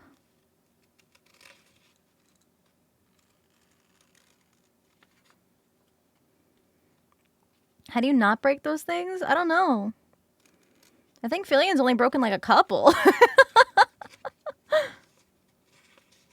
And she's always doing flips and crazy stuff.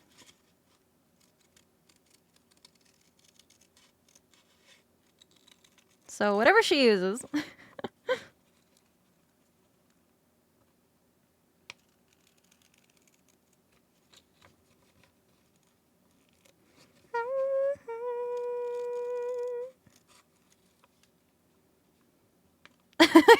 Damn. 3K worth of equipment broken? That's crazy. But you know what? It's entertaining. It's pretty funny to watch. Hashtag worth it.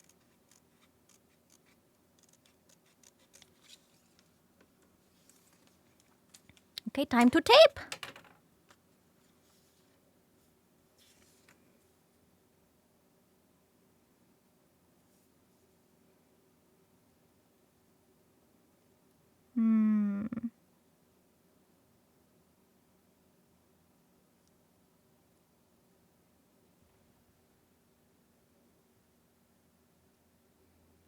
Line these up.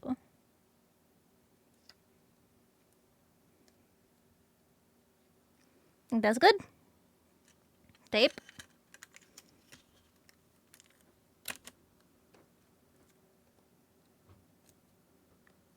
Bada bing, bada boom. Creator clash, true. But this time with mocap suits.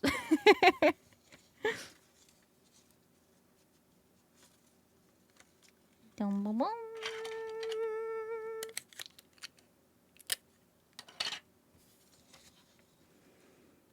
Dum bum bum. And then I like to tape the back so it's not like, yeah. Whatever that was. Just so it stays in place a little bit better. There. Now we got the big one. And now this one.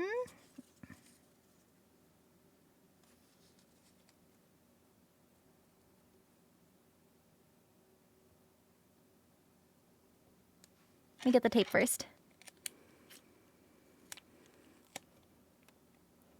Yeah. So what I do for my audio, so essentially I can play whatever song I want, copyrighted, non-copyrighted, because my audio tracks are separated. So when the VOD ends up saving later, it won't play any of the music because the audio track, yeah, exactly, to avoid DMCAs. Yes. So the audio track doesn't get saved when the VOD saves. So it's like muted for the VOD capture, but you guys can hear it live. Yeah, that's how it works. It's a separate audio track. And there's tons of tutorials online, like YouTube, on how to separate your like OBS audio. It's just on a different audio track. And then you mute that track. Carter Brody, thank you for 2 months. Thank you. I'll take this edge down. Yeah, exactly. That's why I jam out in silence.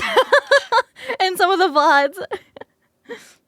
There's actually a really funny out of context clip of me jamming out to music. And there's nothing there.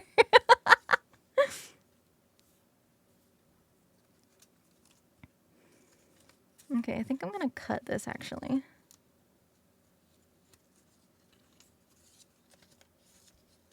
Yeah, I don't need that much.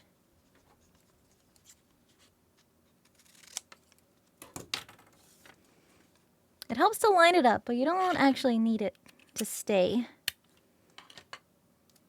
The song with the horns, yeah, that was actually Shepherd of Fire that I was talking about. Made me look kinda silly. Just a little silly. Oh, 84 degrees at work. Oh, that sounds awful. Oh, I don't like hot weather at all. Nice. So, this is what the wings look like when they're all assembled. They kind of like overlap each other. And they're kind of like bolted into place. It's so cute. Your immersion. I'm already on fire. I'm already hot enough. What do you mean? I can't take any more heat. I am already in heat. Because I'm on fire.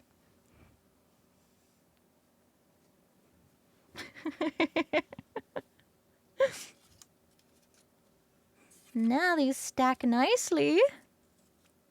And our wing support. Yay! Yippee! Add to the pattern pile. Beautiful. Nice. Okay, so this is the same thing, except instead of all separate pieces, they're all one piece. Oh, but the shoulder. I will take the shoulder.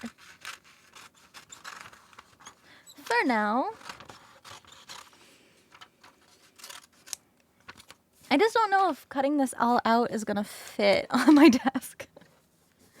So we will put this on pause. Let's see what else we got.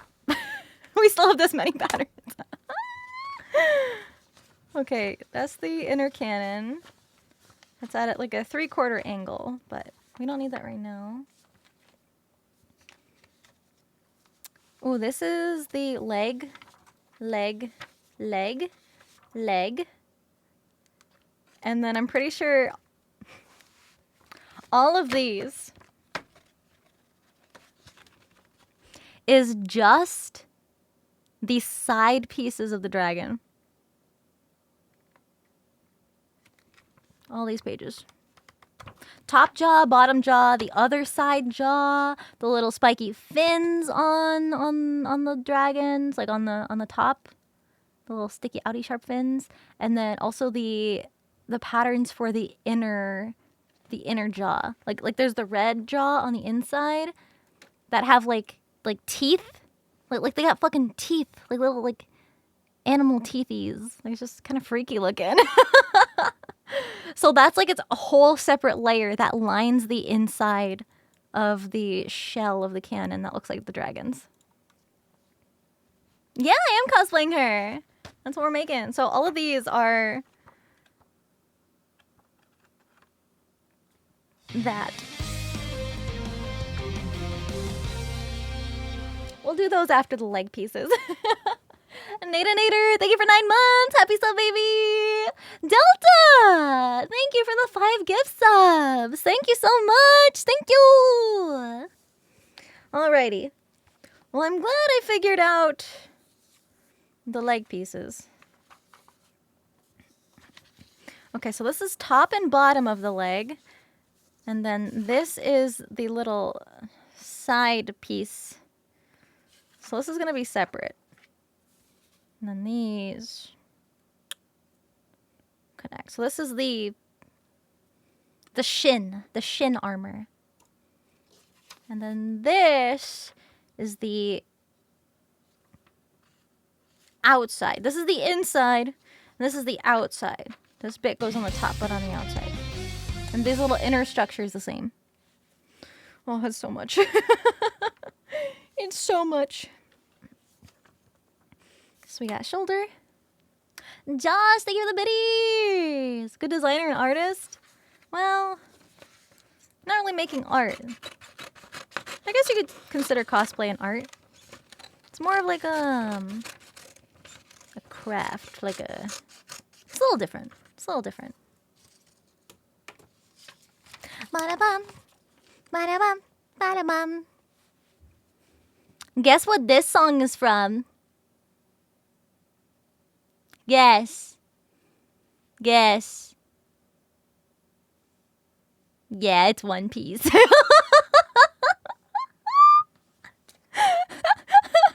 course, the username Monkey D Gale. Figures you should know something like that.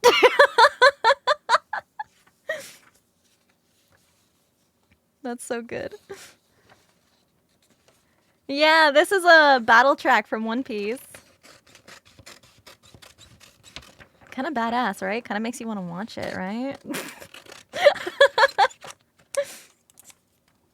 It is real!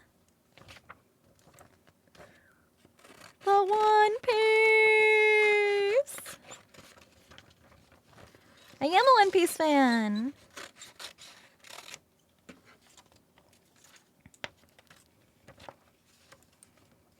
You know what? It is overrated. Because it's that good. That's why it's so popular.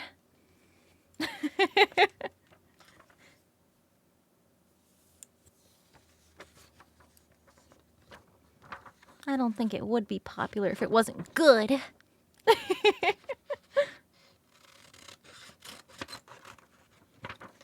The table mesh squares are they're squares. They're inch squares. It's just my camera angle is a little. It has to be like a certain angle to capture my desk.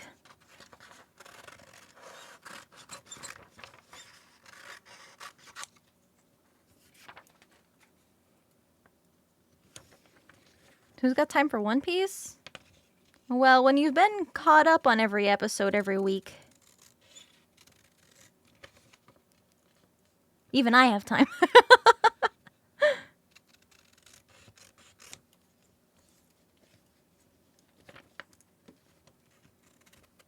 Robin cosplay? Ooh, actually, I freaking love Robin's time skip outfit. With like the cropped jacket and the really pretty like floral skirt. Oh! I've been wanting to cosplay that. Your wife couldn't get into it because of the art style, but Netflix One Piece, yeah! And that's the thing, because a lot of people get really turned off by the art style when you first start One Piece, but that's because it literally started in the 90s when that's what anime looks like. And, you know, obviously animation quality standards have gone up and up and up since then, but it's actually really cool to see the art style change and evolve over time. At least I like that. Boa Hancock. Oh, I love Boa. I love Boa. I have considered cosplaying her too.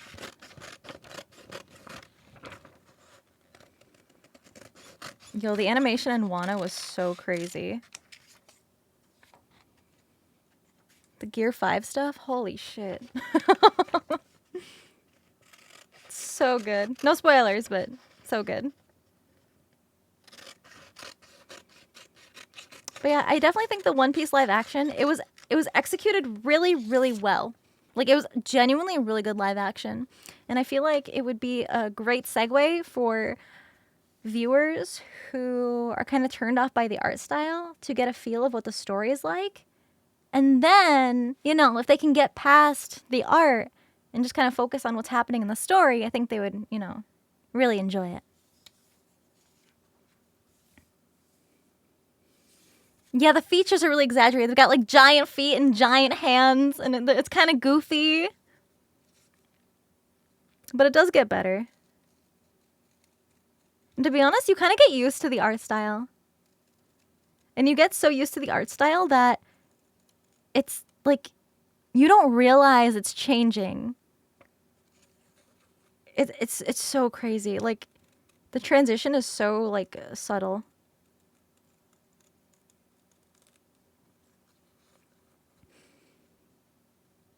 Sheer length. Well, there's a reason it's popular.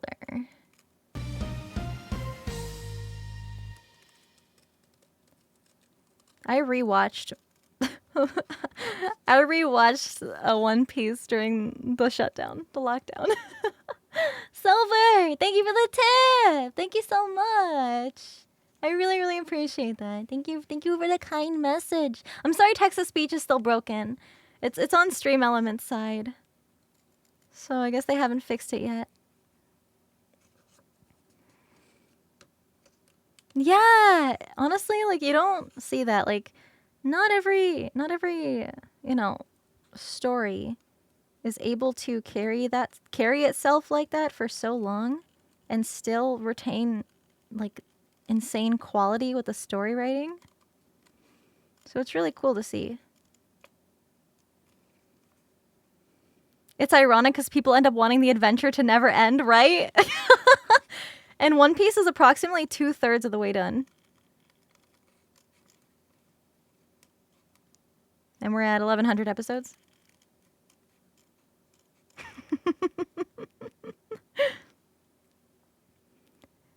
But if the episode count is a little intimidating for you, but you're still curious about One Piece. There is a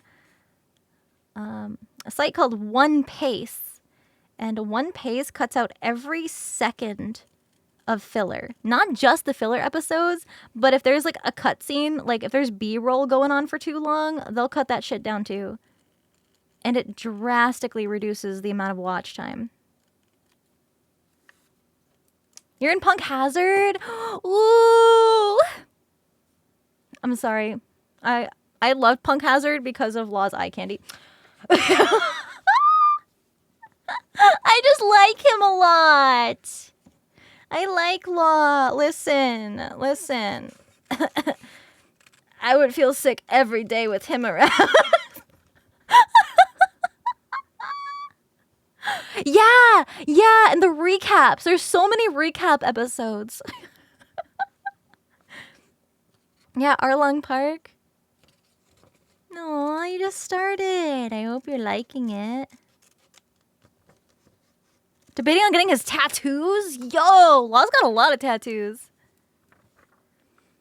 How'd I feel about the live action? I fucking loved it. They did take creative liberties and changed up the story a little bit, but they did it in a way that doesn't overall like drastically hinder the main plot, which was really good. The baby One Piece fans in earlier arcs, so cute. Yeah, I know Skype is so boring. I know. It's literally the worst arc, but please trust me when I say that all the information in it is so fucking important. Please. Power through it, I promise. You'll get to Water 7, then you're going to be like, oh my god, I'm so glad I sat through Skypiea, because Water 7 is so good. Skypiea was peak? I don't know. It was kind of slow. I'll be honest. Just finished Water 7? Isn't it so good? Then you jump straight into Annie's lobby right after Water 7 and things are like high stakes. It's so intense. Oh my god. It's so good.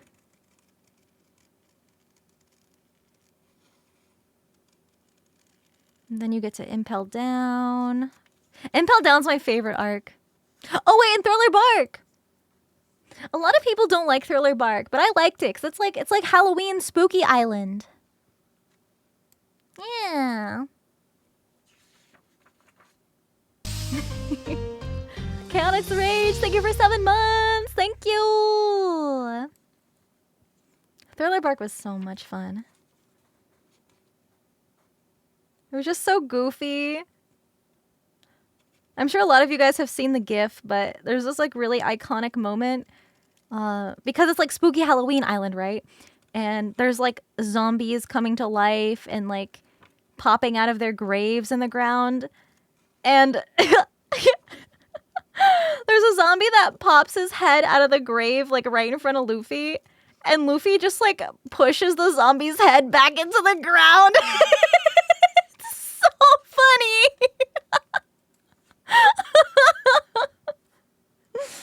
Robin and Nami's backstory? Oh my god. You thought their backstories were bad.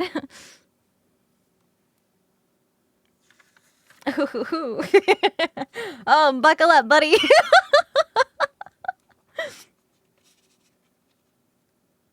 Why is everybody come from tragedy? It's really good though. Mad Micro, thank you for the biddies. Yeah. Not even Robin's backstory, but also like Robin's moments during Annie's lobby. Oh, I'm not gonna spoil because some people still want to get into it, even though Annie's lobby was fucking forever ago. Oh my god. When they're all like on the roof and then Sogeking does the thing with the flag. And then Robin's... Oh! It's so good. I still cry. chills. I got chills, right? Favorite One Piece character? Ace. But Law's a very close second.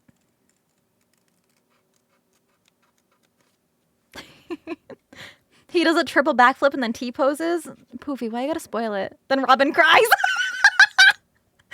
Damn, come on. Spoiler warning, my guy.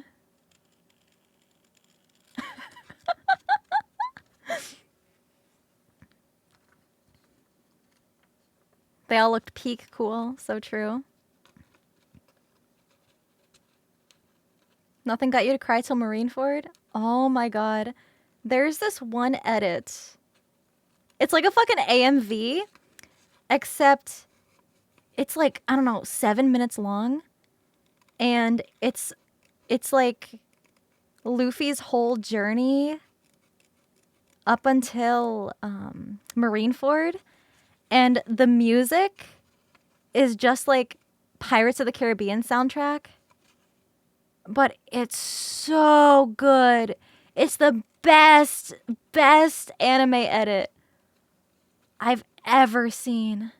And like everything's timed so well to the music. Oh my god, it's so good. And then like there's a part in the song where it kind of gets lighter and like it's less bada bum bum bada bum bum and it just kind of like lightens up a bit. And during that part in the AMV, it's when shit goes down at Sabati Archipelago. Oh! And Luffy's like crying and like punching the ground and I'm like, no! It hits harder with the emotional music. I'm not spoiling anything.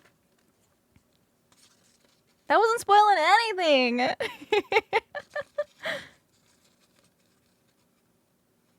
I said no spoilers. It's because he lost his temple. That's me. Honestly, same. Me losing my temple. Me losing literally all of my temples. How many temples did we do? Like 70 or 80 between the 3 gacha games I was playing. It's so rough. It's so rough. When you can't get Boot Hill, stop it. Stop it. Ugh. It hurts my heart. It hurts my little hell heart. Sanji and Momo are one of your least favorite main cast? Momo? Momo? You're still at,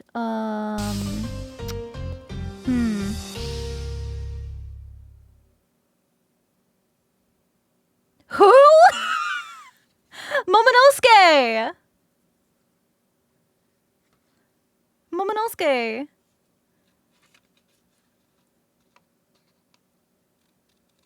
I mean, he low-key annoying when you first meet him, but he gets better.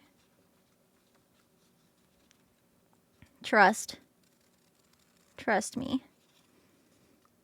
Exterminator! Thank you for 3 months! Best Pollock in Genshin, but the worst in all guys Star Rail. That sucks. Oh no.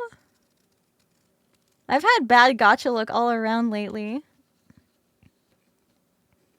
He is a kid. But he gets better.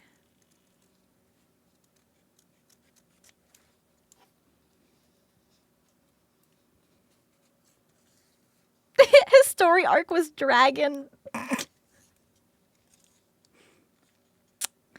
Yeah.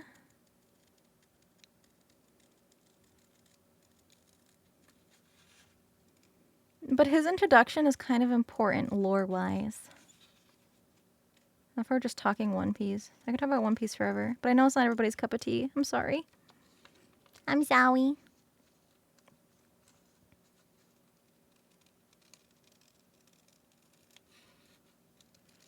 Yep.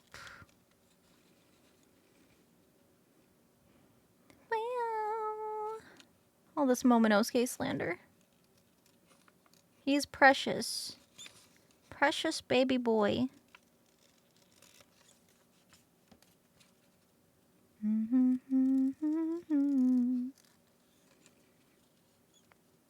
Oh, my off-kite meet and greet. It was so much fun. It was just for one day and it was virtual, but it was so nice getting to see everybody. I saw a bunch of pyro pups and some of my friends came to see me. A lot of my friends who had tables in the artist alley. Because that's where the meet and greet was. So they just like came up and said hi. It was so sweet. Shadonis, thank you for 4 months. Thank you. Is there a special event that's going to happen or something? What do you mean? When? Did I miss something?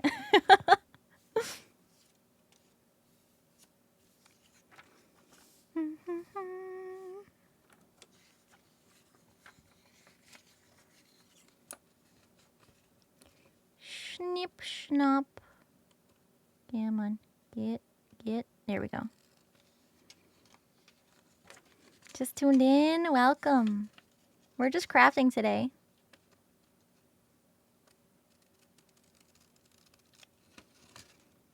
It's just day 3 of working on this on stream. Not much progress to see, but, you know, we got patterns to cut. I just want to get through most of these on stream today. I keep forgetting text-to-speech is broken. Rubadoo, thank you for the biddies! Oh, you tried Teddy Grahams? The chocolate ones? Yeah, the cocoa flavored? Oh my god, they're so good. Right? It makes me feel like a kid again. I love snagging on Teddy Grahams. And thank you for the biddies.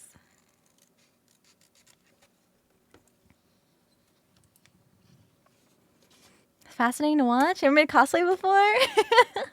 This might be a bit of like a, I don't know, convoluted process for some. Some people just kind of jump right in and they start just cutting foam and gluing it together and shit. But I like to do things very methodical and planned out because I'm a perfectionist.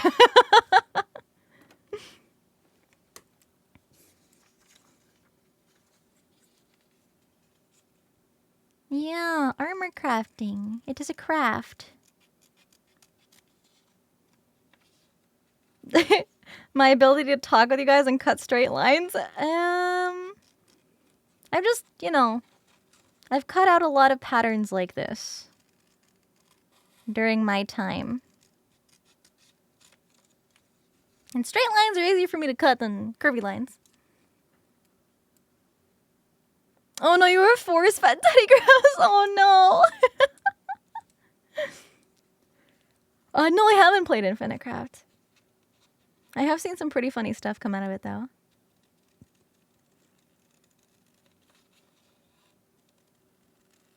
And I do like crafting.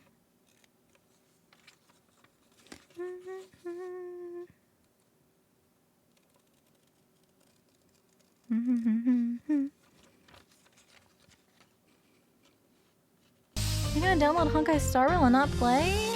Why? That's pretty good. If you like anime waifus, but maybe not open world. Just, you know, level by level, turn-based combat. It's pretty solid, pretty good. Ilagio. Thank you for the prime sub. I'm so sorry for butchering your name. But welcome in. I really appreciate it. When I do this cutout and foam stuff, do I adjust the sizes to fit your form? Yes, it is a lot of planning to make sure that everything fits. But also, you want to make sure everything fits together. So, these pieces make up... So this... I have to rotate it sideways because it's so big. So this piece here, from here to here, covers my shin. And then this top piece up here kind of goes like on the side of my knee-ish. It fits like... It fits with like the knee armor. So because this piece here is like right next to the knee armor, I have to make sure, let me grab it, that this knee armor is able to fit next to this like side piece, and it kind of connects like that. And then this is the top of the knee armor. So the knee armor 3-dimensionally is kind of going to be like that. But I also have to make sure that this piece can still fit on the side. But if either one of these is too differently sized or spaced out, then these two aren't going to fit together, and they're kind of going to rub against each other or like push them out, and then they're not going to fit very well. So I like to plan all my pattern pieces at the same time. I like to make my base foam patterns all at the same time, make sure everything kind of goes together properly. Lots of test fitting and, you know, just kind of editing as I go. Because if I completely made this leg piece and then separately completely made the knee piece and then tried connecting them, they might not fit together very well. So yeah, that's why I like to do everything in like steps. Like everything gets done. It's kind of like yeah, like one step at a time, but for everything. For everything. Measure twice, cut once. Exactly. You get it. You got one more leg piece to cut out. Saratoga! Thank you so much for all the biddies! Thank you! Yeah, I have listened to those. I think those songs have played, actually. Yeah. Yeah. I'm sorry text-to-speech is broken on Stream Elements side of things. But I really, really appreciate it. Thank you so much for the cheer.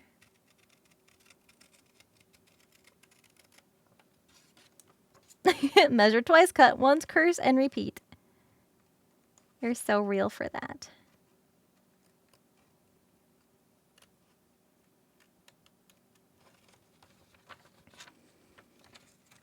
Instructions unclear, measure 2 times and cut 3 times. You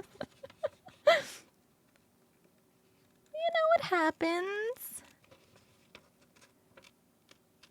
You know, you goof up a little bit, and that's okay.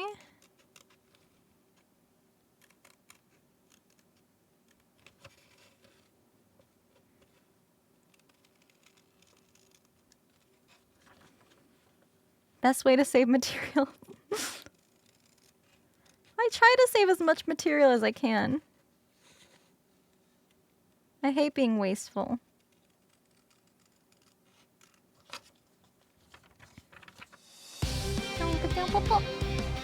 Wonky! Thank you so much for the raid! Hi everybody! Hi raiders! My name is Sinder. I'm the Hellhound VTuber. Oh, woo! Thank you so much. I hope you guys had fun. Today, I am doing a little crafting stream where I'm cutting out all of my digital blueprint patterns for a cosplay I'm making. We're working on Nihilister. This is her. She's from the game Nikke. Yes, that same Nikke that has the big booty shooter girls. And this one has 2 giant dragon cannons. And I'm going to be making this and cosplaying her IRL. And that's about it. But if you guys are heading out, take care. I hope you had fun today. And if you plan on sticking around, I've just been cutting and taping together a bunch of patterns. Right now, this is her leg armor. This is like her shin and like the side of her knee. And then this piece also kind of sticks out like a little wing on the side of her leg. How big is her booty? That big. But yeah, so like this piece right here. Actually, it'll look better from the other side. Right here. Do you see my finger way over here? Hi, right here. Right here. So this is that pattern piece viewed from the side. And then you can see kind of up by the knee, it's got that like circular vibe. And then hidden behind her little flappy-doo is the little spiky side leg pieces. I don't know the terminology for this stuff. I'm doing my best to describe it. She's just got a bunch of weird armor stuff everywhere. So yeah, that's where all these pieces go. Behind her, what? Her little crotch flappy flap. Her crotch flap. Her knees look like hellhound heads. They're supposed to be little dragons. Because she's a red dragon. She's a two-headed dragon. Totally get what I'm saying? Okay, Kaiser. Okay, buddy. What type of material? I haven't gone fabric shopping yet. I usually like to just kind of peruse fabric in person. Because I like to be able to see it and touch it. And then if there's a kind of fabric that I like, I'll just like order it online in the color that I need. Because sometimes it's hard to find exact colors of the exact fabric that you need. But I hate ordering online. You can't always order swatches, but sometimes swatches, like shipping for just tiny little swatches, can be kind of crazy. Spiky side pieces is the scientific term. Yes. The little spiky doos. Mm-hmm. Very scientific. Very official. Break it down!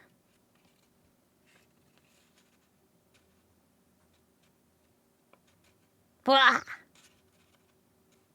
That's what he sounded like.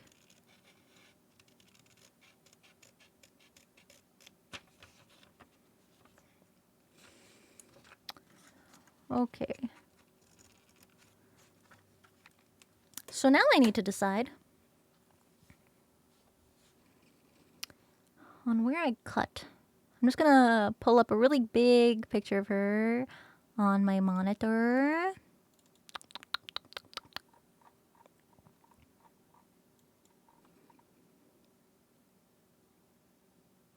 It's all just silly little mechanical pieces.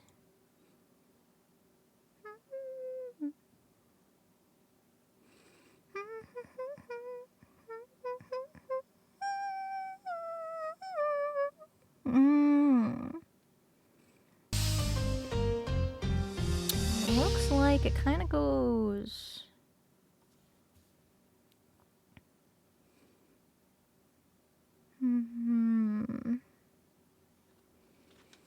It kind of has a piece that. This looks like the inner. Like where my actual leg is gonna be. It kind of.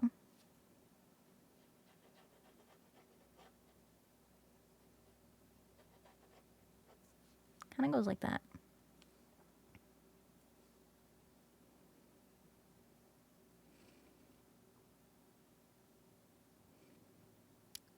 I should probably separate these. Because these are technically two separate pieces.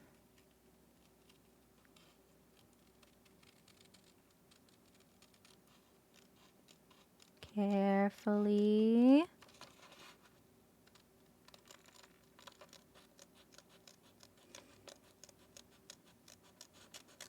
Yeah.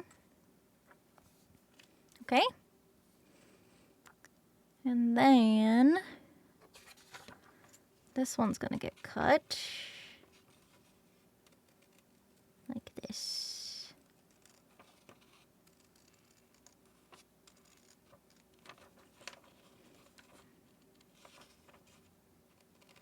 Boop. Lots of mechanical pieces.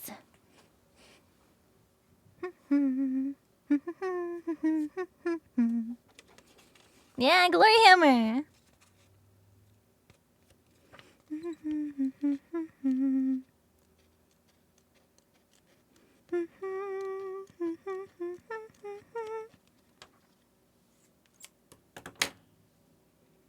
Okay.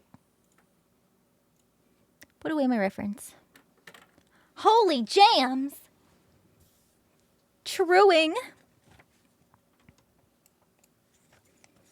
I'm glad you guys like the music. I figured if I put lo-fi on for a stream like this, or just like put y'all to sleep.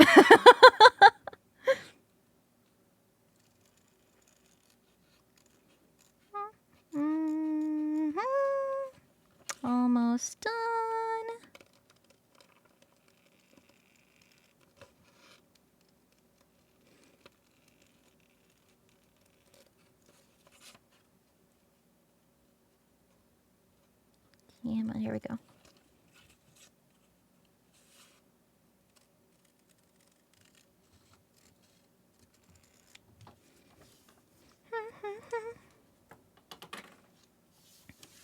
So now we tape these together.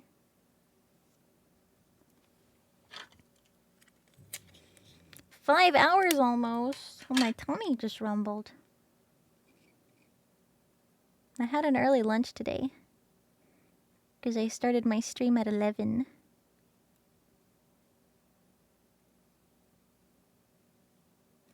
What's bro yapping about?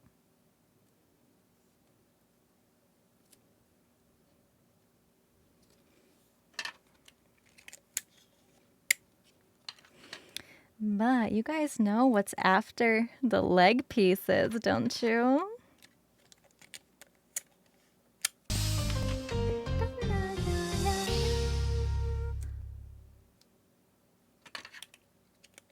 No, I did the feet first.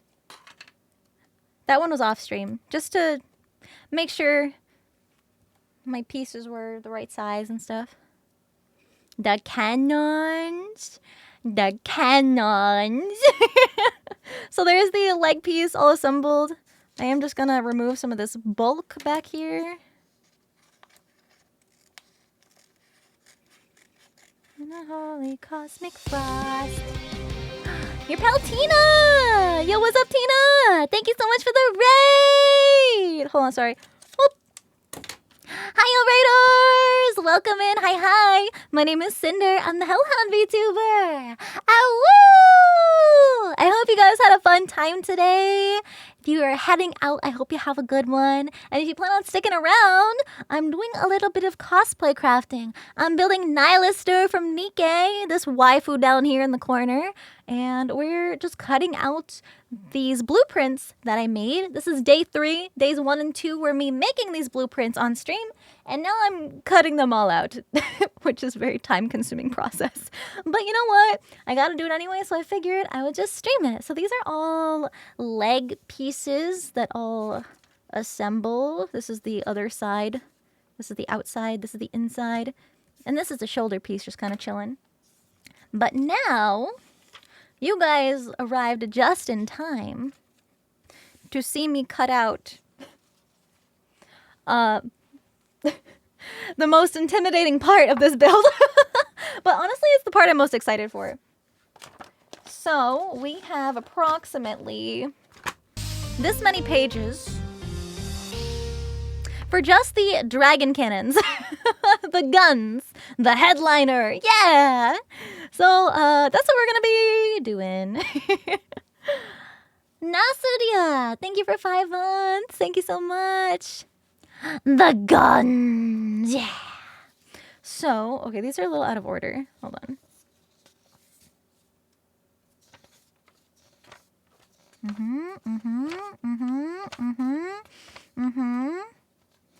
Okay, and then this is the bottom jaw. You know what? Maybe we'll start on the bottom jaw because it's a little smaller. Wait a minute. Okay. So this is the jaw on the right side that has the little like X like slash marks in it. This one is the top jaw that has the geometric hexagon shape. On the other side, why are there still so many patterns in here? Hexagons, hexagons. Oh, okay, this is the fin that's on the top. Oh, okay, I see. All right, this will be a pretty simple one too, just to get started with. This is just the X marks the spot on the head. Oh, yeah, that's why. And then these are all the inner jaw pieces. Oh, my God.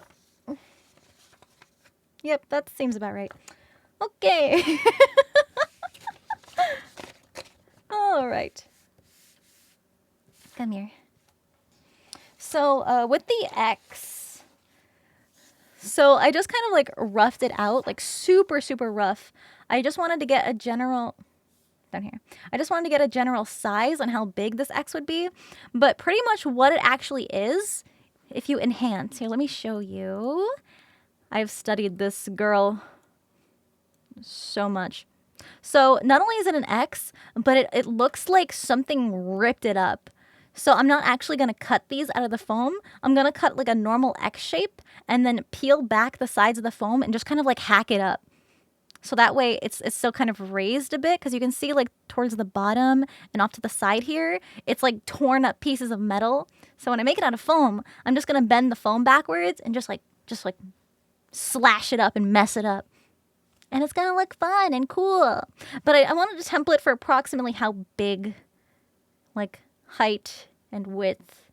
These are probably still a little too thick, so I am going to narrow it down a bit. But just to give me like a rough guide. Plus, it's also going to be wrapping around the surface. And I wanted to make sure, because this is kind of seen from a side angle, like a 3/4 degree angle. It's not directly from the side. But I did try my best to pattern it out. Yeah, literal hack and slash cosplay. Yeah. I'm going to be messing it up real good. So let me move her back. Actually, you know what? Maybe because now that we're working on the dragon heads, why don't I just keep her there? That way y'all can see the reference a little clearer. Move it up a little. Like that. There. What are you working on? That big thing. That crazy looking thing. Okie dokie.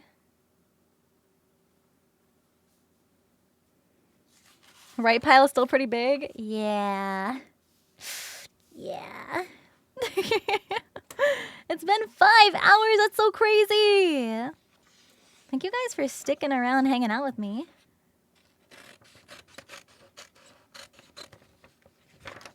Snip, snip. Snip, snip. Snip, snip. Hour before graduation. Let's go. Congrats. Get that diploma. So, this piece here is kind of like the horns, I guess, of the dragon. You can only see one of them on this side, kind of off on the far side, because the one that's closest to us has been ripped off. But if I slide her over, you can see the fins. See, there's one back here, and then there's one kind of in front of that, like laser light that's lit up.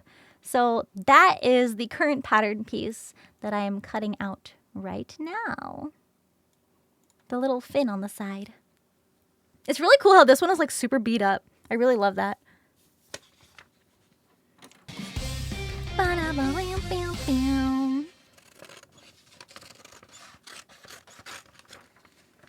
Steppy Links, thank you for 9 months. Sisa, thank you for the biddies. Thank you so much. I really appreciate it. Just taking off a lot of the bulk of the paper. And I also patterned out like a rough hexagon for what I think is gonna be like how big I should make it on the actual dragons. The one on the other side has all those hexagons. So I just kind of roughly estimated the size and blew it up. I'm not gonna know for sure how big or how long or wide to make these in the end, but at least I have like a little reference of approximately how big they are. So I'm just gonna save this for later, just to give me an idea. And I also don't need this little piece either, because that one's on this pattern. So I'm just gonna cut out this one. Oh, I need so much length from the paper because these little, like, horn fin thingies are so long. They're so long. Yeah, the hexagon diamondy, pointy. It's the geometry.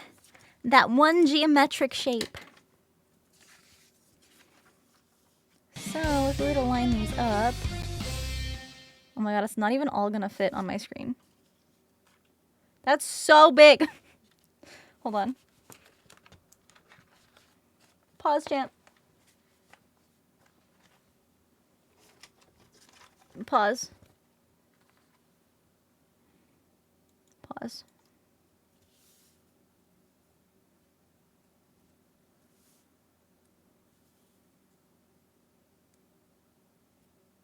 Oh, no, it's over here.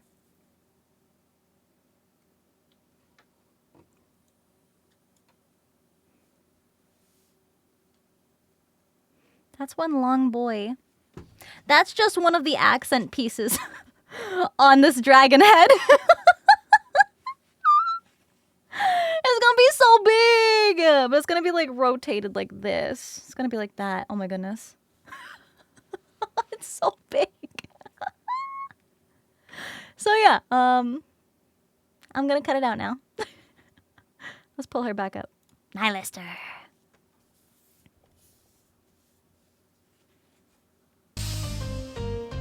Laser rifle? Well, this part isn't the gun. It's a little doo-doo-doo on the side. Cecil, thank you so much for the subby. Welcome. Wait till it's done next month. You're funny. You're funny. More like next year, pal. My technical terminology? Listen, it's hard for me to describe things. I know what they are. Like, I know what they look like. I don't know how to describe them. I can picture it in my head. But the words, they escape me. Me cosplaying Thick Dragon? That's just me cosplaying. As we really gotta go. Take care. Thank you for hanging out today. Okay, so overall, I mean, it's been 5 hours, so, you know, we're coming on close to my normal stream time, but how do you guys feel about maybe like once a week, early start of the stream for crafting? Has this time been convenient for a lot of you guys? Yes? The joys of being self-taught, exactly! More efficient tools? Oh, I'm sure, but I have the most control personally by doing it this way. Plus, I'm just chilling. Cecil, thank you for getting a subby. Thank you. It's been good. Yeah, normally I stream really, really late for a lot of you guys. So it's been really nice to see you and to hang out. Once a week, a European-friendly stream. Yeah, exactly. And it would most likely be crafting like this, because I tend to spend a lot of time crafting. My crafting streams are usually super, super long. So it'll still give, you know, my usual American audience a chance to hop in still while I'm crafting. And I won't be up late into the night, into the early morning rather. Hopefully. So that'll be good. I've been trying to fix my sleep schedule. It's been horrendous lately.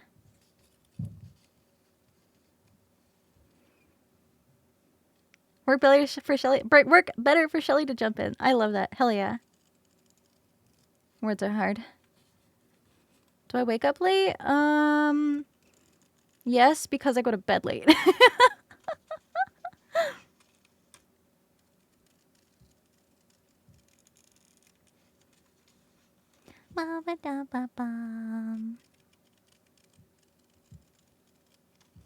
Precision cuts. So good. We are cooking.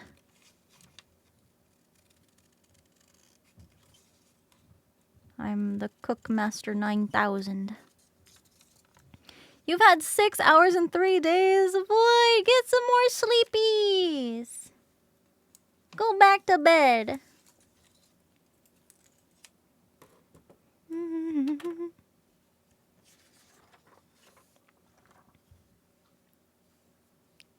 We're getting there. I'm going to take a little water break.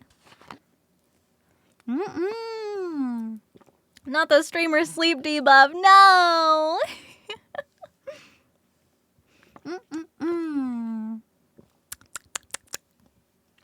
Delish. I got some pyro power, by the way.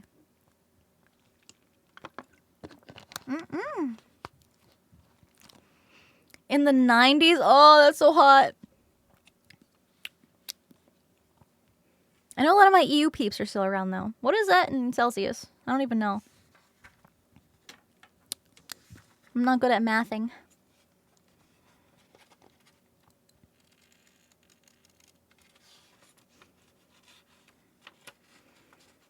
Your boss caught you watching the stream? What are you doing watching this at work? I'm gonna get in trouble.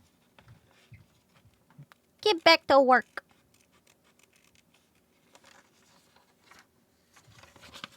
Which part is this? So, you can kind of see it on the opposite side, that little fin sticking out the top. It's actually on the side. You can see that there's two of them on this side. So this is the really, really big, long, like kind of horn pointy piece in front of the little laser light. Yeah, don't watch at work, you goofy goobers. Get that bag first.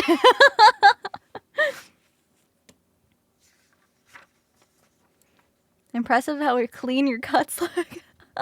Max out the scissor handling skill. My skill tree is just filled with like creative skills. Like sewing and fabricating armor and cutting paper in straight lines.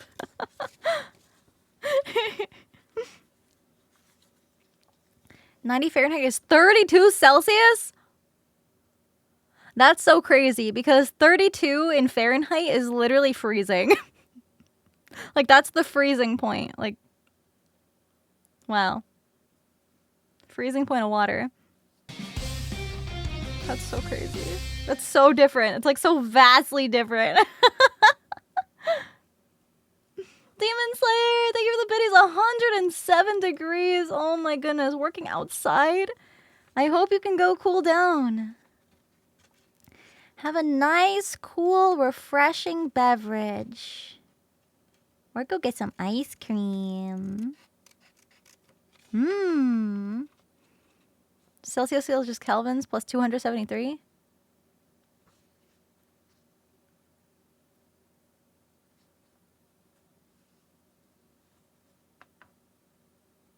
Oh. I don't know Kelvin scale either. Isn't Kelvin 0 is freezing? Is that Kelvin? 0 degrees is freezing? No, that wouldn't make sense. Oh, 0 freezing is... Oh, that's Celsius. Oh, that's Celsius. Kelvin is negative 273. I'm gonna just stick with just stick with America measures. Oh, it's the lowest possible temperature? Oh, wait, really? Oh, I didn't know that. I'm sure I learned that in school at some point, but that's not the kind of information I retained. I didn't retain much. But that Pythagorean theorem, you know, that gets ingrained in your brain. And also the mitochondria. The function of the mitochondria. Train Yard, thank you for 8 months. Yo, Cowboy, thank you for the biddies. I hope you have fun at your con. I'm sorry, text-to-speech is still broken, but I really, really appreciate the biddies. Thank you. Thank you. They're annoying to deal with. Well, you know, I'm sure if you get used to them.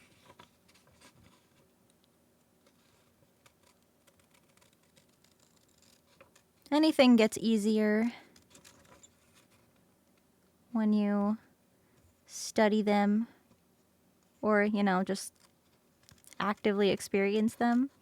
Like, you know, if you go traveling abroad for a long time and all the weather is suddenly in a, you know, different degree, you're probably going to learn quick. Mitochondria is the powerhouse of the triangle. Someone didn't study. Naruto Pendragons, thank you for 10 months. Thank you. Wait, another hype train. Thank you. Thank you, thank you. The weather near me?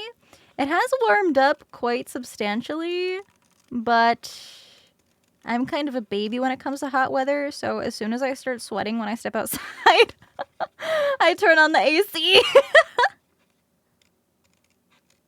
I'm just a little baby. I don't like the heat. I don't like sweating. It's too much. The heat just like takes a lot out of me. I don't know if it's like the sun. Yo, Billion fan, thank you for the biddies. Thank you.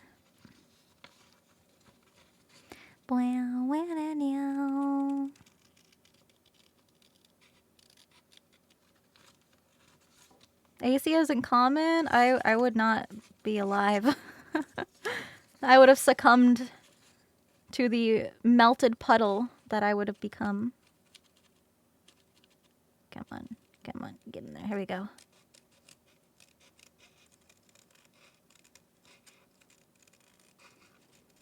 Yo, where my League of Legends homies at? When can you leave the basement? I don't know. Just get up and walk out. Do you need help? Florida, so the heat plus humidity. Humidity is killer.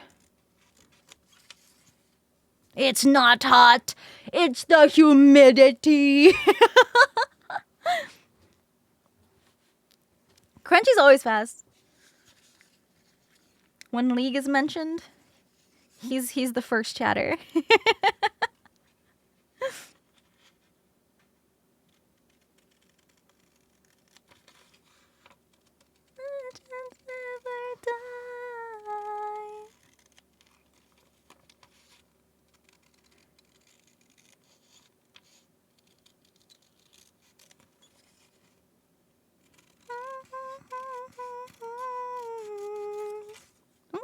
Get off. Karaoke stream. It's been a long time since we had one of those. For good reason.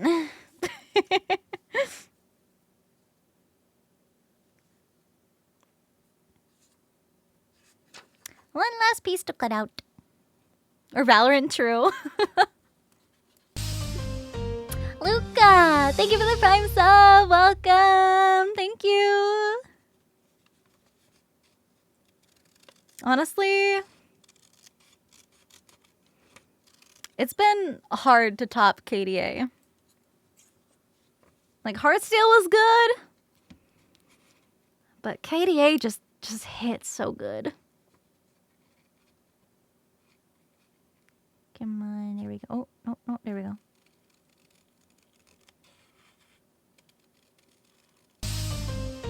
Majestic Moonflower, thank you for 15 months. Thank you for resubbing. Get Jinx though? Nah. Yeah.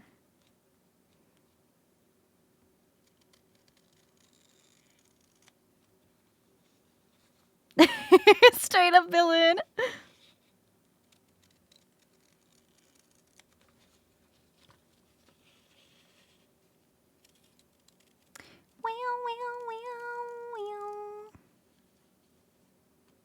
True damage. True. Pentakill. I want more pentakill stuff. Can we get some of that, Riot? Can we get some banger, like, pentakill original songs? Please? Please? I will ask very nicely.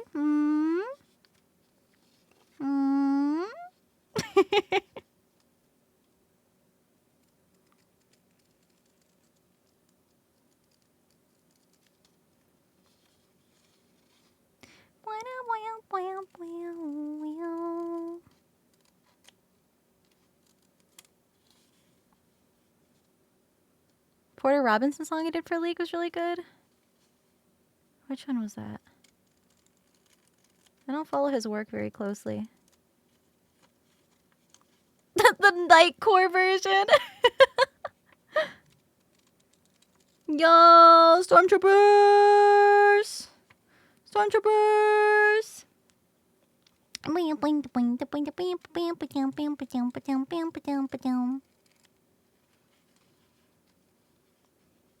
I am kind of oh, the paper's blocking my tracking.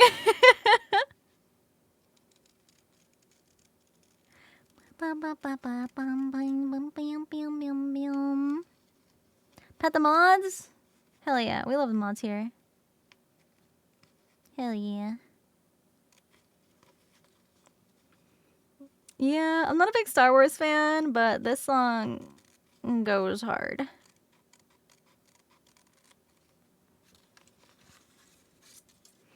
This isn't my playlist. It's just like a preset playlist. So, I don't know, maybe there's Powerwolf in here. I don't remember. No, I know it's not about Star Wars, but like a lot of people associate it with it.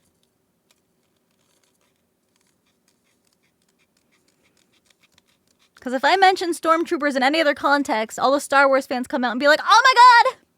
Oh my god, she loves Star Wars! What color is your lightsaber? Like, I don't know. I don't know what any of that means.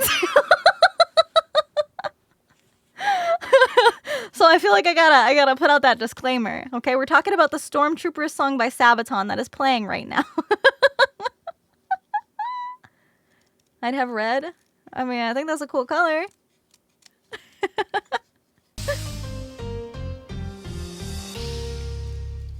Hey chat, you wanna see my lightsaber? Well, Kyrus, thank you for 11 months. Thank you.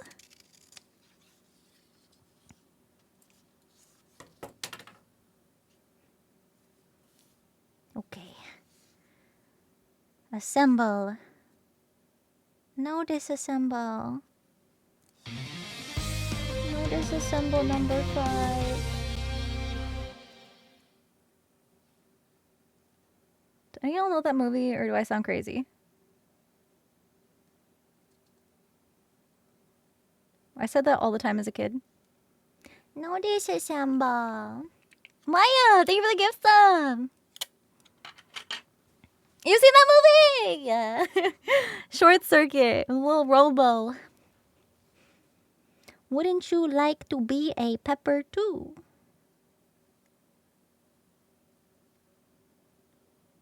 Yeah, Johnny 5. Good movie. Short Circuit is the movie, by the way. If y'all wanna, you know, an oldie, like a throwback, a good classic, highly recommend.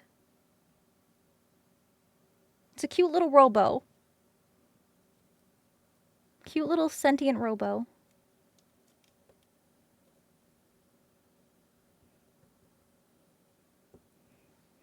The band Ghost? All I know about them is all the thirst traps on TikTok. Everybody's thirsting over these masked musicians at concerts, and I'm like, that's all I know. I'm sure their music is pretty good, but I just haven't listened to it. Can't blame them. I don't know. I just see arm. It's just arm. Exposed arm. I want to fly away on a unicorn.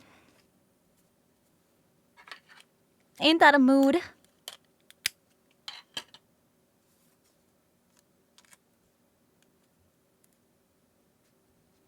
I want to fly away.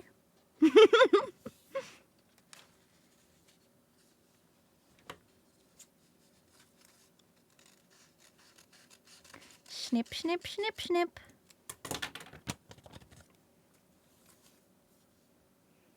Boing, boing, boing, boing, boing, boing.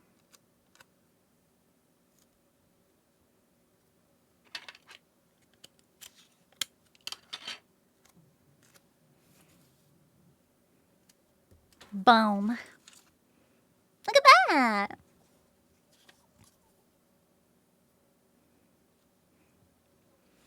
I think I might want to adjust this pattern because it's still kind of at the angle from when I took it from.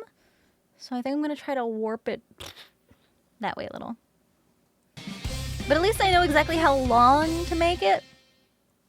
Approximately. Josh, thank you for the biddies. Thank you. I wish I was a kid. It's so quotable, right? Especially as a kid. Because you just kind of repeat everything you hear.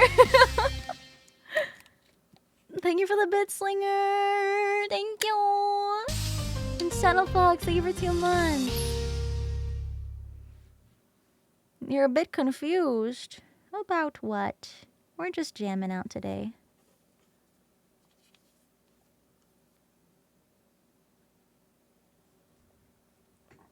We do a bit of jamming.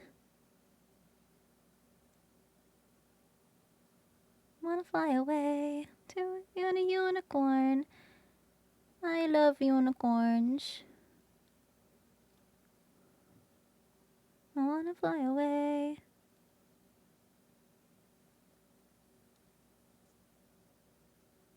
I wanna fly away.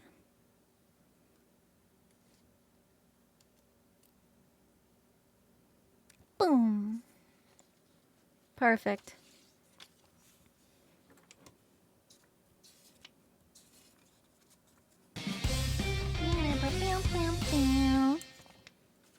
Dark Messiah, thank you for the biddies. Yes, I want ice cream.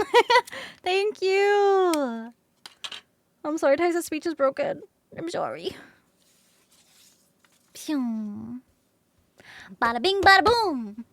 That piece is done. I'm also going to put this one on the floor because it's kind of big and I don't want it to bend. Okay, next. These are all the bottom jaw. Arts and crafts is amazing wordplay. Thank you.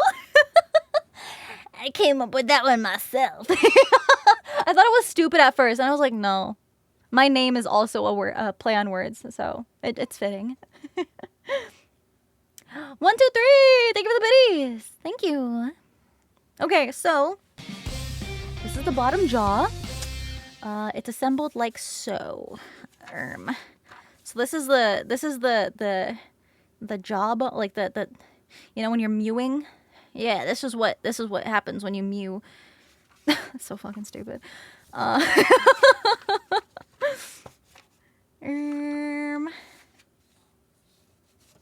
Boom, boom, boom. That goes like that. These line up. Boom. I'm probably gonna have to show you guys this way because it's gonna go that way. Okay, and then that lines up around approximately right there. And then it's this piece that goes there. And then the tip, the pointy tip goes wee. So yeah, it's gonna be rather large. Hold on, let me see if I can hide this. I don't think I'm gonna be able to fit it all on screen.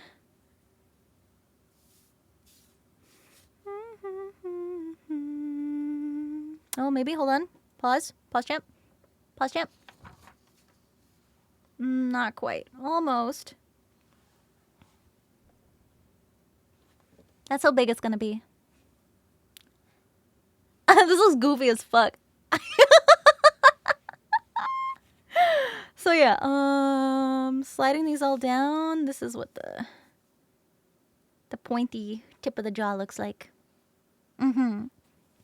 Nihilister's cannon's been mewing. Boop.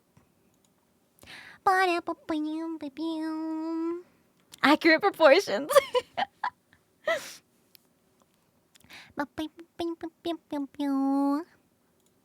Okay. Won't this weigh a ton? Well, that's why I am building it to be as lightweight as possible. That's the goal. I'm gonna take another sippy sip. Song? Queen of Shadow by Delane. Such a good band. Her voice is just so good. It's okay, I'm no stranger to pushing my body past its limits wearing cosplay. But I do have 2 backup plans for these. And the very, very, very last resort would be to build like a separate stand for just the cannons and like backpack to stand on, and I would just like stand in front of it. But I really don't want to do that. I want to be able to wear them because it would look even cooler if I'm just like walking around and I have like dragons on my back. I don't want to be a prop. I don't want to be a part of the landscape. I want to be physically in the space, moving around and being cool and badass. Yeah, so I'll do my best to make it lightweight. Taco, thank you for 9 months. It's going pretty good. We're still working on patterns. Stip, stip, stip, stip, stip. Sculpture, thank you for the biddies. Wasn't able to join EU friendly because of late shift. That's okay, don't worry. Text to speech is broken, by the way, on Stream Elements side. It hasn't been working.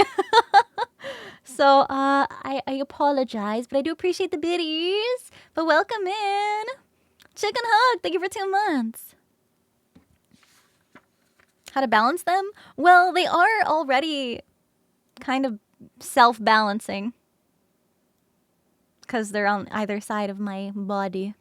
The only thing is the wing on the back might add a little bit of extra weight, but I'm going to be making everything out of EVA foam, and I could always put like a tiny bit of like a counterweight if I really need to, but I don't want to add any extra weight if I don't have to.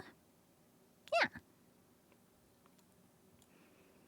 Difficult to hold longer pieces steady. The main problem with long pieces like that is actually leverage. Because you have something heavy kind of on, like, towards the ground, and trying to, you know, lift that up can be a problem. I've had to deal with crazy leverage with some cosplays in the past, and trust me, it's not it's not fun. Spooch, thank you for 6 months. Almost done at work. Good. Put your phone away. Focus on your work. I'm probably still going to be here. Going back to work. Take care. Have a good day. Come on. Oh. Bosk! I'm so sorry. I hope I'm pronouncing that right. I'm so sorry if I'm butchering your name. Thank you so much for the raid. Welcome in, you guys. Bobo. Oh, that's easier for my simple brain to understand. I'm so sorry. Hiya, raiders. Welcome in, you guys. My name is Sinder. I'm the Hellhound VTuber. Woo! Thank you, thank you. I really appreciate the raid. I hope you guys had a great fun stream today. If you're going to be heading out afterwards, I hope you have a good one. But if you plan on sticking around, I'm currently building a cosplay. Yes, in real. Yes, for my real flesh body. I used to be a cosplayer in a past life, and I decided to show you guys my skills as a master level competitive cosplayer in the past. So here, let me show you guys. This is what we're building. This is Nihilister from Nikkei, the booty shooter game that I absolutely love. And right now, I am cutting out all of my digital paper patterns that I made. This is day 3 of crafting this on stream. Days 1 and 2 were making the blueprints in Adobe Illustrator. And now I'm cutting out hundreds of pages of these giant patterns. So I have it zoomed in to one of these dragon cannons, because that's actually the pattern that I'm cutting out right now. So you guys get to see the best part of this build slowly come together. So right now we're working on the like bottom jaw here, only the outer edge of the jaw. There's like an inner red layer with like teeth, but right now we're just focusing on this like sharp jawline bottom part. And here, let me show you what the patterns look like. I just started cutting But pretty much we got jaw. Boom. There's like a little fin piece. A little spiky fin dibbly-doo. I use only correct scientific terms when I describe this stuff. And then more jaw goes here. And then it continues. It's still going. You can't even see the end of it. Oh, but yeah, it keeps. Yeah. So it's pretty big. It's accurately sized to my proportions, to my height. So, boom. It's gonna go pretty much from my toes to my hip, maybe even my titty. God damn. My booba. That's so crazy. That's so crazy. Yikers. But actually, when I have all these pattern pieces cut out and taped together, I'm going to put these on my floor and take a picture next to my big, I've got a big, like a yardstick. Not a meter stick, okay? I do not use metric measurements, unfortunately. But a yardstick is almost the size of a meter stick. And, compare how big it is to real life measurements on my floor. So you guys can see, you know, exactly how tall and how long and how wide these bad boys are gonna be. Came here to say hi? That's okay. It's nice to see you. Heya. New Azerlane event. What? I haven't had time for any gacha lately. I've just kind of been grinding out these patterns. I spent a long time printing all these pages out. There's a lot of pages. And my scissors are dull and uncooperative. Yeah, this is a cosplay. I'm really excited for this one. It's probably going to take about a year, to be honest, though. Between all of the pieces and figuring out the support structure of the dragons and the harness and stuff. And between normal stream schedule and all the crazy behind the scenes stuff I've been working on, it's gonna take a while. The effort I put into it. Well, I used to compete on a very high level. So my expectation, like the expectations of me were pretty high, like from a judging standpoint. But I'm also just, in general, quite the perfectionist. So that's kind of my own fault, my own personal flaw. But you know what? I put my all in everything I do because of that. Whether it's cosplay or streaming or, you know, crafting in general. I just want it to look good, and I want people to like it. So yeah. The unique thing about this cosplay build, though, is that I'm taking my community along the ride. So every process, every step in this process will be documented live. I am still going to be working on some of it off stream because there is some things I can't do on stream. For example, I don't know, spray painting. Can't do that on my desk in a basement because that's where I stream from.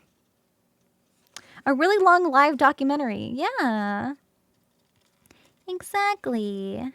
And I feel like it's a really cool, fun niche that not a lot of VTubers dive into. So it's really cool and fun for a lot of you guys to see. I hope you like it.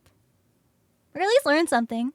And I know a lot of people are interested in getting started in cosplay. And I love talking about cosplay and answering cosplay related questions, especially when we're crafting. So I'm always down. I'm always down for creative advice. Don't do it at home, spray painting stream. No, I would never. All my streaming equipment is so expensive. I would cry. All over all my monitors, and all over my keyboard, and my tracking phone, and my stream deck, and my audio interface. Both of them. Both of my audio interfaces. I've got one for my normal streaming mic, and another one for my 3DO, like, binaural mic, which is also on my desk. Like, I literally have my 3DO mic arm just, like, chilling. There it is. Look at the ear. It just chills there because it's a pain in the ass to just, like, you know, take apart. So I just leave it there. The only issue is making sure the house is quiet enough for me to use it. What steps have I taken to get so good at cutting the nice and crisp lines? Honestly, I've just been cutting out my own patterns like this for so long. I've been cosplaying for 10 years now. And almost every cosplay I do, I make some kind of digital pattern. If you accidentally screw up the cutting, super easy actually. So there's two things you could do. One, for example, I kind of did already. I didn't screw it up, but I did have to fill in some gaps. So there's this really big pattern that we taped together. And you can see this little corner right here. I actually took a blank piece of paper because the blueprint only lined up from here to here. So I took a blank piece of paper and I used a pen and I just drew in the lines to connect. So you could just cut out the part that you might have, you know, miscut and put in a little blank piece of paper and just draw it in as best as you can. Or you can just print out another copy of it if you still have access to your printer. You can just print out that one little piece and just cut it out again. How's the line so straight? I'm just built different. All my skill points were put into cutting straight lines. But yeah, this is one big part of the dragon cannons. Except from the side, this is what it looks like from the back. So this is where the dragon heads are gonna go. So if we like held this to the side, the dragon heads would go this way. That makes sense. See how there's like the tip, the point? Here, where's my little tip? Where's my tip? I know it's here somewhere. It's probably at the bottom.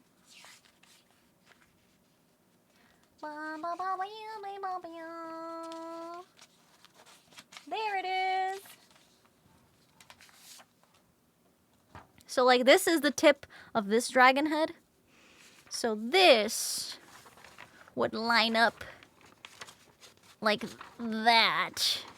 It's so hard to, like that. So this is the side and this is the back. And it's like kind of hollow in here. And then this is the actual cannon gun. See how there's like a little gun tip in the middle of the mouth there? That's what this structure is. And then the gun goes in the mouth. Yeah. Kind of complicated to explain. But I hope that kind of makes sense. You can see it? Yeah. So once you have the back view and the side view, you can kind of assemble it like the different dimensions. You know, you need the height and the length and the width. And you can use those measurements to kind of estimate your 3D structure.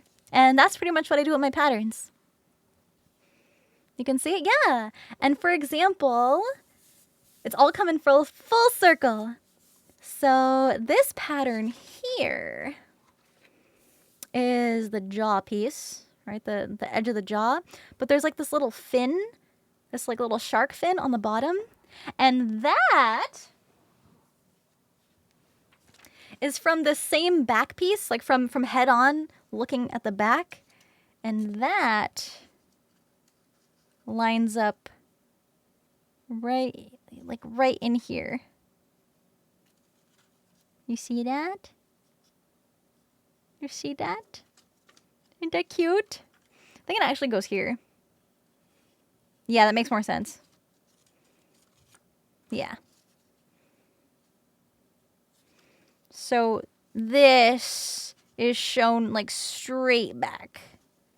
Because then this line matches up to this edge here. So when it's like this shows the depth that this is kind of at an angle here. Yeah. So this blade piece is going to be this thick, or this long, I guess, this wide, but only this thick. So it's going to be a little narrow boy. Yeah, like a little fin. I've been doing this a long time, so it's easy for me to visualize stuff in my head. So when I try to explain it, sometimes it's hard for different minds to wrap their head around something when it's just, you know, a piece of paper. A Gundam model on paper? I'm building a cosplay. I'm building that. So there's the bottom jaw. And then we'll just work our way up. Love when things come together like that and everything fits. Yeah. Yeah. You can kind of get the idea, but it's still really complicated and there's a lot of details. Yeah. Should have made a real gun. No. I can't bring a real gun into a convention. I'm crazy. I want people to see my work in person. And cosplay. Because that's what makes me happy. Is it hard to travel on a plane with a cosplay outfit as big as this? I've never made one this big. But I have made one kind of this big, but not quite this big. And what I ended up doing for that one was I actually just drove to cons nearby. But I won't be able to do that for a lot of the big events, probably. Because that would be a long drive, and I don't like driving. So what some cosplayers do is they'll actually pack up their big cosplays, and they will ship it in a box to the hotel that the convention center is at. And just hope that nothing gets too badly damaged, and that it arrives in time. You can also get really big like storage bins that you can check as like luggage, like check as bag luggage on a plane.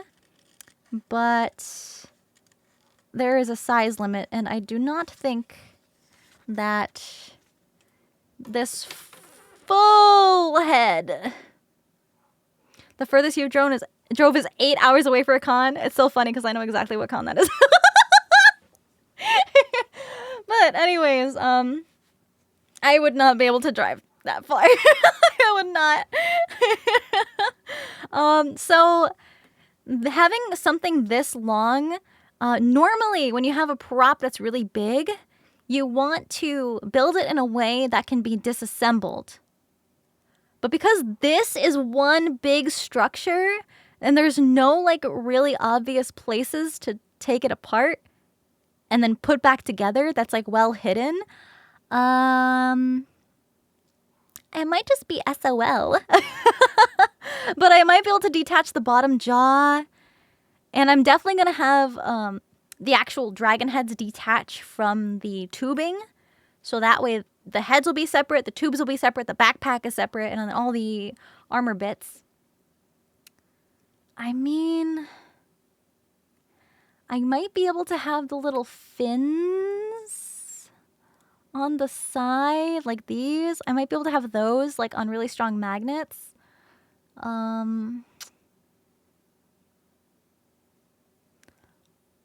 You know what?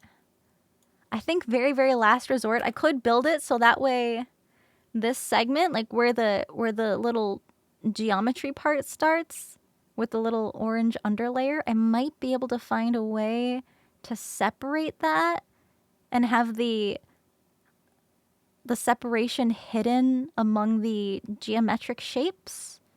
So they'll kind of like click in together. But even so, I don't know how I'd do that for the bottom jaw.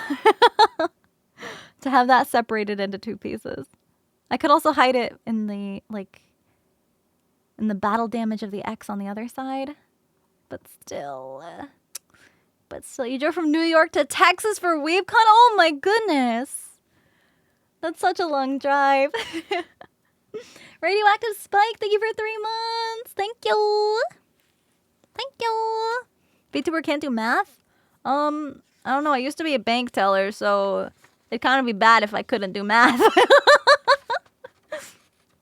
It depends on the kind of math.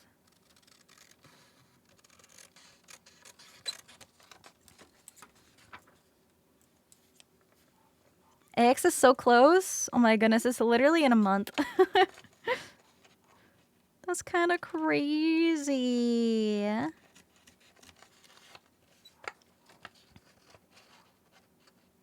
I mean, arguably, cosplay can take a lot of math. You will never imagine or predict how much math goes into making a simple pleated skirt. Kind of crazy. You're from New Jersey, want to go to Anime Expo in Cali? Okay, I'm gonna be real with you. Anime Expo, incredible. So wild. All the crazy exhibitors and the booths and everything. But it is extremely overwhelming. A bank teller, my account seems to be missing a few zeros at the end. Can you fix that?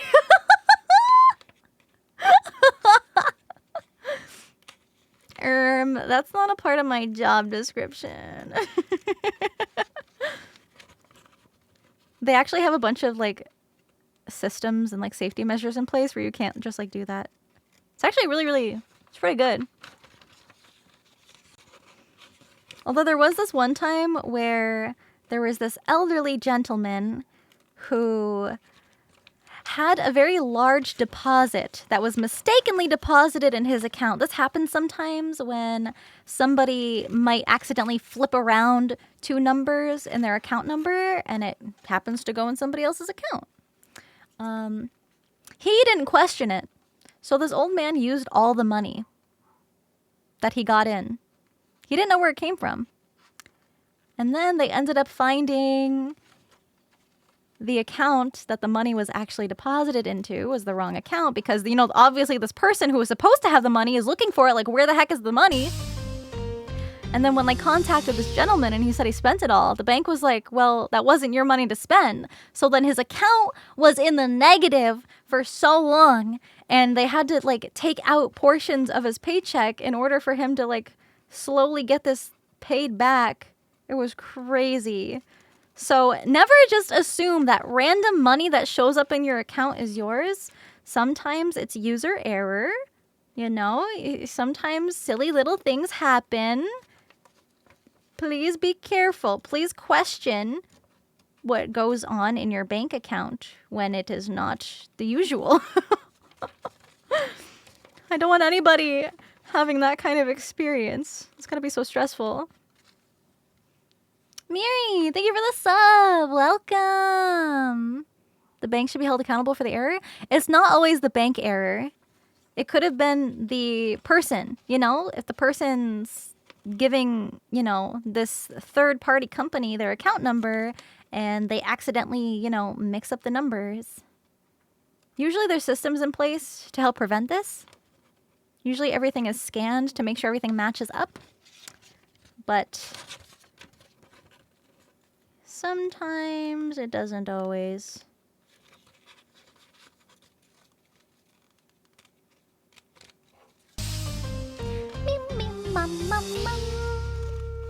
Sinder, thank you for 6 months. Thank you.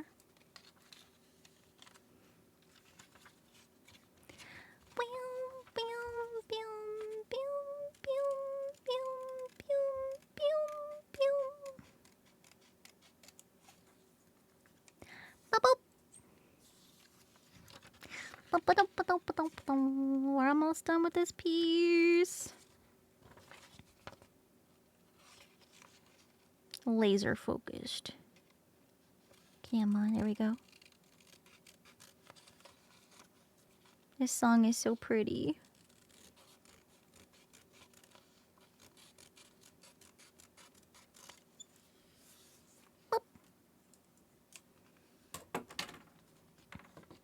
Drink peepages, you know what? I think I will.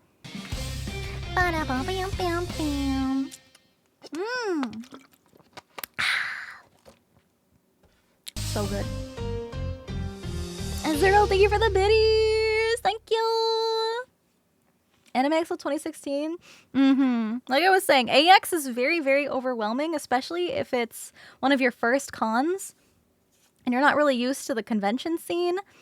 It can be very overwhelming. But you know what? I had a lot of fun, and at the end of the day, what really makes a con is the people you surround yourself with.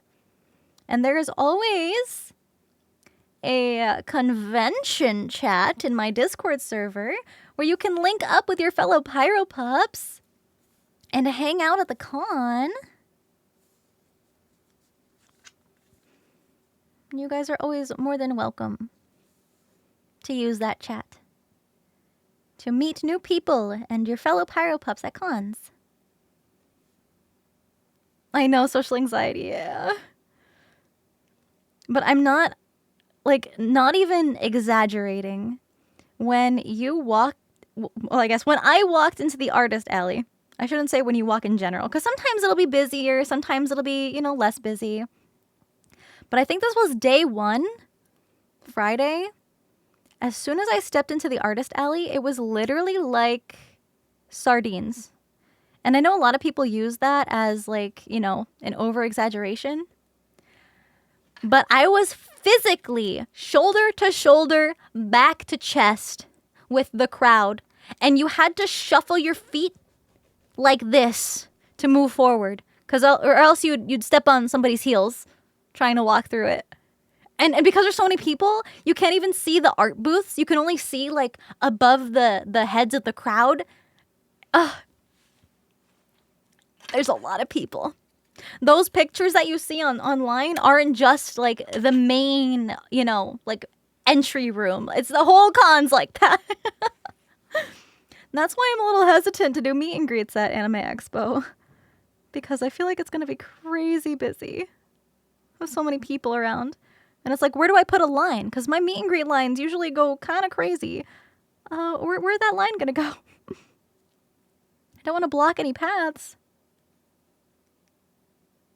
Maybe I'll be able to figure something out.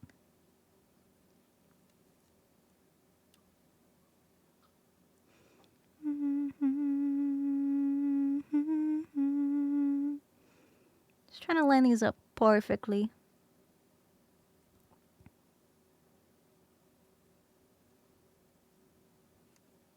Boom. Artist Alley has its own ozone layer. It's made up of con-funk gases. Please wear deodorant to cons. Please. Please wear deodorant every day.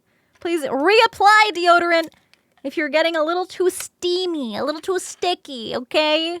You can put more deodorant on throughout the day. Ew. The restock of Pyro Power should be within a week or two. That's the last update I heard from GamerSups the other day. The tea component of the flavor takes a little bit longer to arrive than a lot of the normal flavors do. So it's a little bit of a longer wait, but it'll be hella worth it. And shower, oh my goodness, yeah. It's the 631 rule. No, it is 621. 621. 621. You want to get at least minimum 6 hours of sleep every day on the con day, okay? And then you want to have at least 2 full meals a day. At least 2 full meals a day. And at least 1 shower every day. You can take more than 1 shower if you want. Can I wink? Yeah. Not very well. But I usually accidentally wink in general because my bangs cover my eyes and it makes the tracking look like I'm winking. But I just have hair in my face. 6 showers, 2 hours of sleep, 3 meals. No. But yeah, this is the bottom tip of the jaw right here. 2 pieces together. Bada bing, bada boom. Next. Cinder03 with the C. Thank you for the prime sub. Storm of Loyalty. Thank you for the biddies. Thank you. I hope you take my advice. Genuinely. I've been to many a con in my life. I've mastered the convention experience. No, I haven't been actually winking. If I was actually winking, you'd be able to tell because it would be like this.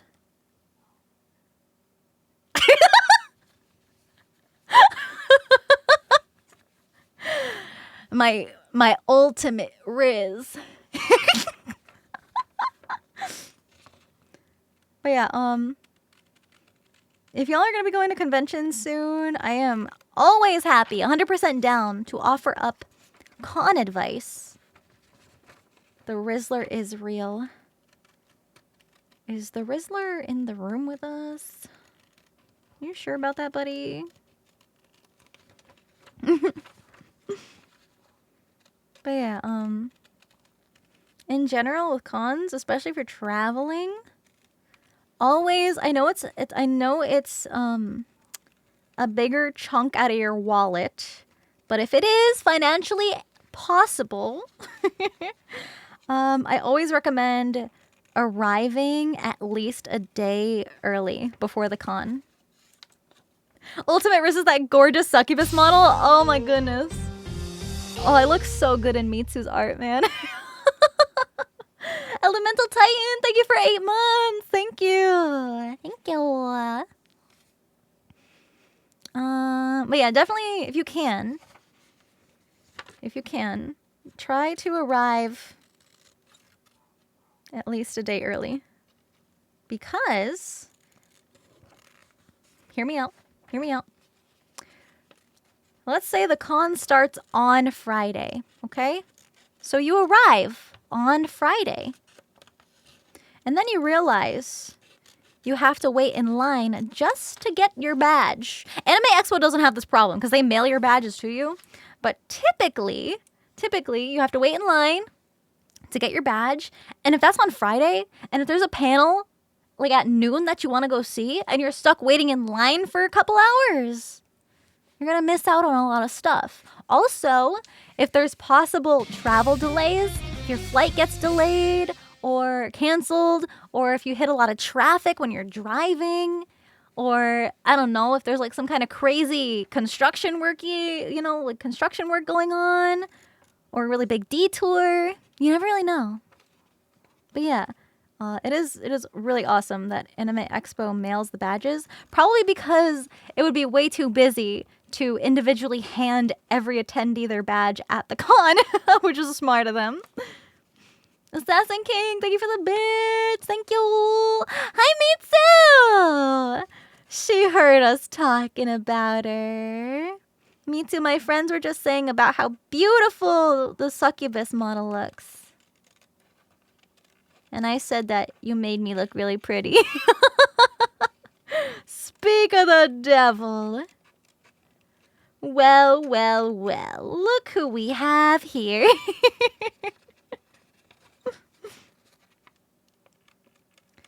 Snip, snop. Snippy, snippy, snip, snop.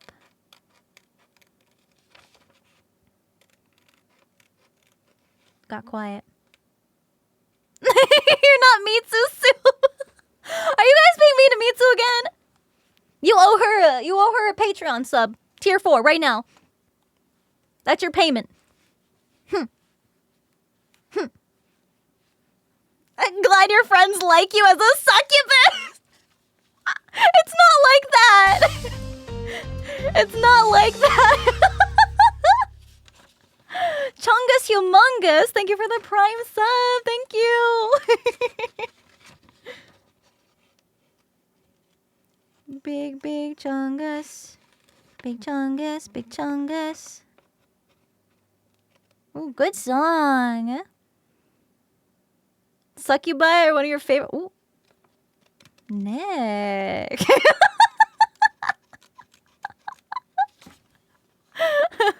What con am I going to? Anime Expo, but I'm not sure how long at the actual con I'm gonna be. But I will definitely be at TwitchCon San Diego. For sure. Lots of meet and greets. Lots of things you might be seeing there. Anyway, yo, look at these clean cuts. Wow. Wow, huh? Y'all hear something? Oh my goodness, so crazy. The only thing that sucks is that TwitchCon's tickets are like horrendously expensive. And it's not really a con that I feel like a lot of like wider audiences enjoy, because it's mainly focused on streaming, which I mean is obvious. Come to Canada or France? Oh, I should. I should. I want to go buy Mitsu's art in person.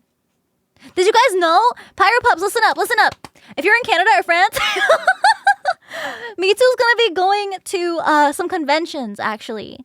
Like tabling and selling her art at cons. Yeah. Yeah. So if you're in the vicinity, if you're nearby, you guys should go check out her booth. Really impressive. Thank you, Mitsu. I used to do this professionally, kind of. Not really professionally. On a professional level, I used to compete in competitions a lot. And I had very high craftsmanship expectations of me because I'd be judged for it. And I'd have to be scored on how good my work is. So I have a lot of experience doing stuff like this. And I thought it would be fun to stream a lot of the process this time. And then I can do a really cute photo shoot. Or I guess it'd be badass. Yeah, I was literally judged. And when you're in the master level, the judges don't go easy on you. Like, they're like, you know, this isn't the baby category anymore. We're not going to hold your hand. And it's kind of intimidating. It's kind of spooky, scary. But yeah, like I was saying about TwitchCon, it's just, it's mostly streamer focused. So, for example, anime cons, you know, they'll have anime themed panels and like Japan themed panels. What would you say is the difference between master and professional? That's a really good question.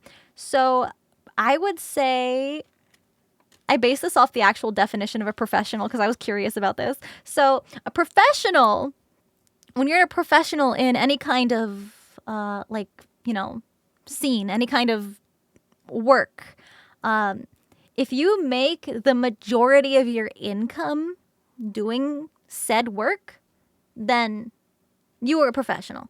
Because, you know, this is your career, this is your job, you're making the most of your income off of it. Technically a professional. Gonna be such a booth babe. I really want to be a booth babe, Mitsu. That's one of my goals. Because I was a cosplayer before I was a VTuber. And it's been a dream to be hired as a booth babe for like an anime or a game or something. So hopefully Nikkei will notice me if I make this really good.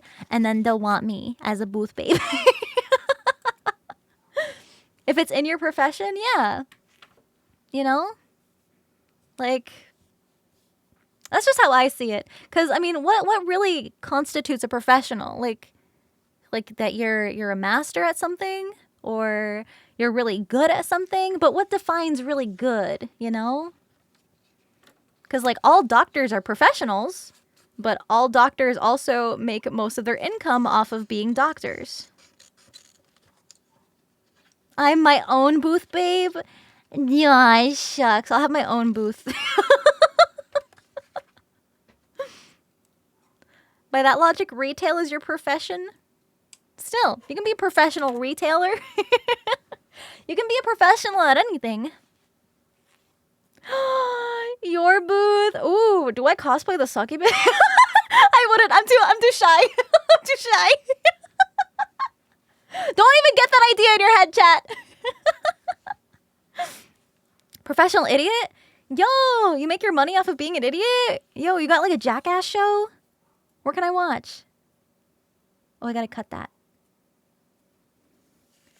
The damage is done. But yeah, I don't know. I could have sworn I looked up the definition of a professional. Hold on. Let me just make sure that was accurate. Hold on, I'm kind of curious. Hold on, pause. Pause. Let's see. Google. Professional definition.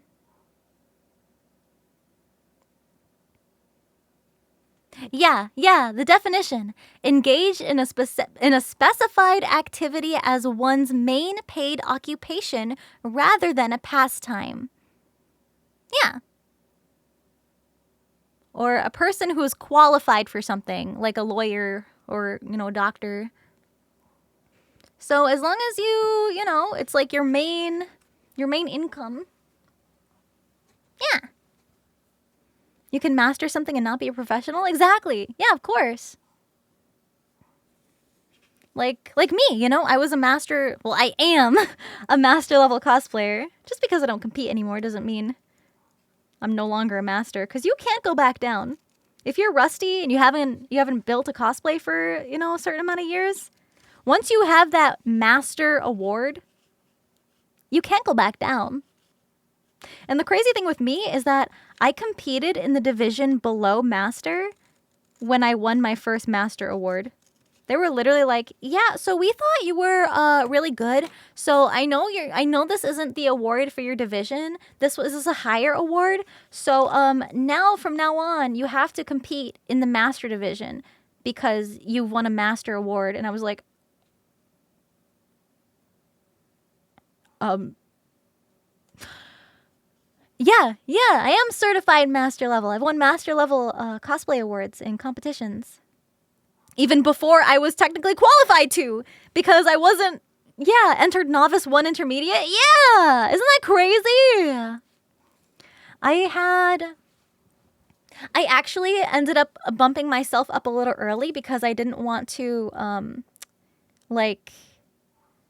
didn't want to disobey the rules. So typically the rules for cosplay competitions, I'm actually going to cut this out before I tape it. So the rule is, when you start, well, first of all, if you have like a background in like, you know, sewing, or if you're a seamstress, you are kind of expected to place yourself at the level that you think you would be at. So if you're not really a beginner at something, then you probably shouldn't be putting yourself in the beginner category. But if you are a beginner, if you're just starting out, then you're either in the beginner or novice category. Sometimes cons have different names for these divisions, but it's usually either called beginner or novice. And that's the very first one. And then once you've won at least 3 awards in that novice division, you are expected to then enter yourself in the intermediate or journeyman division. Me, however, I won 2 major awards and like a crowd award. And it's normally major awards are like first, second, third place, best of show. And minor awards are like a judge's award. And judges, or like a judge's, or like if the host, like the MC, has an award, they're usually seen as more of like a, this is my favorite, instead of like, you know, craftsmanship, or it's like the judge's personal favorite type of crafting. It's not like an overall best kind of an award. So you need to have 3 major awards. But I had an award that was like from the crowd, and it didn't really fall into any of these categories that I was seeing. And I was like, well, I have 2 major awards and a crowd award, but like, I don't know if that's major or minor, and I didn't want to disobey the rules. So I went ahead and just entered in the next division up, the journeyman intermediate division, and I ended up winning an award there.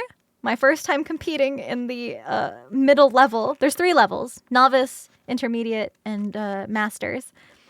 And I ended up winning the award, and I was like, okay, great. Well, once you win an award in a category, you can't go back down. So I was like, yep, I guess this is my skill level now. I guess I'm, you know, middle of the road. And then the second time I enter in, the second time I entered myself in journeyman was when they bumped me up to masters. So I'd only won 1 journeyman award. They were like, yeah, your work was just so good. It was master level. It was master quality. And I'm like, I haven't won my 3 awards yet. I have 1 in this division. Now what? So ever since then, the expectations that the judges have, like, they don't know that I only competed so many times. They only know that I'm in this division, and they know the expectations of being in that division. And I'm just like, it's so much pressure. So I kind of had to learn a lot of really advanced techniques really quickly to be on par with my competitors. And then I ended up winning, you know, some master awards, which is pretty cool. Judges were like, okay. No, Jessica Negri and Yaya Han don't really compete anymore because they're seen as like professionals in this industry. And they're mostly used for like hosting or judging and not really competing. They're just kind of like, you know, show up as guests. Yeah. I'd love to meet Jess.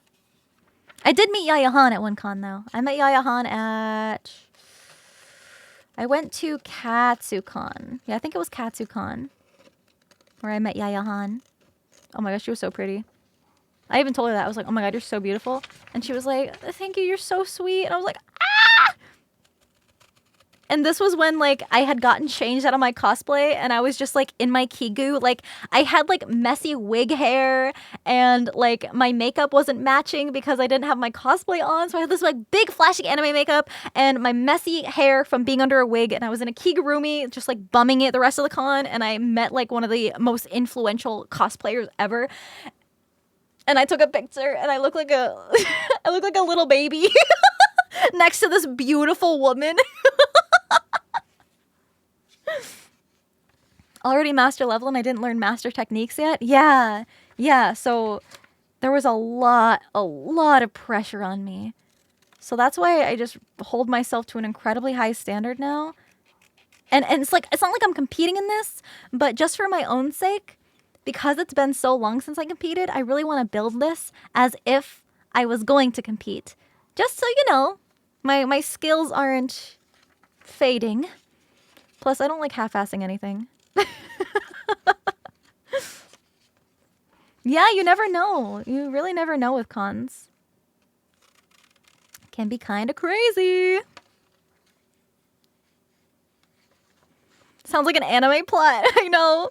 And the crazy thing is I literally had to sprint through the vendor hall to catch up with her because she walks so fast. But I saw her stopping. I saw her stopping to take pictures with other people walking up to her. And I was like, oh my god, sweet. Like, she's chill with it. She's not like turning people away. Like, you know, it looks like she's trying to get somewhere. Like, she's just walking really fast. But I also don't know if she's just walking really fast because she knows she's going to get stopped for a lot of pictures. So I was like, I was booking it. I had to sprint to catch up with her.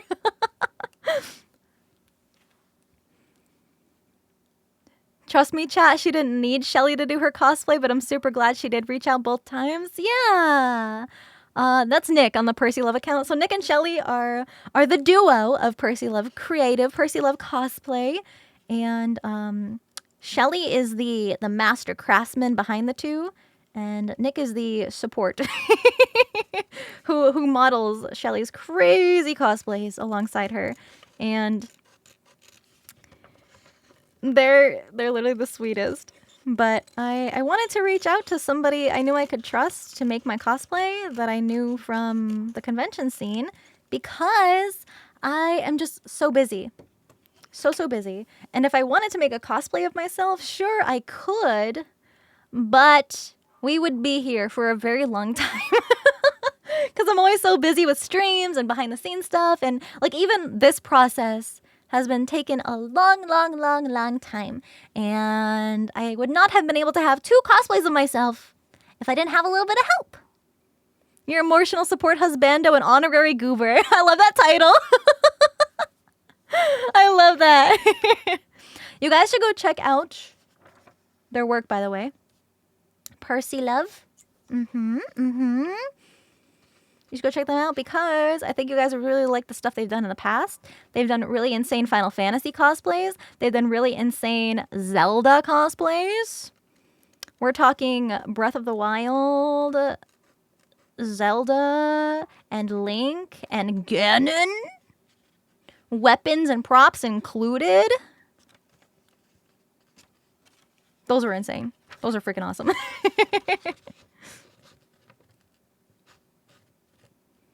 If y'all know Yojimbo from Final Fantasy.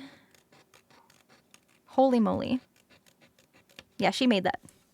Oh, it was Hyrule Warriors. Hyrule Warriors. That's what it was. Hyrule Warriors. That's right. How did I forget that? I guess I just have Breath of the Wild stuck in my head. We were talking about Breath of the Wild a lot. That's why it's in my head. We were talking about playing it. The new one. That's right. Yeah, Hyrule Warriors. Yeah. Oh my god. Those outfits were so good. Okay, that one lines up there. But I'm going to cut out this last piece first. Not far off.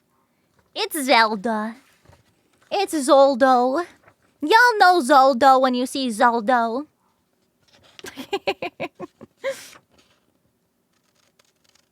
Really insane work, though. And actually, right now, she's working on a brand new competition cosplay duo for the two of them. And I'm really excited to see it. And you should be too, because it's going to be a banger. So picture the cosplays that I wore as myself to the con, and then crank that up to 100 in terms of impressiveness, and that's currently what she's making. Yojimbo mentioned what you're doing. Oh, you're playing Final Fantasy. Yeah, she made an insane Yojimbo cosplay, and among many other pretty amazing, insane cosplays. Yeah, Final Fantasy VII! The remake. Right? Yeah, Yuffie and Gilgamesh! Yeah! Oh my goodness. I'm so excited. I'm so excited for those. Looking for a free game to play? How about Nikkei? How about Nikkei?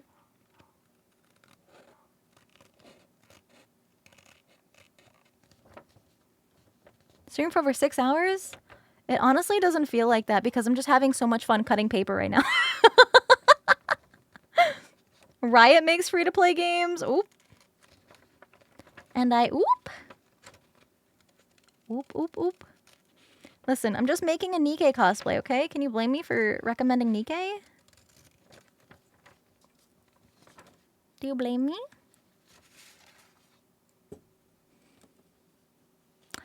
Yeah, part 2 of the Bunny Girl side story just dropped. So we're actually going to be doing that on stream tomorrow.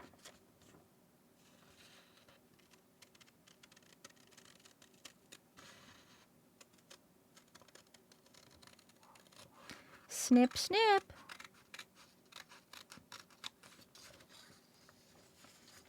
Snippity, snip, snip. Playing it right now. Let's go. May your gacha pulls be plentiful and good. May your 5-star SSR waifus come home today. Snippity, snip, snip. Blood Juggler, thank you for 15 months. Thank you.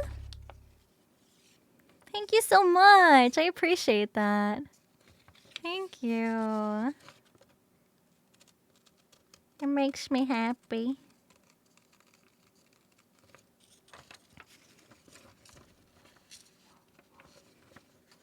See the full progress I made from the starting point? It's too much to show on camera because the pieces are so big. But I will be taking a picture, so you guys can see the sheer scale of all these pieces. 6-star waifu at home. Oh, Nick got the ultra rare. Nick got the UR. That's so sweet. They're so cute. They're so freaking cute.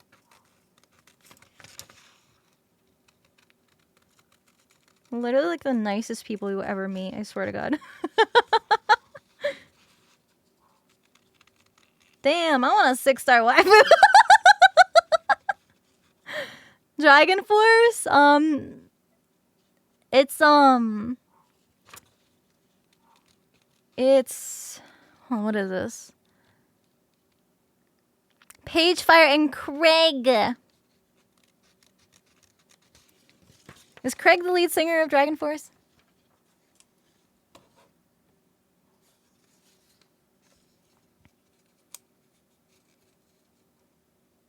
Snip.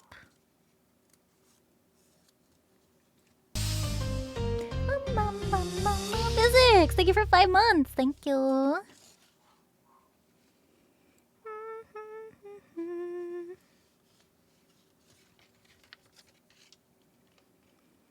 When you're trying to pull a 6-star waifu IRL. No.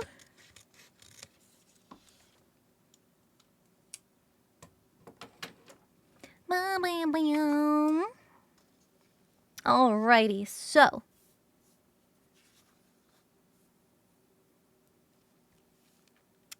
Let's do this one first. Oh, I didn't even cut that. I didn't even cut that piece. I gotta cut that side. Well, you know what? I don't have to cut the whole thing. Let's just cut what we need.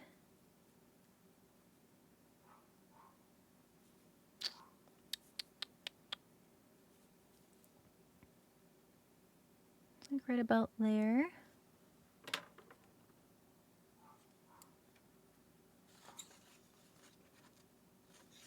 Pause, champ.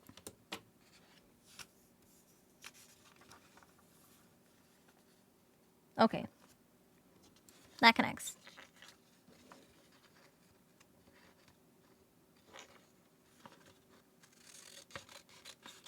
Boop. We can cut all that off.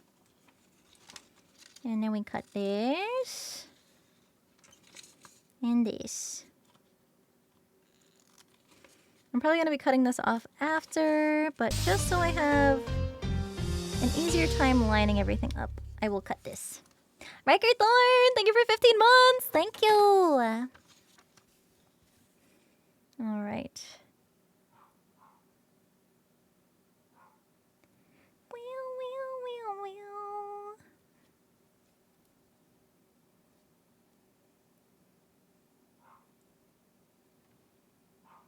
That looks pretty good.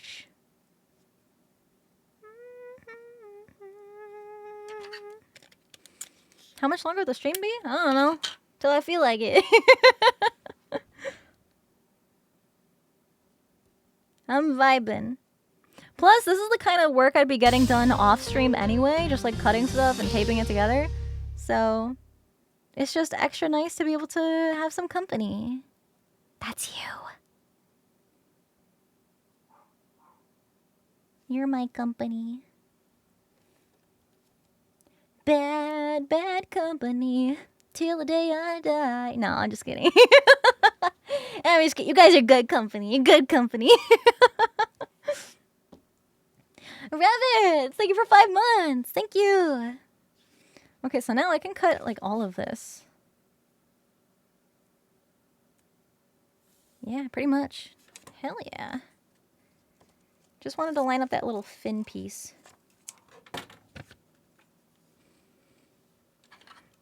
I'm thinking we are the company.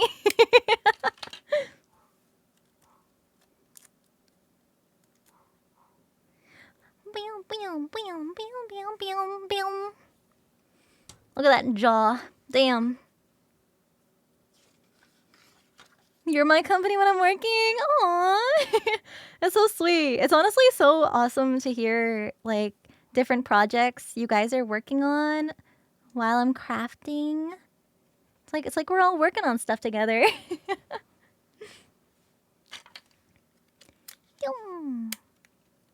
How much lag does it cause? Just what cause?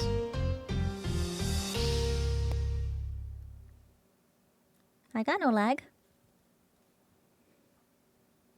I don't got no lag. A lag is a guy that don't get no love from me. Uzi Sauce, thank you for the prime sub.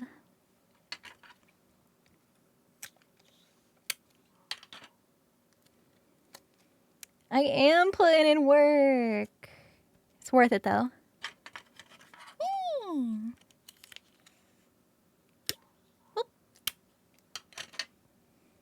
I have crazy endurance when it comes to crafting. I can't help it. I have too much fun. So let me hide her for a second. Boop. Half of the jaw. Other half of the jaw. Assemble! Yee! I could probably tape these together without bending or damaging the pattern too bad. Boop! Okay. Locking in.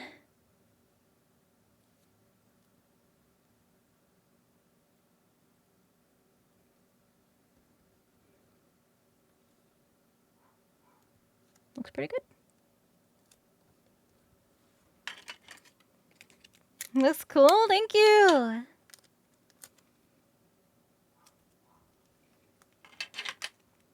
One more little piece.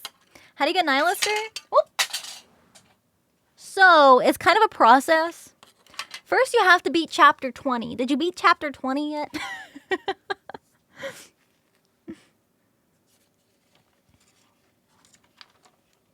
That's your first step. Come back once you've beaten Chapter 20. Yes. Okay, awesome. So then you go to the like a rehabilitation place. And if you already have a Nikkei rehabbed, you just need one. So as long as you've rehabbed one of the rehab Nikkeis 100%, then you can like back out of the rehab elevator place. So that way it takes you to like inside the center or outside. And then you want to just switch over to outside. And then that starts the sequence.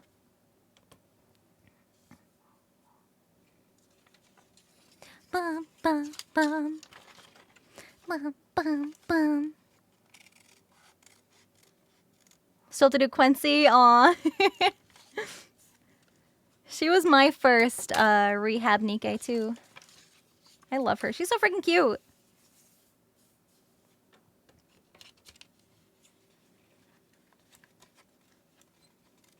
Cut, cut.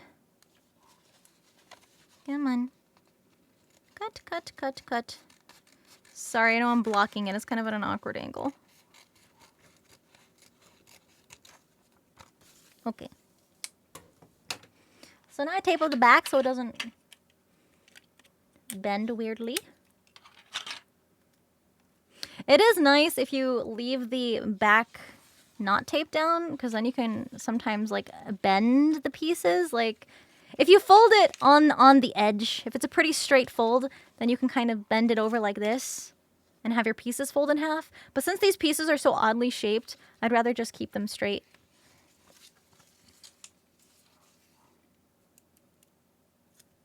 Boop. Just a little easier. The song called Oblivion by Civil War. Yeah.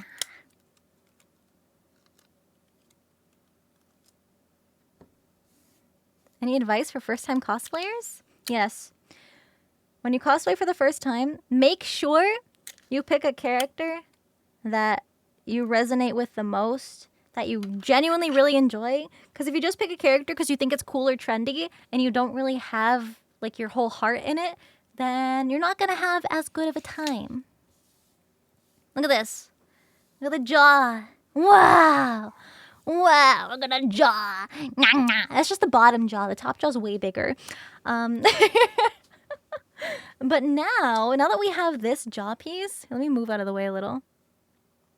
Now that we have this jaw piece, there's another layer of pieces.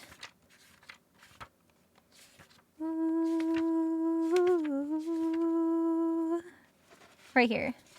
1, 2, 3.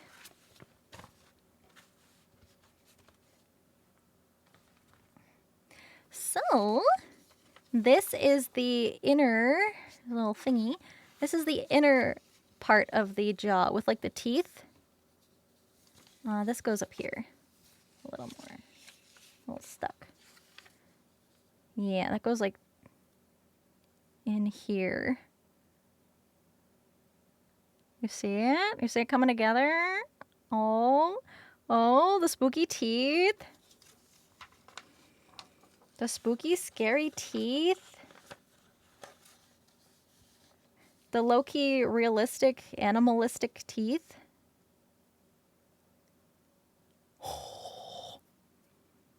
Yo, look at that. Look at that. Ready? Bah, look at it. See the inner teeth? Boom. I know it looks kind of complicated because it's all just like lines. But you can kind of visualize it. Kind of. Oh, it's down here a little more. Yeah, look at those teeth. Ew. Ew. Ooh, kind of spooky. That looks better. Ew, spooky. The dragon mouth. Ooh. Many teeths. Big old chompers. But you know, obviously, the like orientation of this jaw is kind of like at a bit of an angle. So hold on, where does this line up? Right here. Yeah, right here. That's where it lines up. So it's kind of like at a weird angle, but it's good to know exactly where in this pattern the jaw fits into, and I know approximately how big the teeth should be when I make this. Yeah, just get like a rough pattern. Just like a rough pattern. But if we include this side of things, this is like completely from the side. So I kind of want to base it off of this and then kind of cut this twice, connect them, and it should create like a little bowl in the bottom of the jaw. Yeah. There's an extra piece because I extended it to go all the way up inside the jaw. So that way, if you were to look inside the cannons, you see nice, pretty finished edges and not gross globs of glue. Yeah. Okay. Next step. One of the most daunting. Ooh.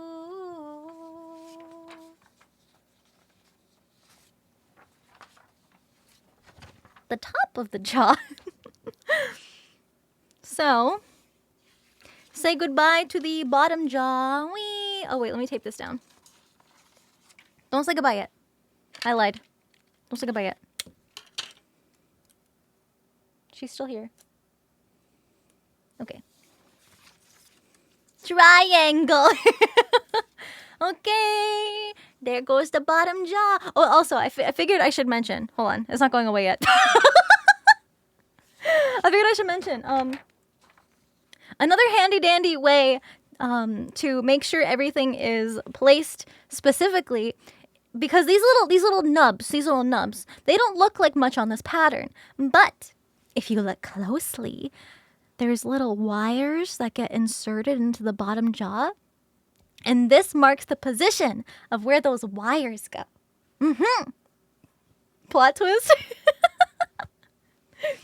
And so if I wanted to know exactly where these line up, let's say this whole piece is made out of foam already. It's already like assembled, and all I have to do is attach these little dibbly-doos with the wires sticking out of them. What I can do is I can take my scissors and I can cut out these shapes right here. And then while these little U shapes are cut out, I lay my pattern onto the foam and I can trace the inside of these. And then that way my foam has the marking, or I know exactly where to put the wires to be accurate to the character model. Yeah. No, you don't have to trace the entire photo, just the pieces to kind of get an accurate scale reference. Onto the floor. Oh my god, it looks so big on the floor.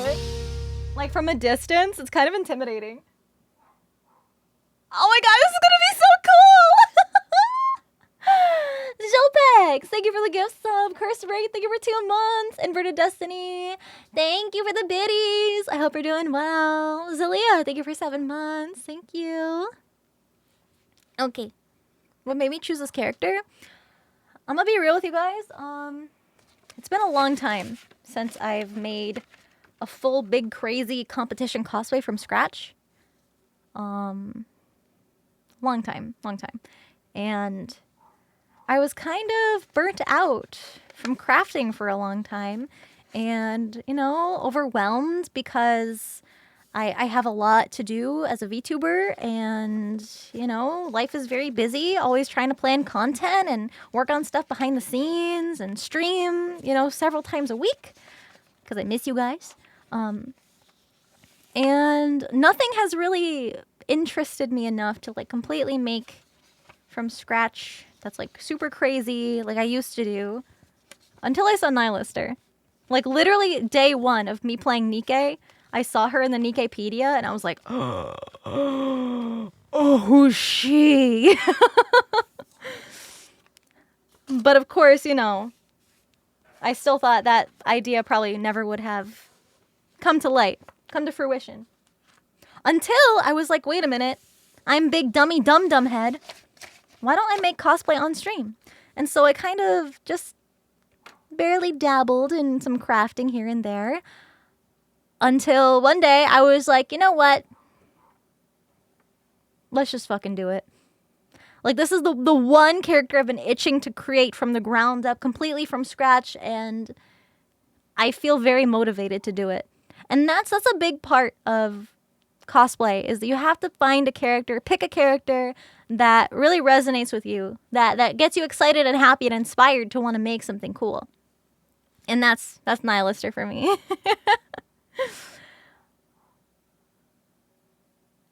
Yeah, literally. What do you mean work doesn't end when stream ends? Whoop. Whoop. Truing. Okay, so this is this top of the cannon. The prominent part of the dragon head. The big X. You can see how I kind of tried to make it symmetrical? As if this was like the flat side of it. So I'm just going to be cutting this. Don't call yourself dumb. Nah, I'm just a little silly creature. I'm just a silly little thing. Okay, I'm trying to organize these pieces here. So you can kind of see, boom, boom. These connect like that.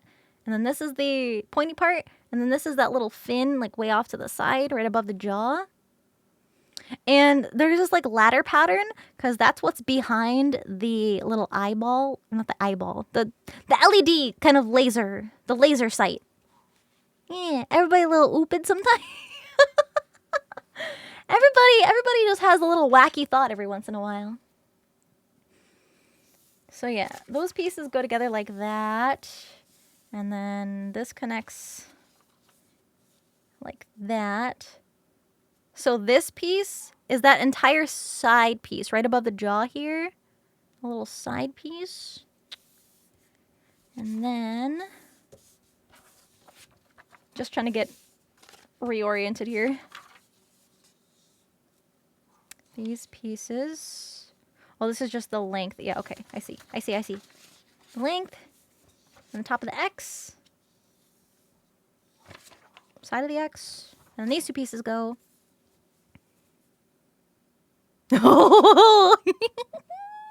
I'm gonna cut these pieces out first. Look how cool these look. That's this right here. A little tip. Not including the red parts. The red parts is another separate layer that has the teeth. Like the little teeth. The teeth are kind of like inside. This is the outer side of the jaw. Yo. My patterns look pretty cool. This is just a pattern. Imagine the real deal. Oh my goodness. Oh me, oh my. The Great Maw. How long have I been making costumes? 10 years, approximately. Yeah, almost 10 years. Wait. No, that was last year. Wait, 11? Ugh. But... Oh my god, yeah, wait. I started in 2013. I started summer of 2013.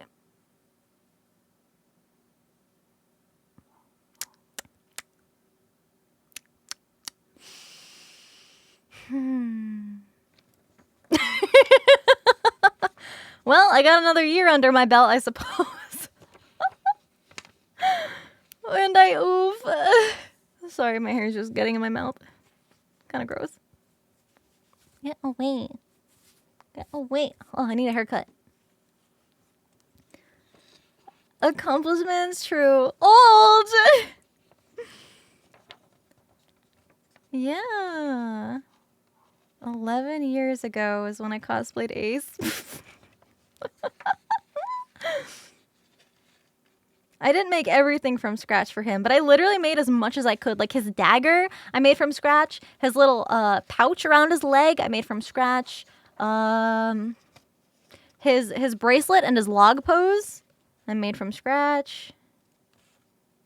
Like I didn't even go out and just buy a bracelet and paint it. I literally just took a strip of foam and then glued it into a circle. And I put that around my wrist. Longest stream I've ever done? My subathon that I had 1 month after my very first debut. So it was almost 2 years ago. The subathon. Yeah, it was July of 2022. Oh my god. We went for 6 days, and chat kind of forced the timer to end early because my parents wanted to go get dinner and they saw the timer was getting low and they didn't understand like how fast it can go back up because it was uncapped. Because this was like, you know, just a month into me streaming and they were still getting used to it and supportive. They were like, oh, it looks like you have an hour left. You want to go get dinner in an hour? And I was like, I don't know if it's only going to be an hour. It could be 2 hours. And then everybody in chat was like, stop subbing! And they would like yell at people who would sub to raise the timer. It was really cute, actually. It was sweet. So it probably would have went on for much longer, but my parents were like, dinner? Dinner? Why no dinner tonight? Why? Dinner. Yeah, that was wow. Almost 2 years ago. That's crazy. I remember falling so behind on a lot of my projects because I was just live 24/7 for 6 days. Dimnor? Why no Dimor?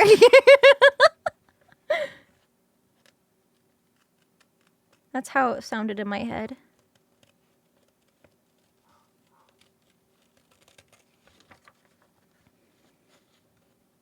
Yeah, my parents are super chill.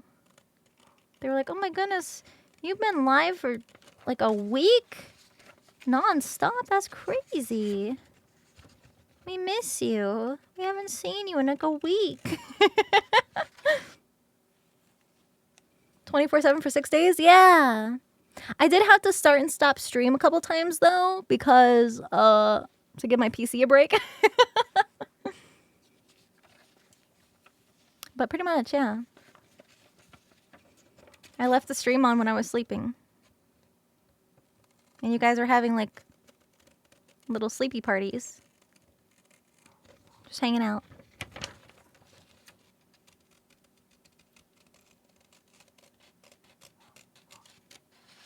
Snip, snip. Yep. Yeah, Nika Cosplay's happening! Yay! I'm so excited for this build. It's gonna go kind of crazy.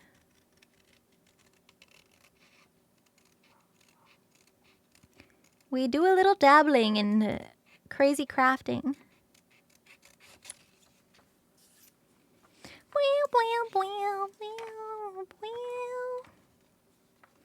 So cool, thank you. The dark arts, yes. Yes. Oh, take care. I'm glad you had a fun time today. Thank you for hanging out.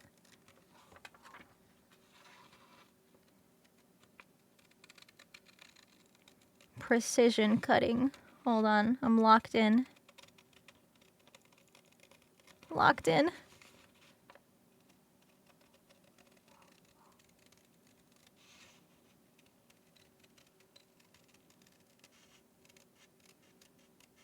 Boom.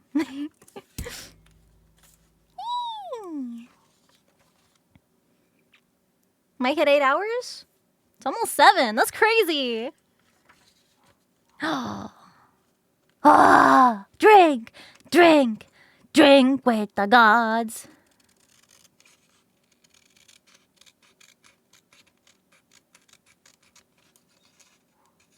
Yo, we got crazy bangers today.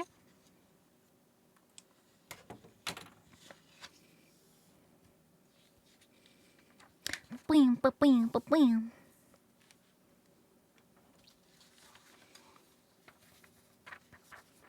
Viking metal? This is bloodbound. How'd I get introduced to metal music? Papa Wolf, my dad. He showed me Avenged Sevenfold and Disturbed. Also Bon Jovi. I was a big Bon Jovi fan when I was younger. My favorite song was Runaway. And Papa Wolf and I would sing it all the time in the car.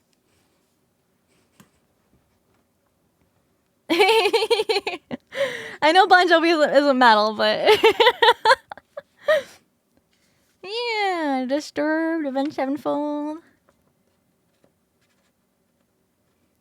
When I was younger, Papa Wolf got me an MP3 player to listen to some music. And he just like preemptively loaded up some songs on there. And there was Avenged Sevenfold and Disturbed on there. And I was like, ooh, this slaps. It's pretty good. They were some of their safer songs.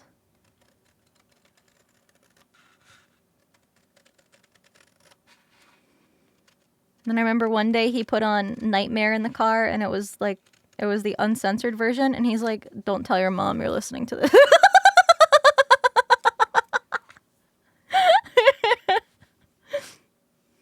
Back when CD players and MP3 and iPod were a thing, yeah. Back in my day. They had a cartoon. I know some of their I know they had like an animated music video. I don't know if they had more than one. Was it? I know one of them had an animated music video. Might have been Disturbed. I think I'm thinking of Disturbed.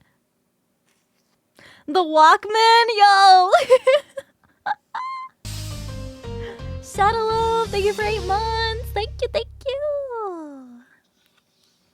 Drink with the gods. Drink with the gods. Yeah, Land of Confusion. Yeah, that's what I'm thinking of. Yes, that's what I'm thinking of.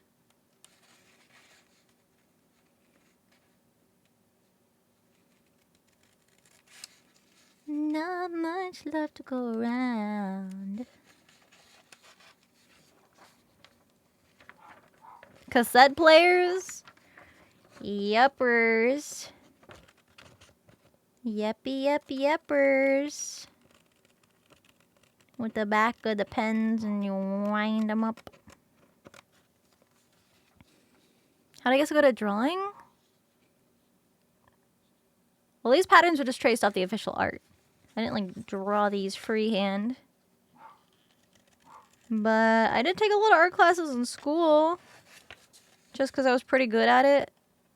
And it was an easy grade. So I took a lot of art classes. In college. Because I took a lot of advanced college level classes when I was in high school. So that counted towards a lot of my college credits when I actually got to college. And so then I just took art classes. So most of my college was art.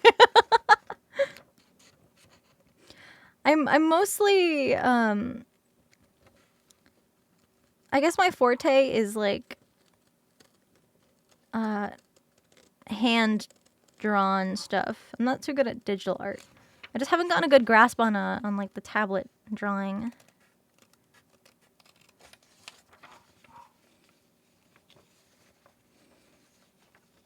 Yeah, well when you like trace patterns digitally like this, you also have to have a really good understanding of like how these shapes behave in 3 dimensions. I should have taken an art class. Aww. They're really fun. They're still online art classes though. 3D printer? Yeah. Yeah, I've used 3D printers before. I actually 3D printed Tricky's horns that I made for her.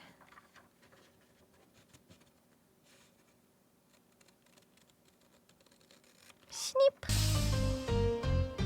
Oh, you wanted the free grade? Wait, honestly, that's so valid. Oh, I feel that. I feel that so much, man. you. Thank you for 3 months. Special playlist. This is just a public Spotify playlist called Epic and Melodic. It says symphonic metal at its most epic. And the band Nightwish is the cover. Yeah. How wide do you estimate they be? I can tell you right now. Let me see. Let me move my mouse over. This like cutting mat also has a ruler on it. So from its widest point, boom. This is like a little over 20 inches.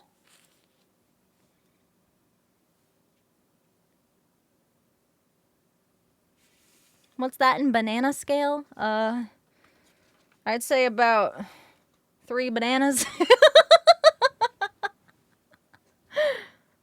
So yeah, from measurement to measurement, about 20 inches wide. Here, you can't really see because she's in the way. This. No, I can't move it up higher because it'll cover my tracking. But yeah, from here to here. 20-inch. Americans lose anything except the metric system. I do have a cloth tape measure. I think it's at Mama and Papa Wolf's house. And my sewing kit. I do have a cloth tape measure that's in inches and centimeters. Like on one side, there's 2 different measurements. I don't know. What's like 20 and a half inches in centimeters? Who has a calculator? Hold on, let me retape this. No one answered. About 50? Is that what it is?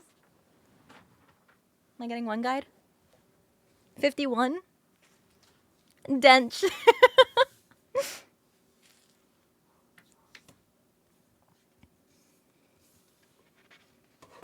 I love this song. I'm getting a little hungry.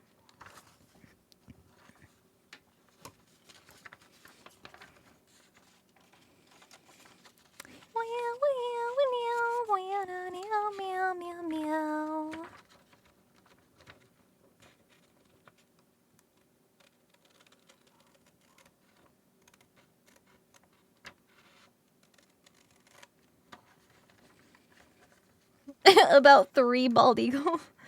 I think it's a little smaller than that.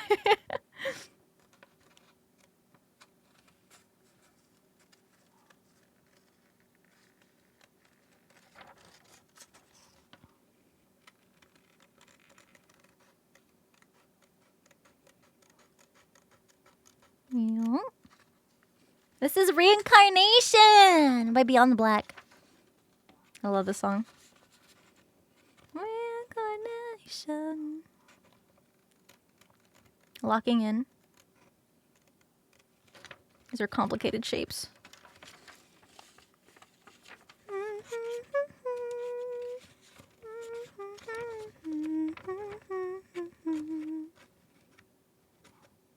Come on.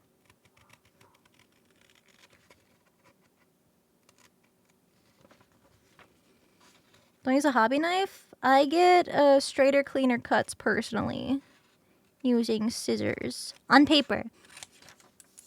I prefer hobby knives. I call it a blade. It's like a box cutter. I use my blade on foam. Scissors on paper. That's how you know I'm a crafter. I call it a blade.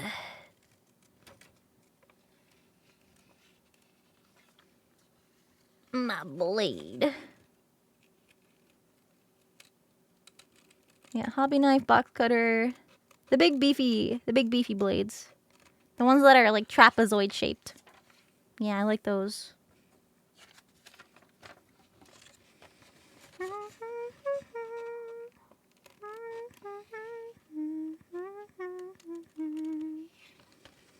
Hour 7? No way, that's actually so crazy. Thank you guys for sticking with me. I know this is like a really slow, tedious process. But it's a very important one for me to be able to visualize how big everything should be. Because maybe, you know, you start building it and then you realize when you step back, ooh, it's kind of small, but you already built most of it. So it's kind of hard to like redo all that stuff over again. So now that I have this paper pattern, I know how big it should be. You love this? I'm just cutting paper, bro. I'm just cutting paper. I'm just cutting paper and yapping. I'm glad you guys are chilling. You make me happy. And I do like talking cosplay. It's always sweet when you guys have like specific questions and then I just info dump on you.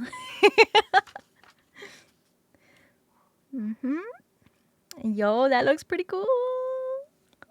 Ooh. Ooh.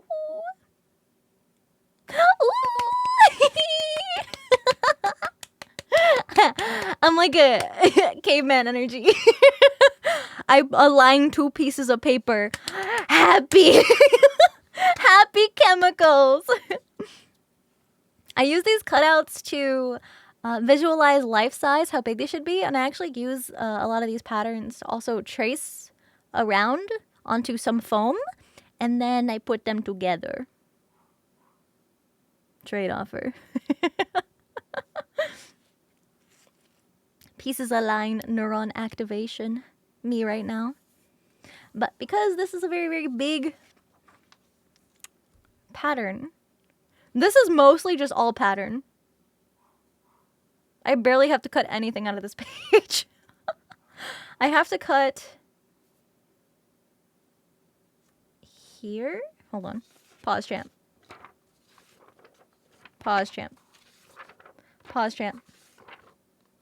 Yes. Yes, I cut here. I cut here. And I cut here. Just the little corners. and the margins. Aussie! Thank you for 8 months. Thank you. 5,000 pieces of paper later. I know. But it's necessary. These all get recycled after. And all of the scraps I cut up. Please recycle. Save the earth.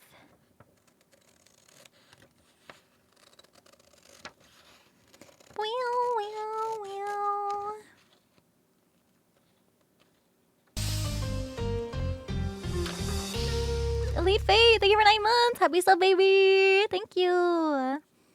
My cutting line's a different color? Nah, I don't need that. I like everything to be matchy-matchy. Plus, essentially, I'm just cutting out the outlines, so it's pretty straightforward.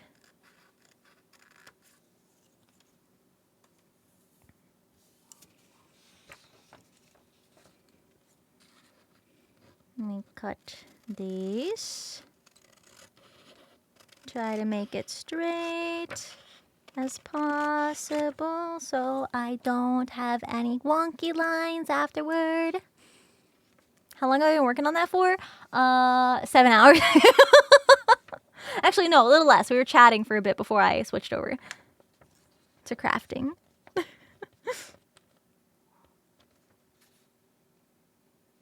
Did I not?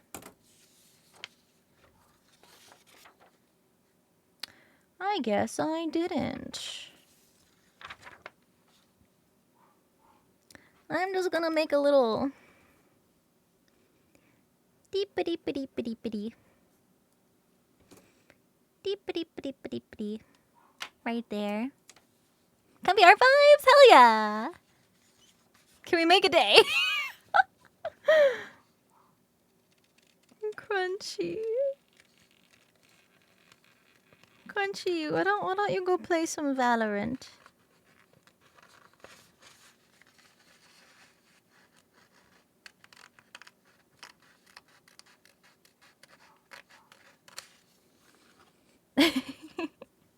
Looks like an airplane? Yeah.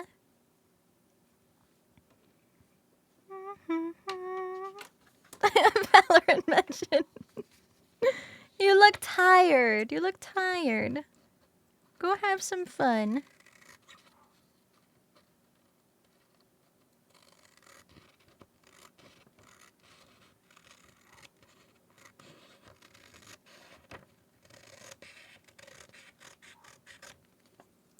Snip, snap.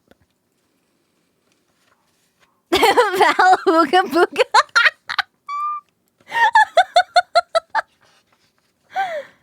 My mods are so silly. They make me laugh.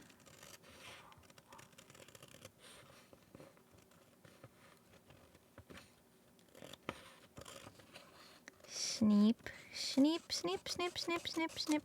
I'm probably going to be cutting off a lot of this anyway, because a lot of these patterns overlap like crazy. Pet the mods, yeah. I got the bestest mods. They're so sweet. And they're so helpful.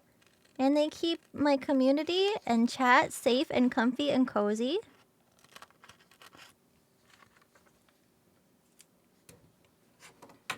Okay. That goes there. Then this comes in here. Those don't connect. Is there a piece that connects? This piece. No, it does not connect. Nope. This piece. Nope. Pause. Aha! This piece. Aha. Yes. Yeah.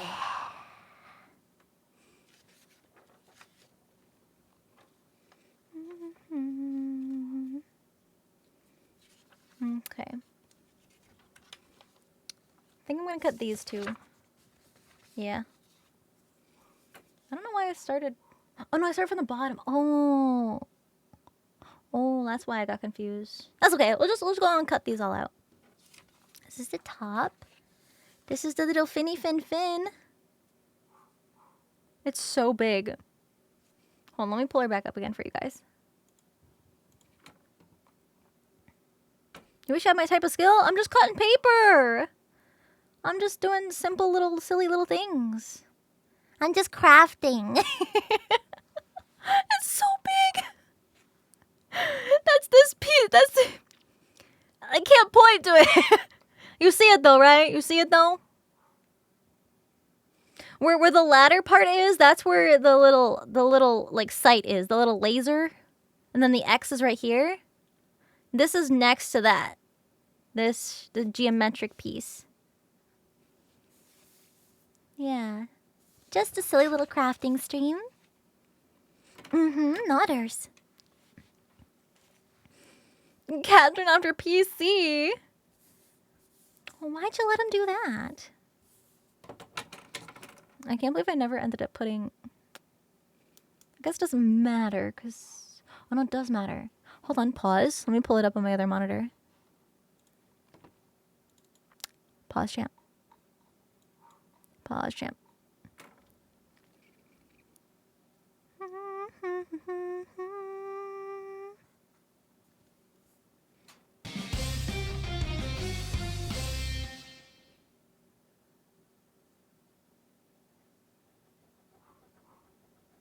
It goes like straight across. Oh, but at a diagonal straight across. Right? That doesn't look right.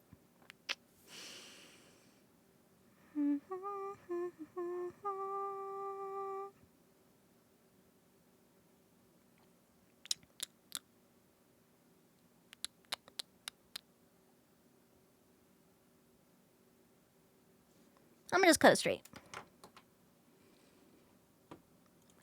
Just cut it straight. Waiting 3 days for stream schedule? I'm sorry, I've been busy. Seabass! Thank you for the tier 3 race sub! Thank you for 2 months! Thank you! I'm sorry. I'm so sorry.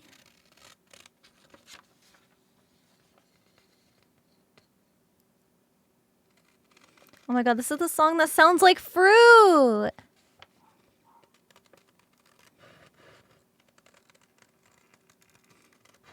Their voices are so similar.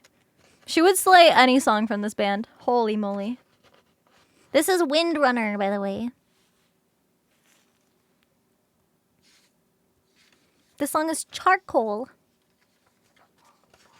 Doesn't it sound like her? It even has like screaming in it. Like Screamo? Oh my goodness. She would slay this.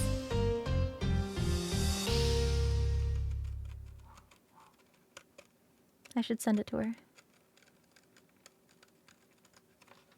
Cha-ching! Thank you for the tier 3! Thank you for 8 months! Thank you so much!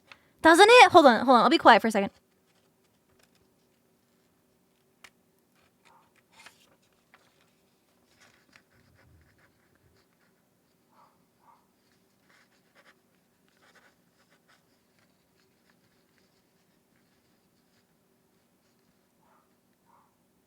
Tell me that doesn't sound like fruit. She do such a good job at this.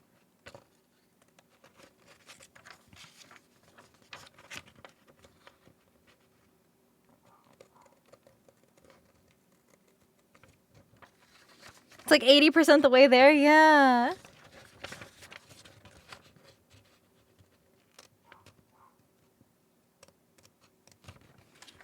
It's so pretty.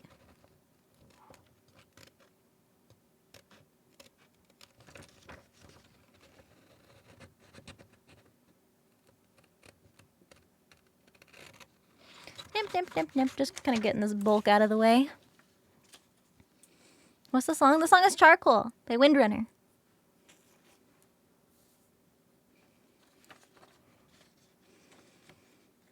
I'm really excited to see how this is going to turn out too. I don't know what I'm making it. But I can guarantee it's going to be pretty damn cool. That's all I can say at the moment. Sorry.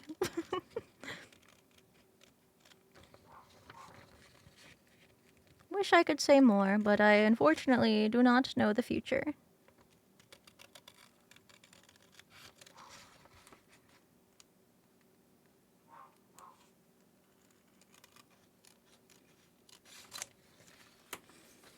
Schneep schnapp. Things gonna be awesome. I hope so. A gal can hope.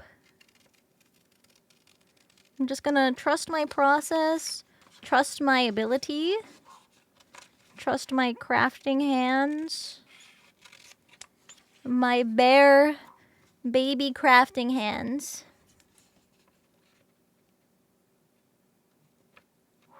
Snip, snip, snip. Come on. Snip. There we go.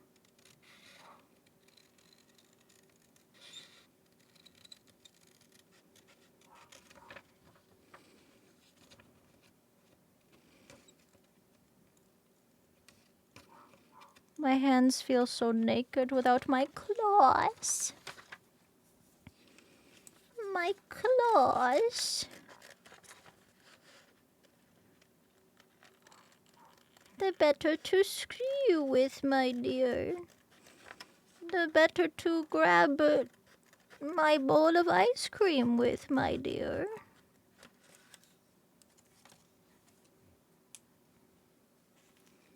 Hands are getting dry? Nah. The only thing is that, you know, just like the cutting motion kind of makes this part of my hand sore. But it's chill. We chillin'. Oh, yeah! We love some Elaine!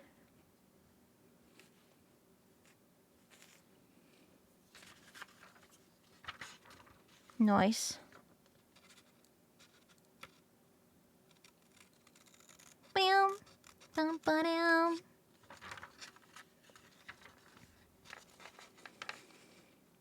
Symphonic metal is my favorite. It's so good.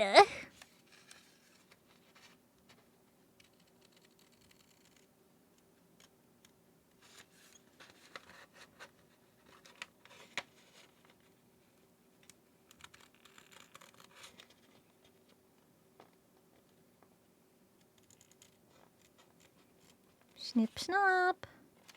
Get out of there. Nice.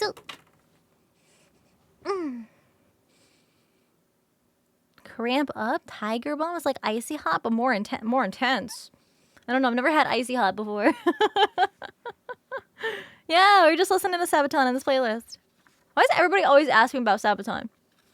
Why is it everybody? No one asked me about Nightwish. I love Nightwish. I have a very sussy baka model. Welcome.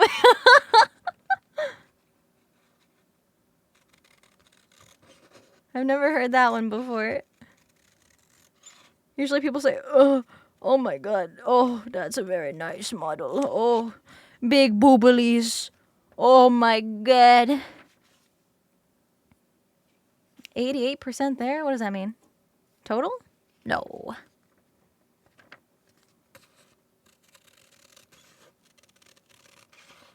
Not total. Come on, come on. Which lead singer of Nightwish is my favorite? That's really hard to pick. That's so hard to pick. They're all so fucking good. I don't think I could ever pick.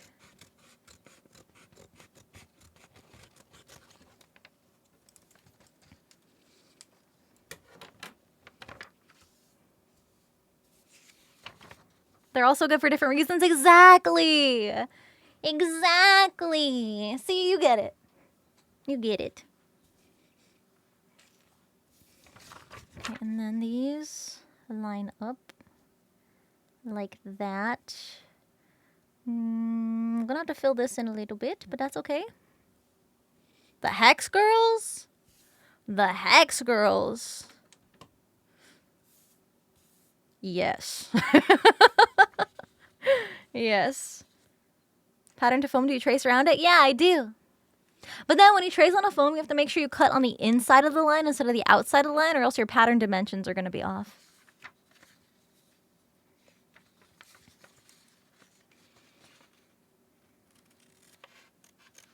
Name of the song is called We Shall Remain.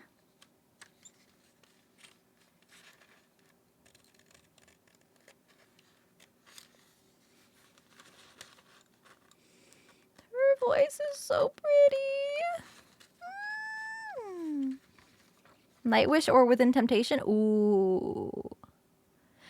Listen, they were kind of similar like a long time ago, but now Within Temptation has kind of like ventured off a little bit. So they're a lot less similar now. So it's a lot harder to compare them. It's a lot harder.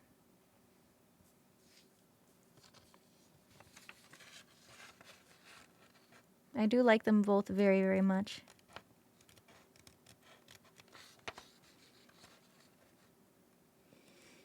Just where I wanna be.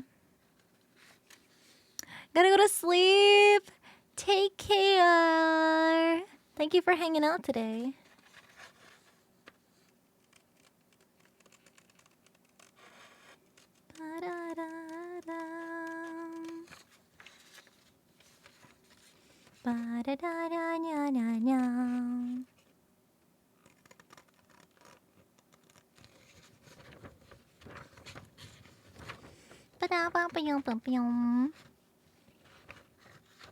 Wait, Imaginarium? Wait. A movie that Nightwish did? No, I didn't. I'm assuming it was alongside their Imaginarium album.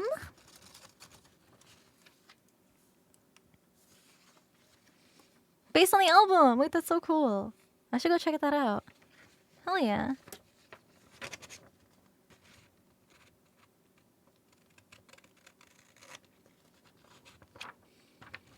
All these types of songs. Yeah. So good.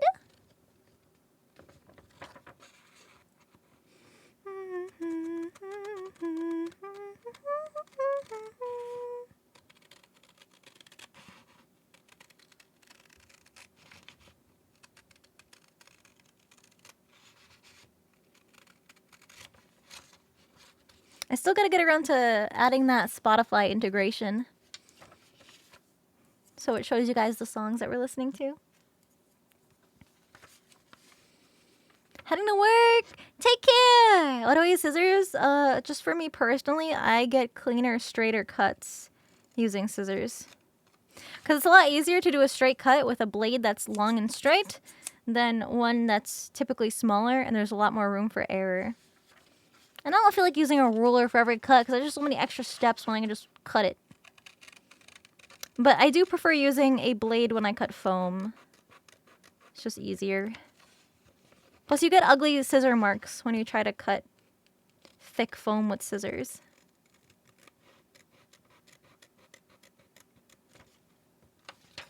Yep.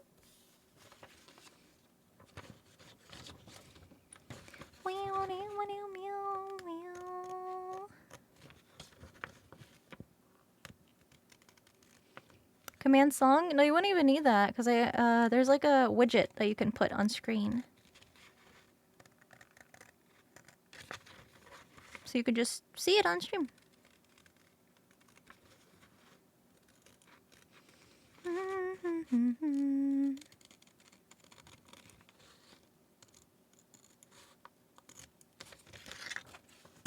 How do I stay focused for so long?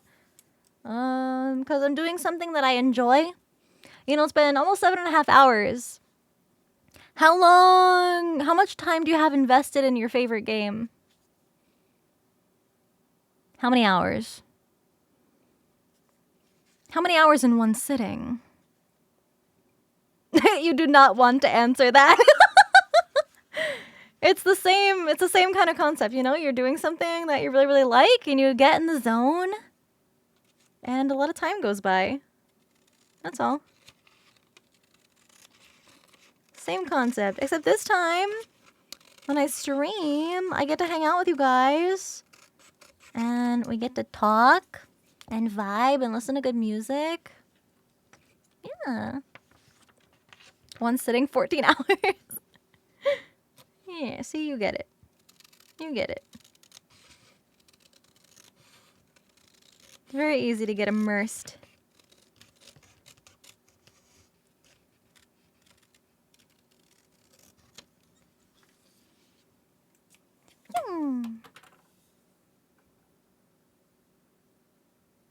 Nice. I think I'm gonna cut that little piece off.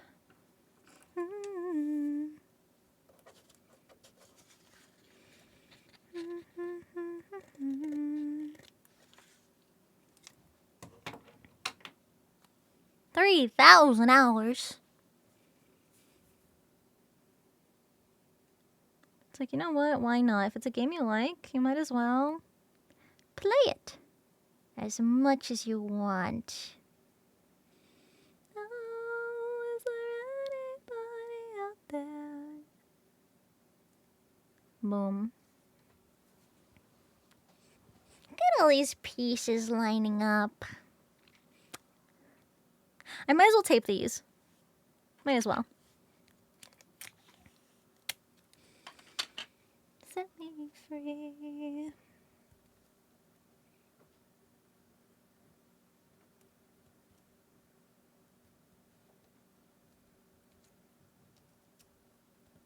Dum ba dum ba dum.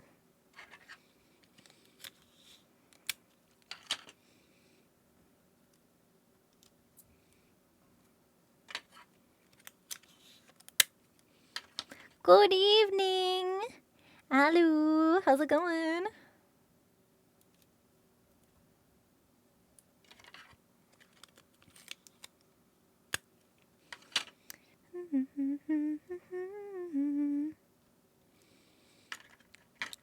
I'm back in the WoW days.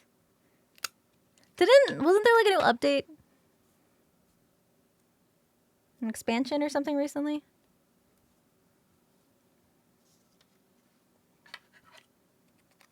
I don't know much about WoW. The beta released. Oh. Ooh. Yeah, I don't know much about WoW. I only know that there's really cool dragons like Deathwing and Sindragosa and Alistraza and Illidan's hot and yeah. Yeah. That's all I know. I think that's all I have to know.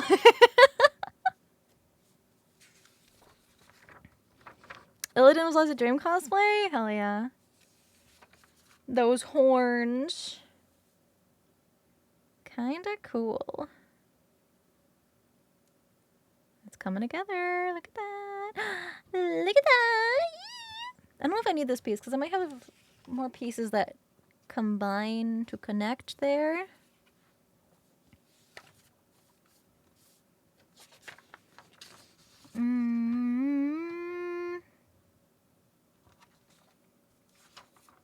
Where am I? I'm lost.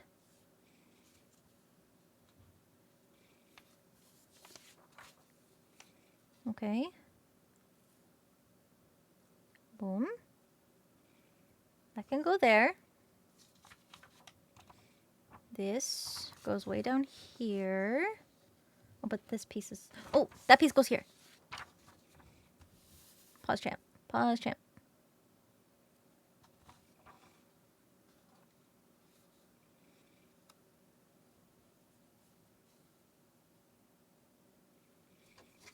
Okay.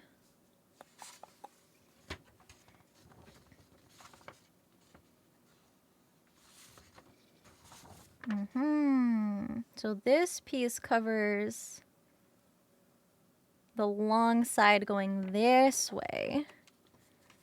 So we need that there.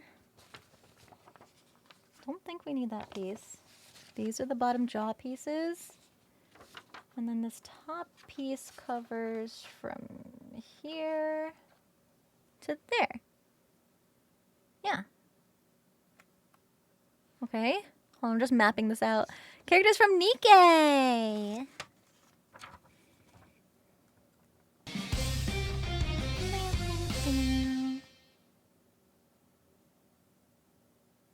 Oh, pause. Oh no! Oh, that fits perfect. Oh! Okay, awesome. I guess I just have an extra piece. Nice. Recycle. It's hard to see. This definitely won't all fit on screen. And it looks so messy because it has those like borders, like the margins from when it prints. But I promise, it's gonna look so banger.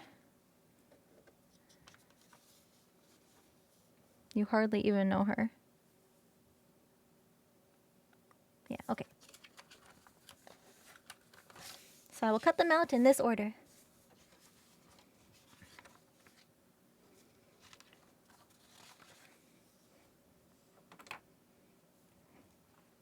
Go to sleep. Have a good night. Thanks for hanging out today. You believe in the vision? Thank you.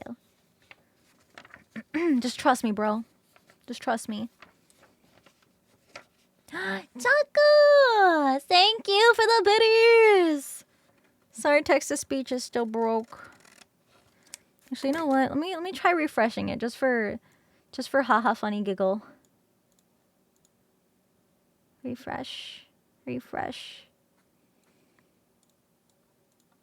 We'll see if refreshing it. Maybe they fixed it since last time. We'll see. We will see.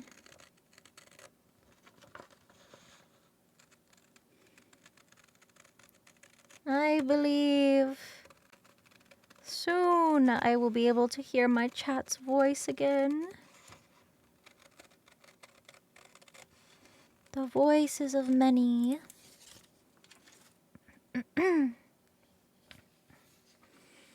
Or trust the process with this one. You don't see the vision?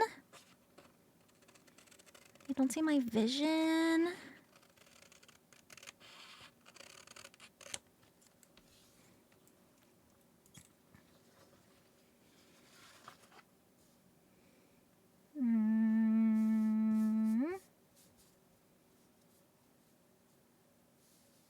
Yeah, let's cut. Can finally leave work. Take care. Thanks for hanging out.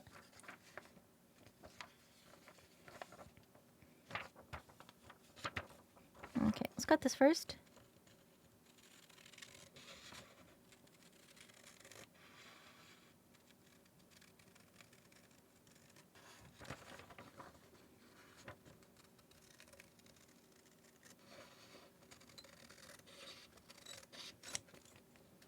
Yum.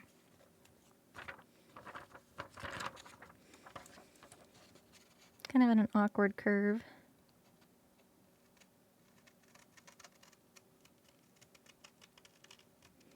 My handy dandy trusty scissors. Don't fail me now. Opinion on eggs? Stinky.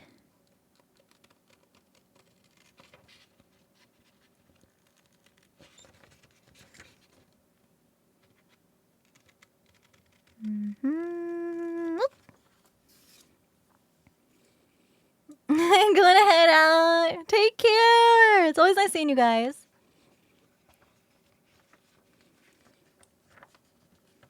What's wrong? I don't like the taste of eggs, and when you cook them, they're so stinky. I have a very sensitive sense of smell.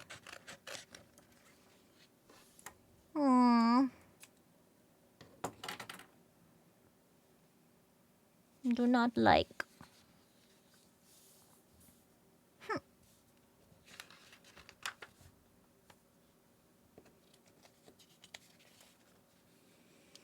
These go on this side.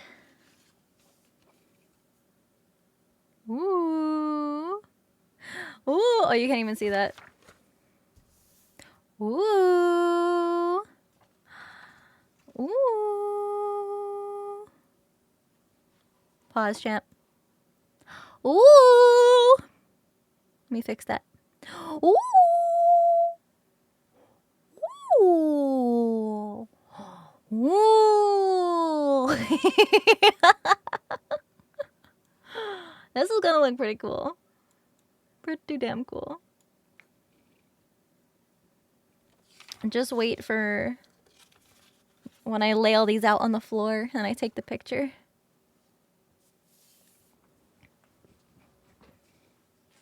Sometimes you gotta be precise. Why does this kind of sound like Miss Maury Calliope? It's so funny. Everybody's saying I've got steady hands, but like they're only steady when I start cutting. Like when I'm trying to align my scissors, I feel like I'm so shaky. But then when I actually start cutting, I kind of just go in the zone.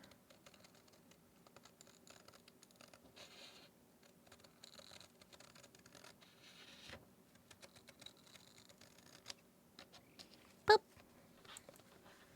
I'm glad you like the music. Thank you.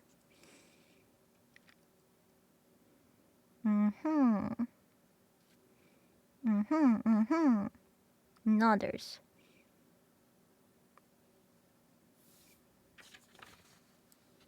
I'm gonna cut the bottom. I feel like a lot of this extra bulk of the paper is gonna get cut.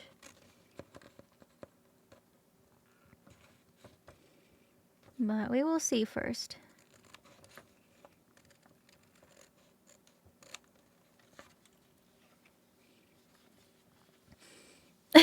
All better cutting.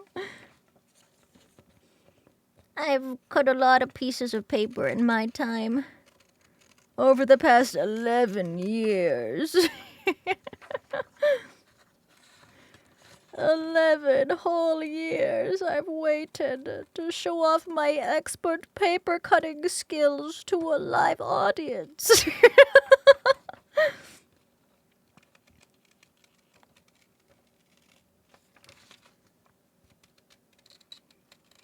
11 long, cold, dark years as a cosplayer.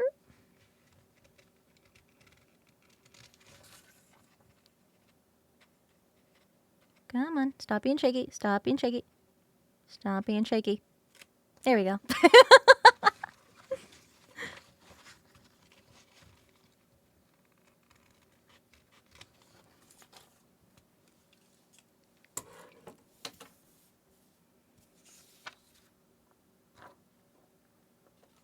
What piece do I want? This one. Patience? Is patience a skill? Thought it was a virtue.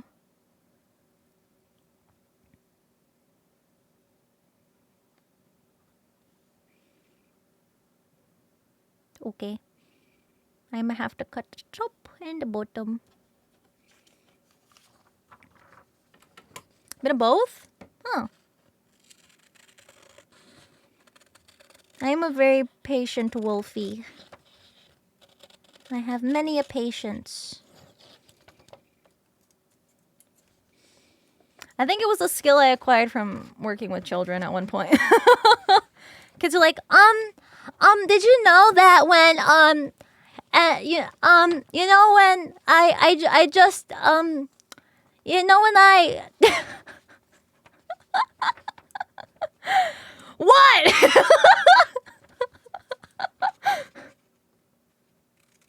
Oh my goodness. It's like, what do you need? What?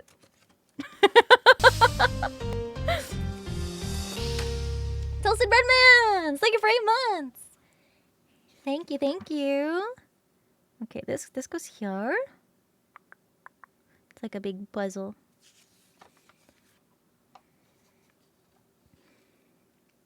And that goes there. Yeah, what I think I'm gonna do is put this piece taped down first and then cut off this chunk here. So it's not as bulky. Do you ever dream that you could that that the dream it was a Sensen. Nice to see ya. Yeah, it's gonna be kind of crazy. We're working on the biggest pattern, so it's kind of hard to see everything on screen. But I will be taking a picture of everything like laid out on the floor of all of these crazy pieces. Even just like these 3 pieces don't like all fit. Like, oh my goodness. A jaw piece. But I'm gonna lay them all out on the floor and hold them all up next to each other and take one big picture with my big giant 3-foot long ruler and be like, chat, do you think I took on too much? I might have miscalculated how big this was gonna be. I love the cosplay streams. Oh, that's so sweet. I just found out today that I've actually been doing this for 11 years and not 10. So I feel kind of old. But I figured it's a really cool, fun niche that I can get into with VTubing. Because I don't see it a whole lot of, you know, cosplay crafting VTube streams. So it's really cool. And I can share my wisdom. Not old, experienced. I am a master class craftsman. I have a certificate to prove it. I have 2.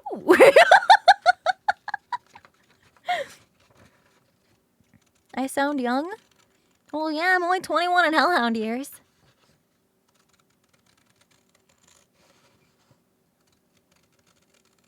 Snip, snap.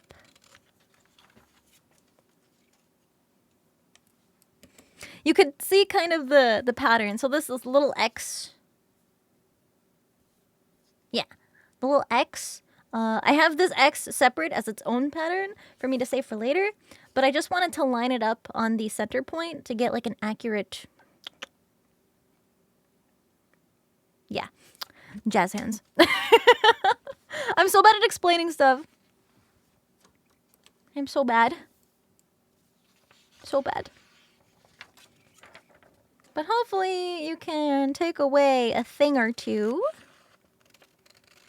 I'm always willing to answer crafting and cosplay related questions. Or just like conventions. Because AX is coming up pretty soon. Hi D! I've been live a long time. Have you eaten and had water? I have had water. You know what? I will take a sip. I will take another sip. Of my gamer sups. But yeah, I did have a meal right before I stream though. Mm-hmm. Oh, and thank you for 5 months! Thank you so much, D! Thank you, thank you. Cinder of the Lake, what is your wisdom? As we used to say in my time, wear deodorant.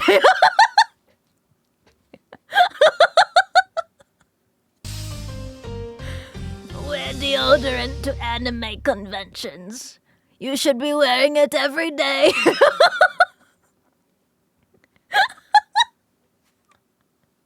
And also take a shower.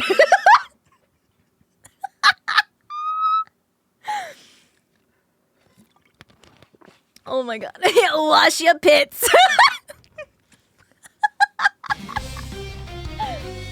Yo, Ace! Thank you for 3,000 biddies! Thank you! Thank you so much.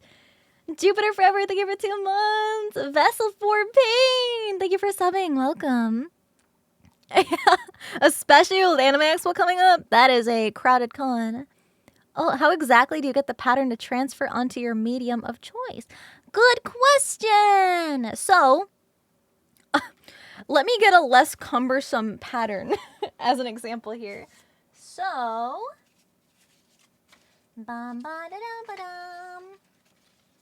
here we go. Oh, hold on. Only pieces are getting stuck together. This is a good example because you can see it from two different perspectives, okay? Okay? So, this is the knee armor. Let me enhance. Boom. It's easier to see from the side. So you see how there's like the kind of front angle and the side angle? Okay, let me make her a little smaller so you can see what I'm doing. But we're focusing on the knee armor. This is the top. You can kind of see it. It has a little V shape.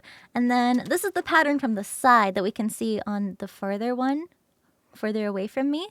And so, using these patterns, you can trace the top onto EVA foam. But because these little... Here, let me get my pointer. So these little channels that are mapped out in here are actually glowy parts. So in order to get the dimension to make it look like all these outer pieces are raised and the glowy part is sort of set in, what you can do is trace your pattern once, you have that piece, and then you can actually cut this up even more. So you can cut this piece and cut this piece and cut this piece, and then you can trace those separate pieces onto more pieces of foam and then just line them up where they need to go, and then those sections are raised and you still have your little tiny channel that's in there. I'm probably going to make the channels out of LED foam because I want to put lights in them. But then you're like, okay, well, what about the rest of it? So because we have a very clear top and side view, these pieces connect like this. Boom. Can you see that? Oh, look at those channels lining up too. Oh, that's so sexy. Ah. But yeah, yeah. So this is the side view, and what I like to do is once I have this pattern made, I will actually trace it a second time onto like a thicker. I have a bunch of like old like poster board kind of paper, like the really big pieces of paper, and it's a lot sturdier than like printer paper, so it's less likely to rip when you trace it. So what I do is I will trace. Here, let me make her smaller. Actually, let me slide her to the side. Zoom. So I will trace this side and then flip it over and trace the other side. So that way it bends around this surface, kind of like all the way. But because this is just kind of from, it probably lines up to that tip right there. So I would extend this a tiny bit when I trace it. So I would trace this half and then extend it a little and then flip it over and then trace the rest of it so that it lines up perfectly. And then boom, boom, boom, you have the three-dimensional shape. And then you can use the same process of cutting the top and cutting the bottom and then making those raised sections. And yeah. Is there a specific foam for LEDs? Yeah, it's branded as LED foam, but it's also called Plastizote. It's like a very it's a white, pretty translucent foam. Yeah. Yeah. Also, I do want to. I I actually don't know. I don't know if LED foam is more expensive. I was gonna say like I do want to just like say like LED foam isn't the end all be all. You don't have to use LED foam. You can also just use anything that can diffuse light. And to be honest, I might opt for just like, you know, other means of light diffusion instead of foam, depending on how heavy it's gonna be. Depending. Yeah. So yeah, that's how you get these patterns onto foam. You just gotta trace it.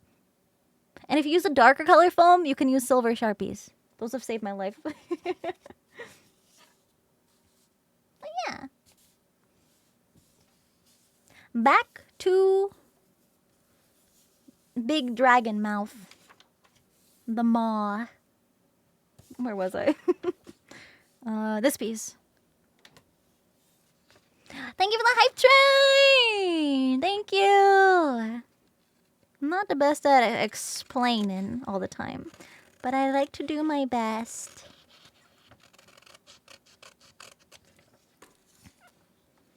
And honestly, a lot of these techniques will become a little clearer when I actually do everything on stream for you guys to see the full process.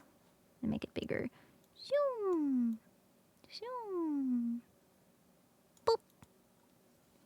Back to chompers. Oh, I did see somebody asking about the shoes. No, I'm not going to be using stilts. I ordered boots with a clear heel. So it's going to act as an illusion while still giving me stability for walking. And then I'm just going to glue all of the crazy armor mech pieces around the clear heel. So it kind of gives the illusion that I have robot feet.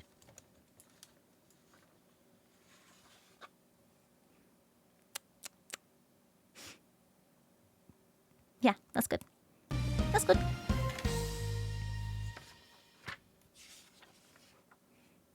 Oh, Nee! Thank you for the tip. I appreciate it. Thank you. All the monsters you drink. Have you tried Gamer Sups? You know, there's a lot of really yummy flavors. It's also energy. It's an energy drink supplement. You know, gamer branded. And they're very yummy, and it's less likely to give you the jitters, and there's caffeine in it, but there's also caffeine-free versions if you don't want too much caffeine. And you can use code Sinder to save 10%. It's kind of a steal. I do have one. I have my own flavor, but it hasn't been restocked yet. It was just so popular. And much healthier than Monster, true. No calories, no sugar, no carbs.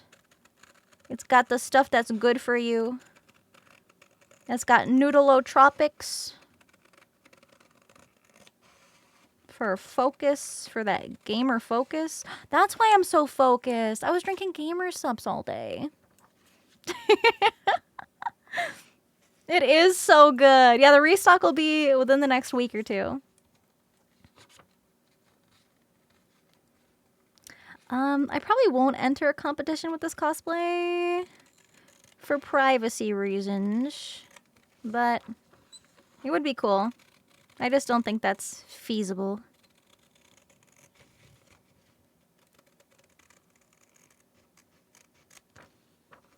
Honestly, even just making this to impress Nikkei is my goal, because I fucking love that game so damn much.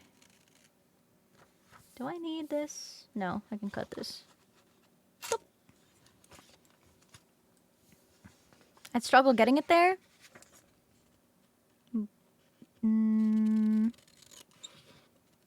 Yeah. I'd struggle getting this anywhere. But I'm gonna do it. I'm gonna figure it out somehow. No, Copium just dropped. I have not tried it yet. Oh yeah, GamerSubs has a new flavor. It's like a cranberry. It sounds so good. I love cranberry. I know it's not everybody's cup of tea, but I do love me some cranberry.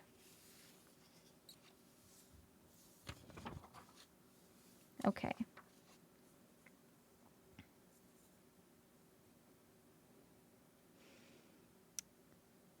I'm thinking maybe I want to tape this piece first before this one. Oh my god. Oh. Okay, that's kind of fucking sick. Ooh. Okay, let me take this. If it tastes like Sprite cranberry, well, it won't because it's not carbonated. But you can add carbonation to the water that you mix it into. So maybe it will. I don't know. I haven't tried it. I'm excited to. I'm going to. I got it ordered.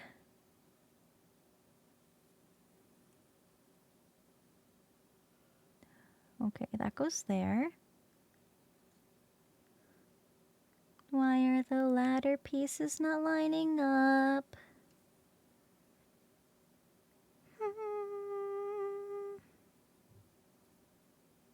Oh, there we go. Oh. And I oop.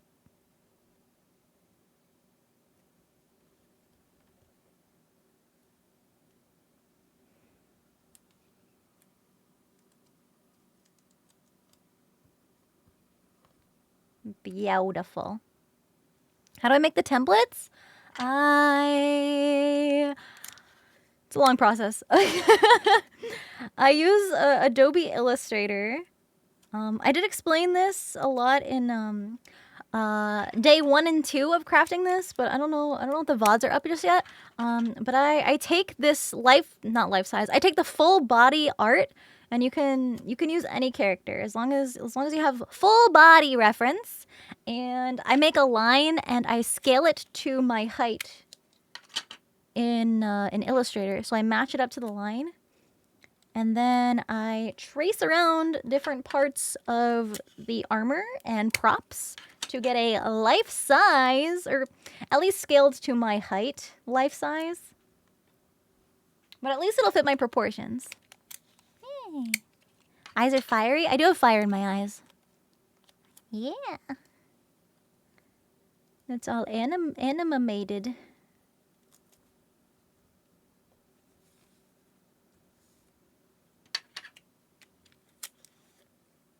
Yeah, there have been a few pyro pups to try pyro power with hot water.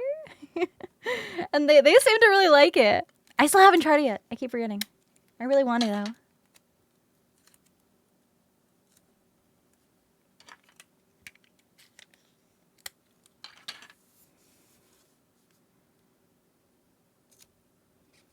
Wow. Wow.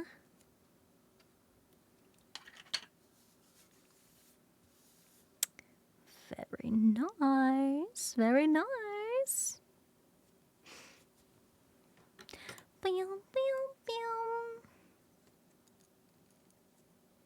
I'm gonna just cut. Actually, I don't have to. I can just cut this tiny little piece. An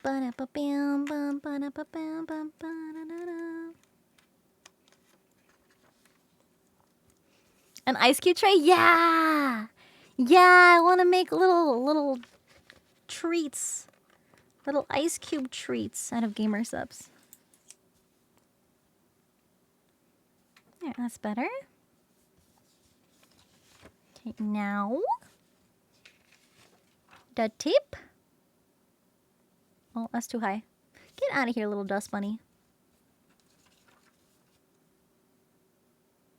There it goes. There we go.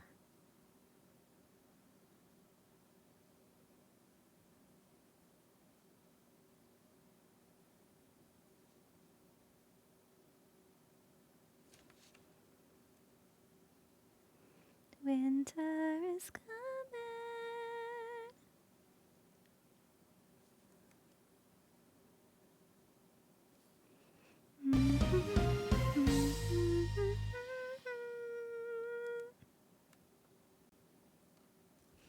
Neat, thank you for the tip. Any recommendations from gamer subs to start? I would say my flavor. It's my flavor is called Pyro Power. It should be restocking in like a week or two. It's a pomegranate tea flavor. If that's what you're into, I would also highly recommend the lemonades. There's like a normal lemonade and a strawberry lemonade. Those are literally like the best tasting lemonade I've ever had. Like especially for like, you know, an artificial, you know, like not like actually made with lemons kind of a lemonade. Oh my god, it's so good. They have a raspberry that's also really, really yummy. Okay, hear me out. There's a flavor that's called guacamole gamer fart. Hear me out. It's literally like bestseller. It's all fruity flavors. It's just named really fucking weird stuff. Yeah, guacamole gamer fart 9000. What actually is it? Is it like a strawberry? What is it? I don't remember what it is. A limeade. It's a limeade.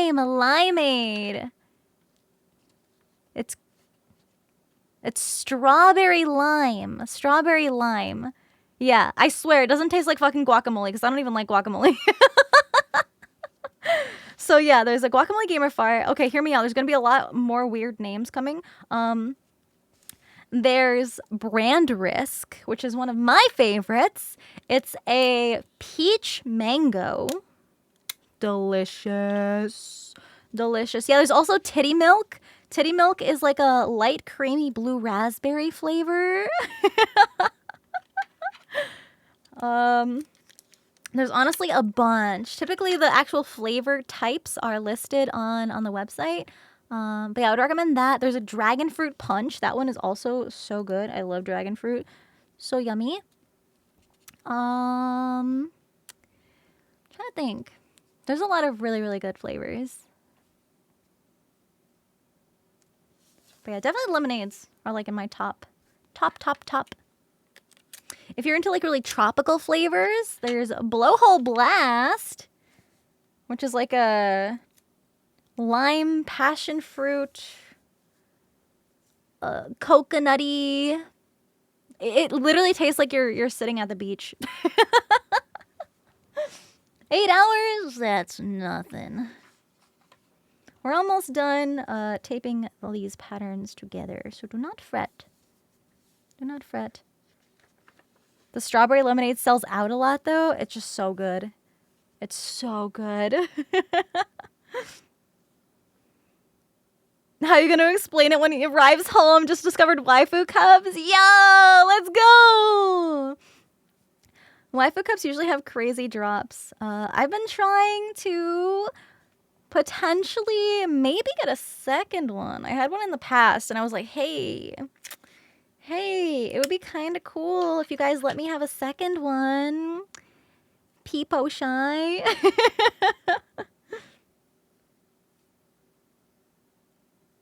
That'd be kind of poggers. Just like kind of.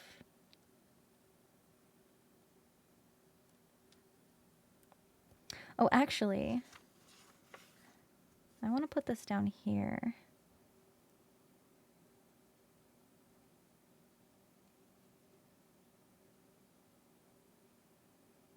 Let me line this up.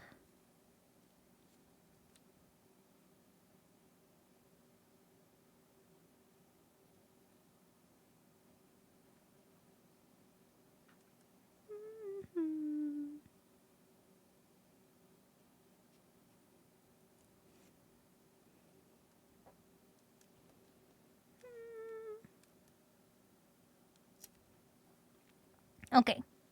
Boom. I'm getting a first day. You guys are so sweet and supportive. I appreciate you guys.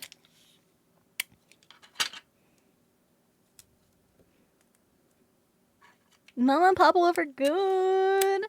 They've been hard at work on the house pretty much every day.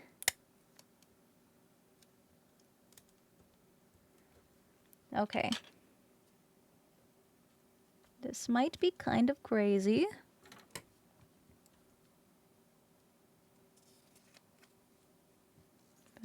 cut this.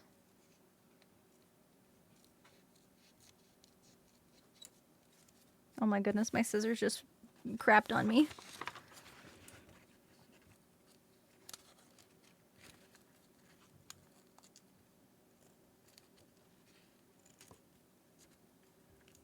There.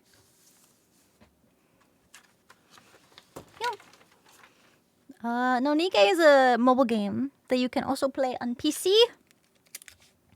It's a game.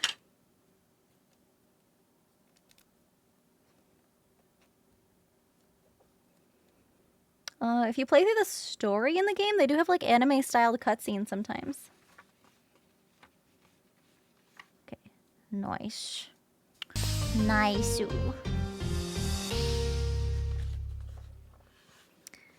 I'm also gonna go ahead and cut this. I don't need this. Cryogen, thank you for 8 months. Thank you. Gonna cut this. I don't need all this extra paper on the back. Just makes the pattern kind of bulky.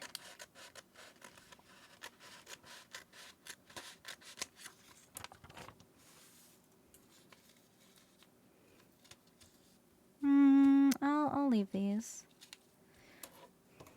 They're not too bad. Bum, bum, bum.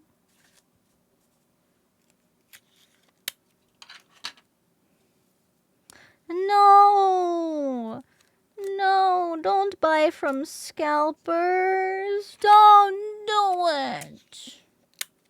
No.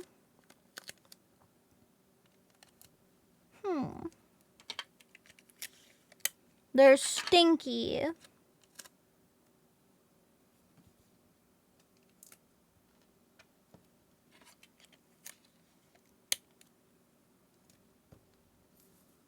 Okay. There's one side. There's another side. Just to kind of get these to stay down a bit. Boop. Did not existed, I know. But you know what the good thing is that I'm always cooking. I'm always cooking up crazy, cool new stuff. So you never know. There might be something brand new and even cooler that you'll want more. You never ever know.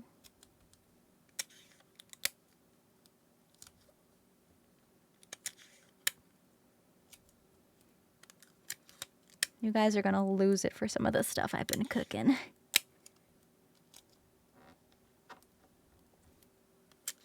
Jet ski! No! No! Kaiser! Stop! Stop it. No.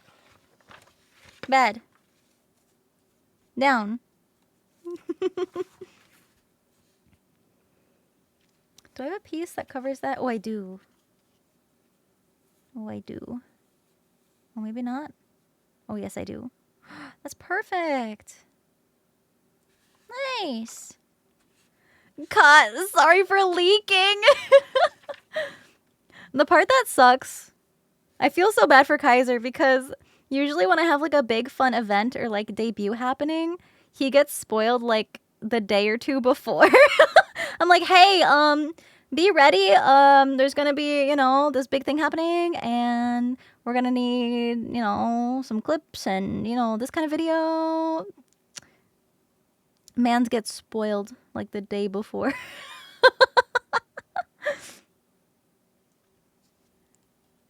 Rip.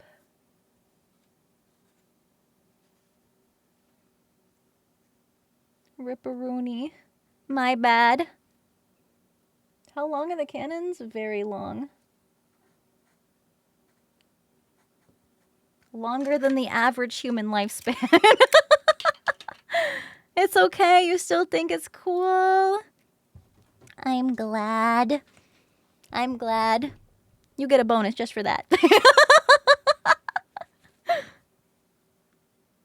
For putting up with me. For me spoiling the surprises every time.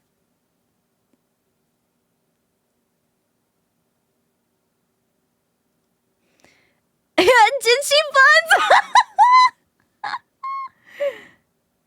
Can I tell you when I'm finished? I won't be finished for like a year. So that'd be a little difficult.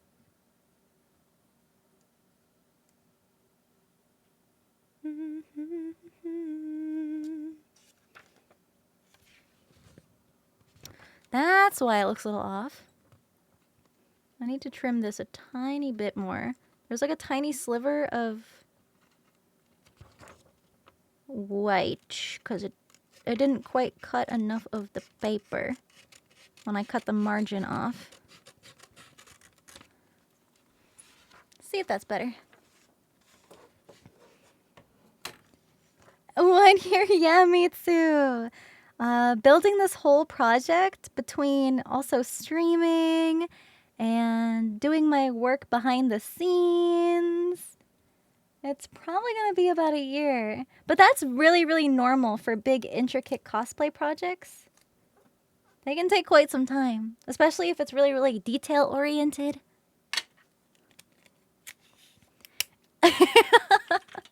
3D printing to make replica weapons?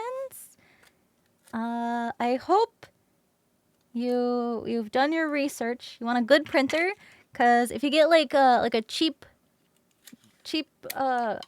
low quality printer, you're probably gonna end up with a lot of like reprints, and because sometimes like errors happen and then your print gets messed up and then you have to start from the beginning of your print, which really sucks. However, just because you print something out, first of all, you need to find a 3D file. And if there's not one already made of what you want to make, then you have to make a 3D file your own or get one commissioned by like a 3D modeler. And then once you actually do print it out, there's going to be a lot of lines, like print lines. Remember seeing Onibro's picture of a real bad print accident? Yeah, they can be really bad. So yeah, another thing is finishing your 3D print. Sometimes it can take a lot of sanding and filler primer and sanding and filler and sanding and filler and sanding and filler and sanding to get it perfectly smooth. And also if you have more than one piece that connect together to hide those seams from the connection points, oh, so much filler and so much sanding to get that invisible. Yeah, we're making these big dragon cannons. We're making Nihilister from Nikkei.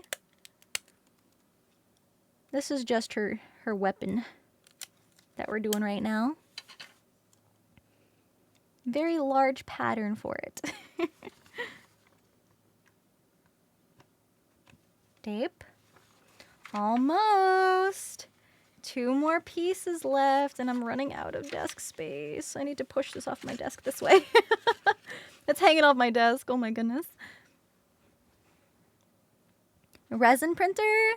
Well, another thing that you have to consider is material costs, because just because you buy a printer doesn't mean it can start printing. Like any printer, you need ink. And for 3D printers, you need filament or resin if you have a resin printer. And sometimes that can be pretty pricey. So definitely do your research.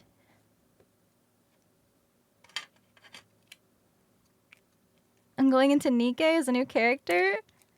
No, I'm making an existing character as a cosplay. Don't get your hopes up. Don't get my hopes up. Hey, Nikkei. Hey, if you're watching this. Hey. Hey, what's up? Hey. Rizzes you. Rizzes the Nikkei devs.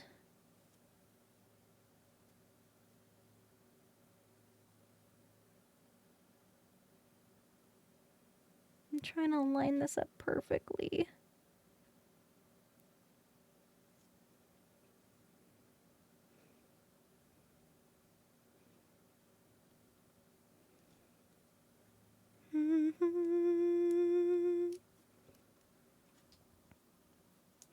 John Nikkei, I would like to be in the game.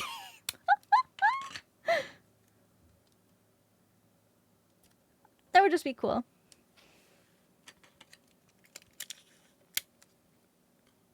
Like a Hellhound Nikkei.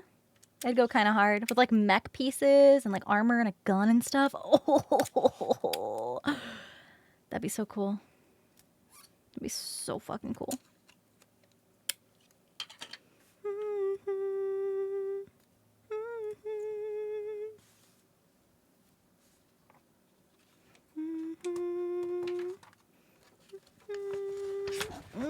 Time to cut the back.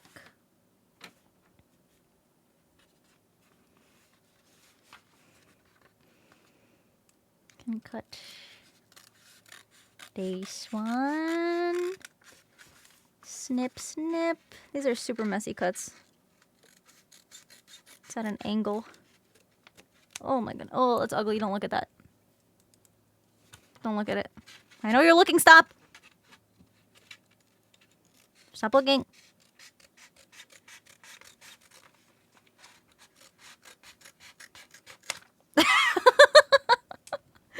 I said stop.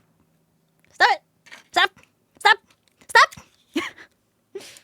Insert the JonTron meme. It's because I told you not to. No, don't look at my shame. No, my shame is showing.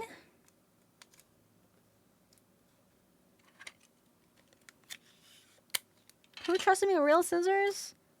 Oh, I am very much qualified to use real scissors. I'll have you know, I am a master at this craft.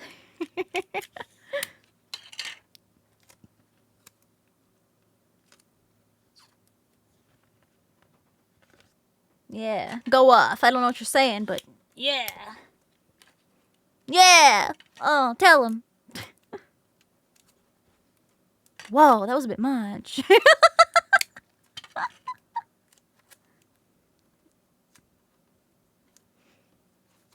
Huh, ha, huh, ha.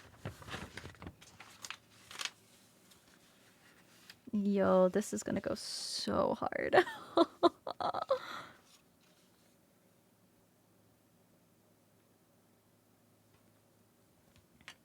Ha ha ha. The song is Kriegsharen by Holkoff. Yeah.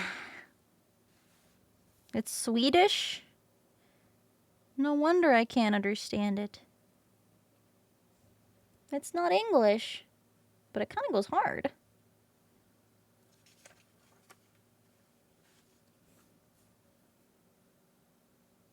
Hey, ha, hey, ha.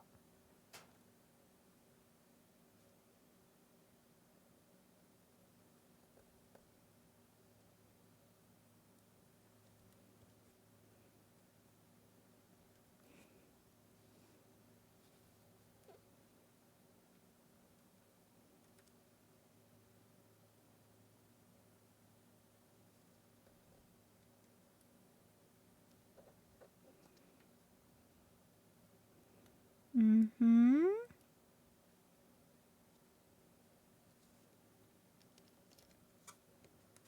Nice. What languages can I speak? English.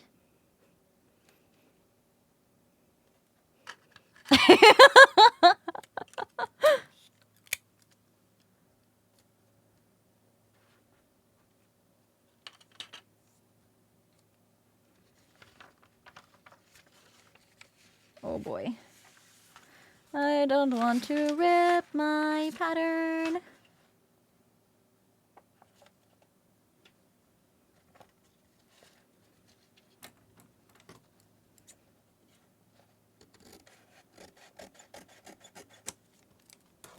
Snip, snip, snip, snip.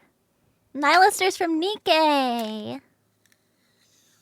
Oh, I'm running low on tape. I've been using a lot of it for this. I only speak English. English.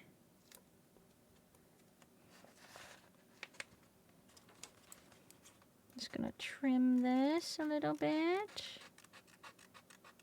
Just to make it line up a little better. Very nice. Okay. So you see the dragon on screen? Does everybody see it? Everybody see the dragon? Here's the tip.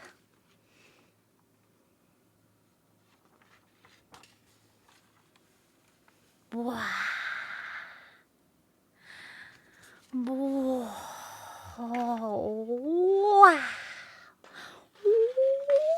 Wow. And then, if we take this, I don't know how I'm gonna show this. But if we take this, okay, I'm just gonna put it like, hold on. Okay. He's stuck. Okay. If I put this here,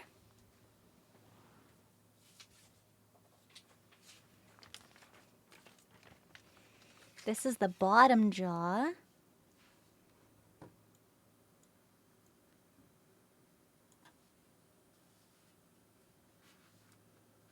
Oh! Look at it! Ah! Nom nom nom nom nom nom nom nom nom nom nom nom na na na na na na na na.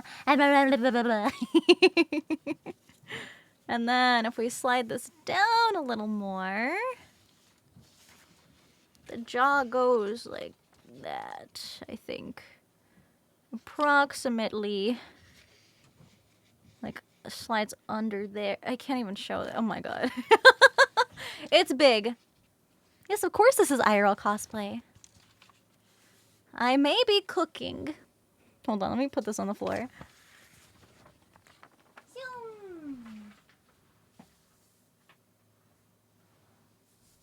Whoa, it looks so cool! It looks so cool! On the floor! Oh, hold on, I'm gonna turn around for a second. Yo! Ah! Yeah, it looks alright. I guess. It's okay. I mean, it's a pattern. Hold on. Oh my god! It's so cool! Anyway, yeah, it checks out. So, so now, take a picture. Well, I don't have my measuring stick. My big measuring stick is, I left at my parents' house. So I don't have anything to use as a measurement.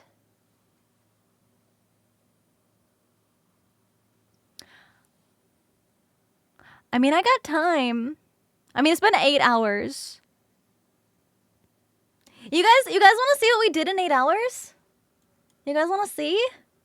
Aside from those really big pieces, okay? Aside from those really big pieces. Okay, okay. I'm going to keep her down here. Okay. So, we went through approximately a whole roll of tape. We've got side of the leg. We've got the knees, the knee armor. So inside of the leg, outside of the leg where the knee goes. And then this is the shin. The shin and the little spiky bit that goes off to the side. Oh, I'm going to have to start stacking these. We've got the wing support. And all 4 segments of the wing. That kind of goes like...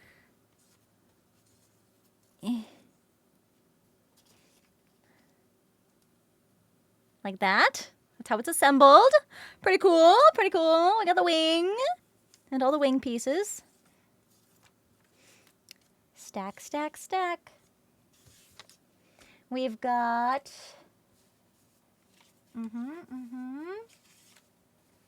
the shoulder armor. This looks small, but like her shoulder armor kind of is small, so I might need to resize this up. We've got the blade on her tail. we've got... Oh, I just threw a piece on me. Where'd it go? Oh, I just threw a piece. Hold on. This is the thigh. Runaway paper. Did I? Maybe I'm hallucinating.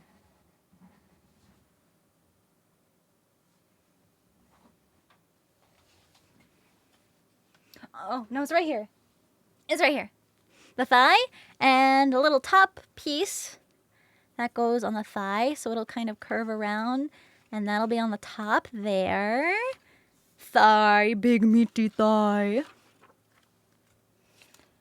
And then these were all the pieces I had before this stream.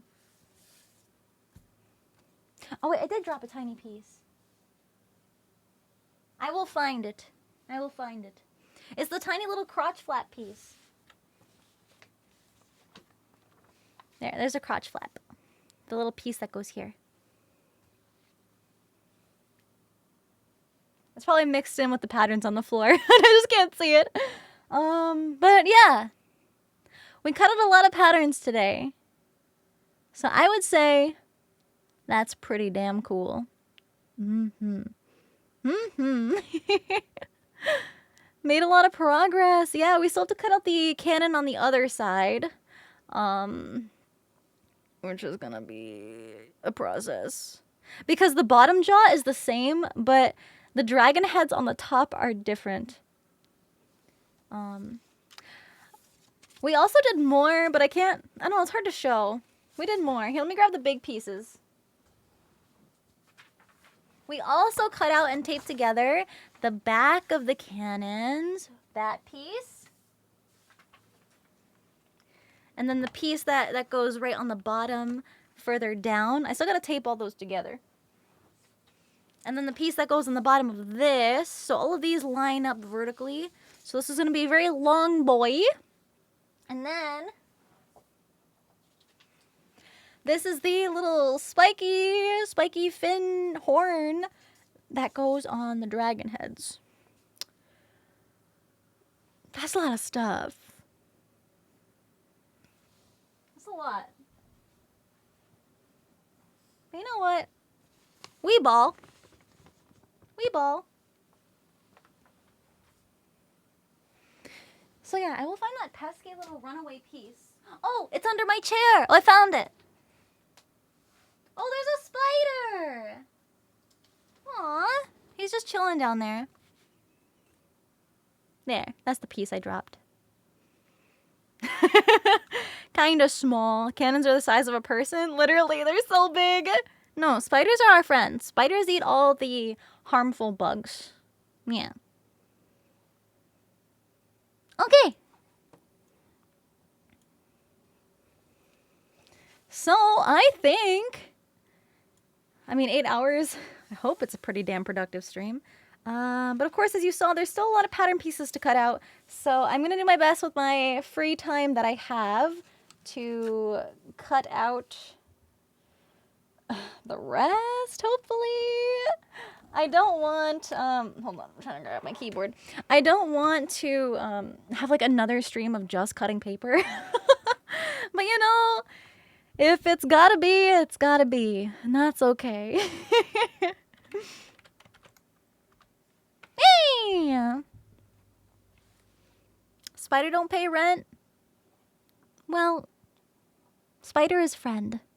Spider is the friend you have over for a little bit. Sarving, thank you for 3 months. Thank you, thank you. I appreciate it. Here for the vision. I'm glad. I'm really glad you guys kept me company today. I know it was a bit of a long stream, but I hope you guys like these earlier crafting streams because it's probably going to be once a week. Around the middle of the week, I will go live earlier than normal. Yeah. So, I think now is definitely a good time to go get some food and give my hands a bit of a break. So, in the meantime, if you guys are still wanting to stick around for some entertainment, let's go say hi to my lovely, beautiful Oni friend, Yoshi! She's playing a cute little fish game. And don't forget, I'm sorry text to speech is still broken. Hi Mitsu, thank you for hanging out today. Thank you Dark Angel Lloyd. Thank you, I'm so glad you guys liked the stream today. So let's go say hi to Yoshi, give her some support after the stream today. If you are able to, I know she'd really appreciate you guys stopping in and saying hi. Don't forget, I will be live again tomorrow at my normal stream time, a little bit later than today's stream. A lot a bit later than today's stream. And we're gonna be playing the new Nikkei Bunny Girl event. I'm so excited. So yeah, I hope you guys, I hope we'll be able to see you guys tomorrow also. And then I'm gonna be taking some time off. There may be a stream Saturday, but it's still up in the air. I will be very busy. But yeah, I will see you guys again tomorrow. And I hope you have a fun time with Yoshi. Don't forget to join my Discord server with the command Discord in chat. And until next time, take care, you guys. Mwah!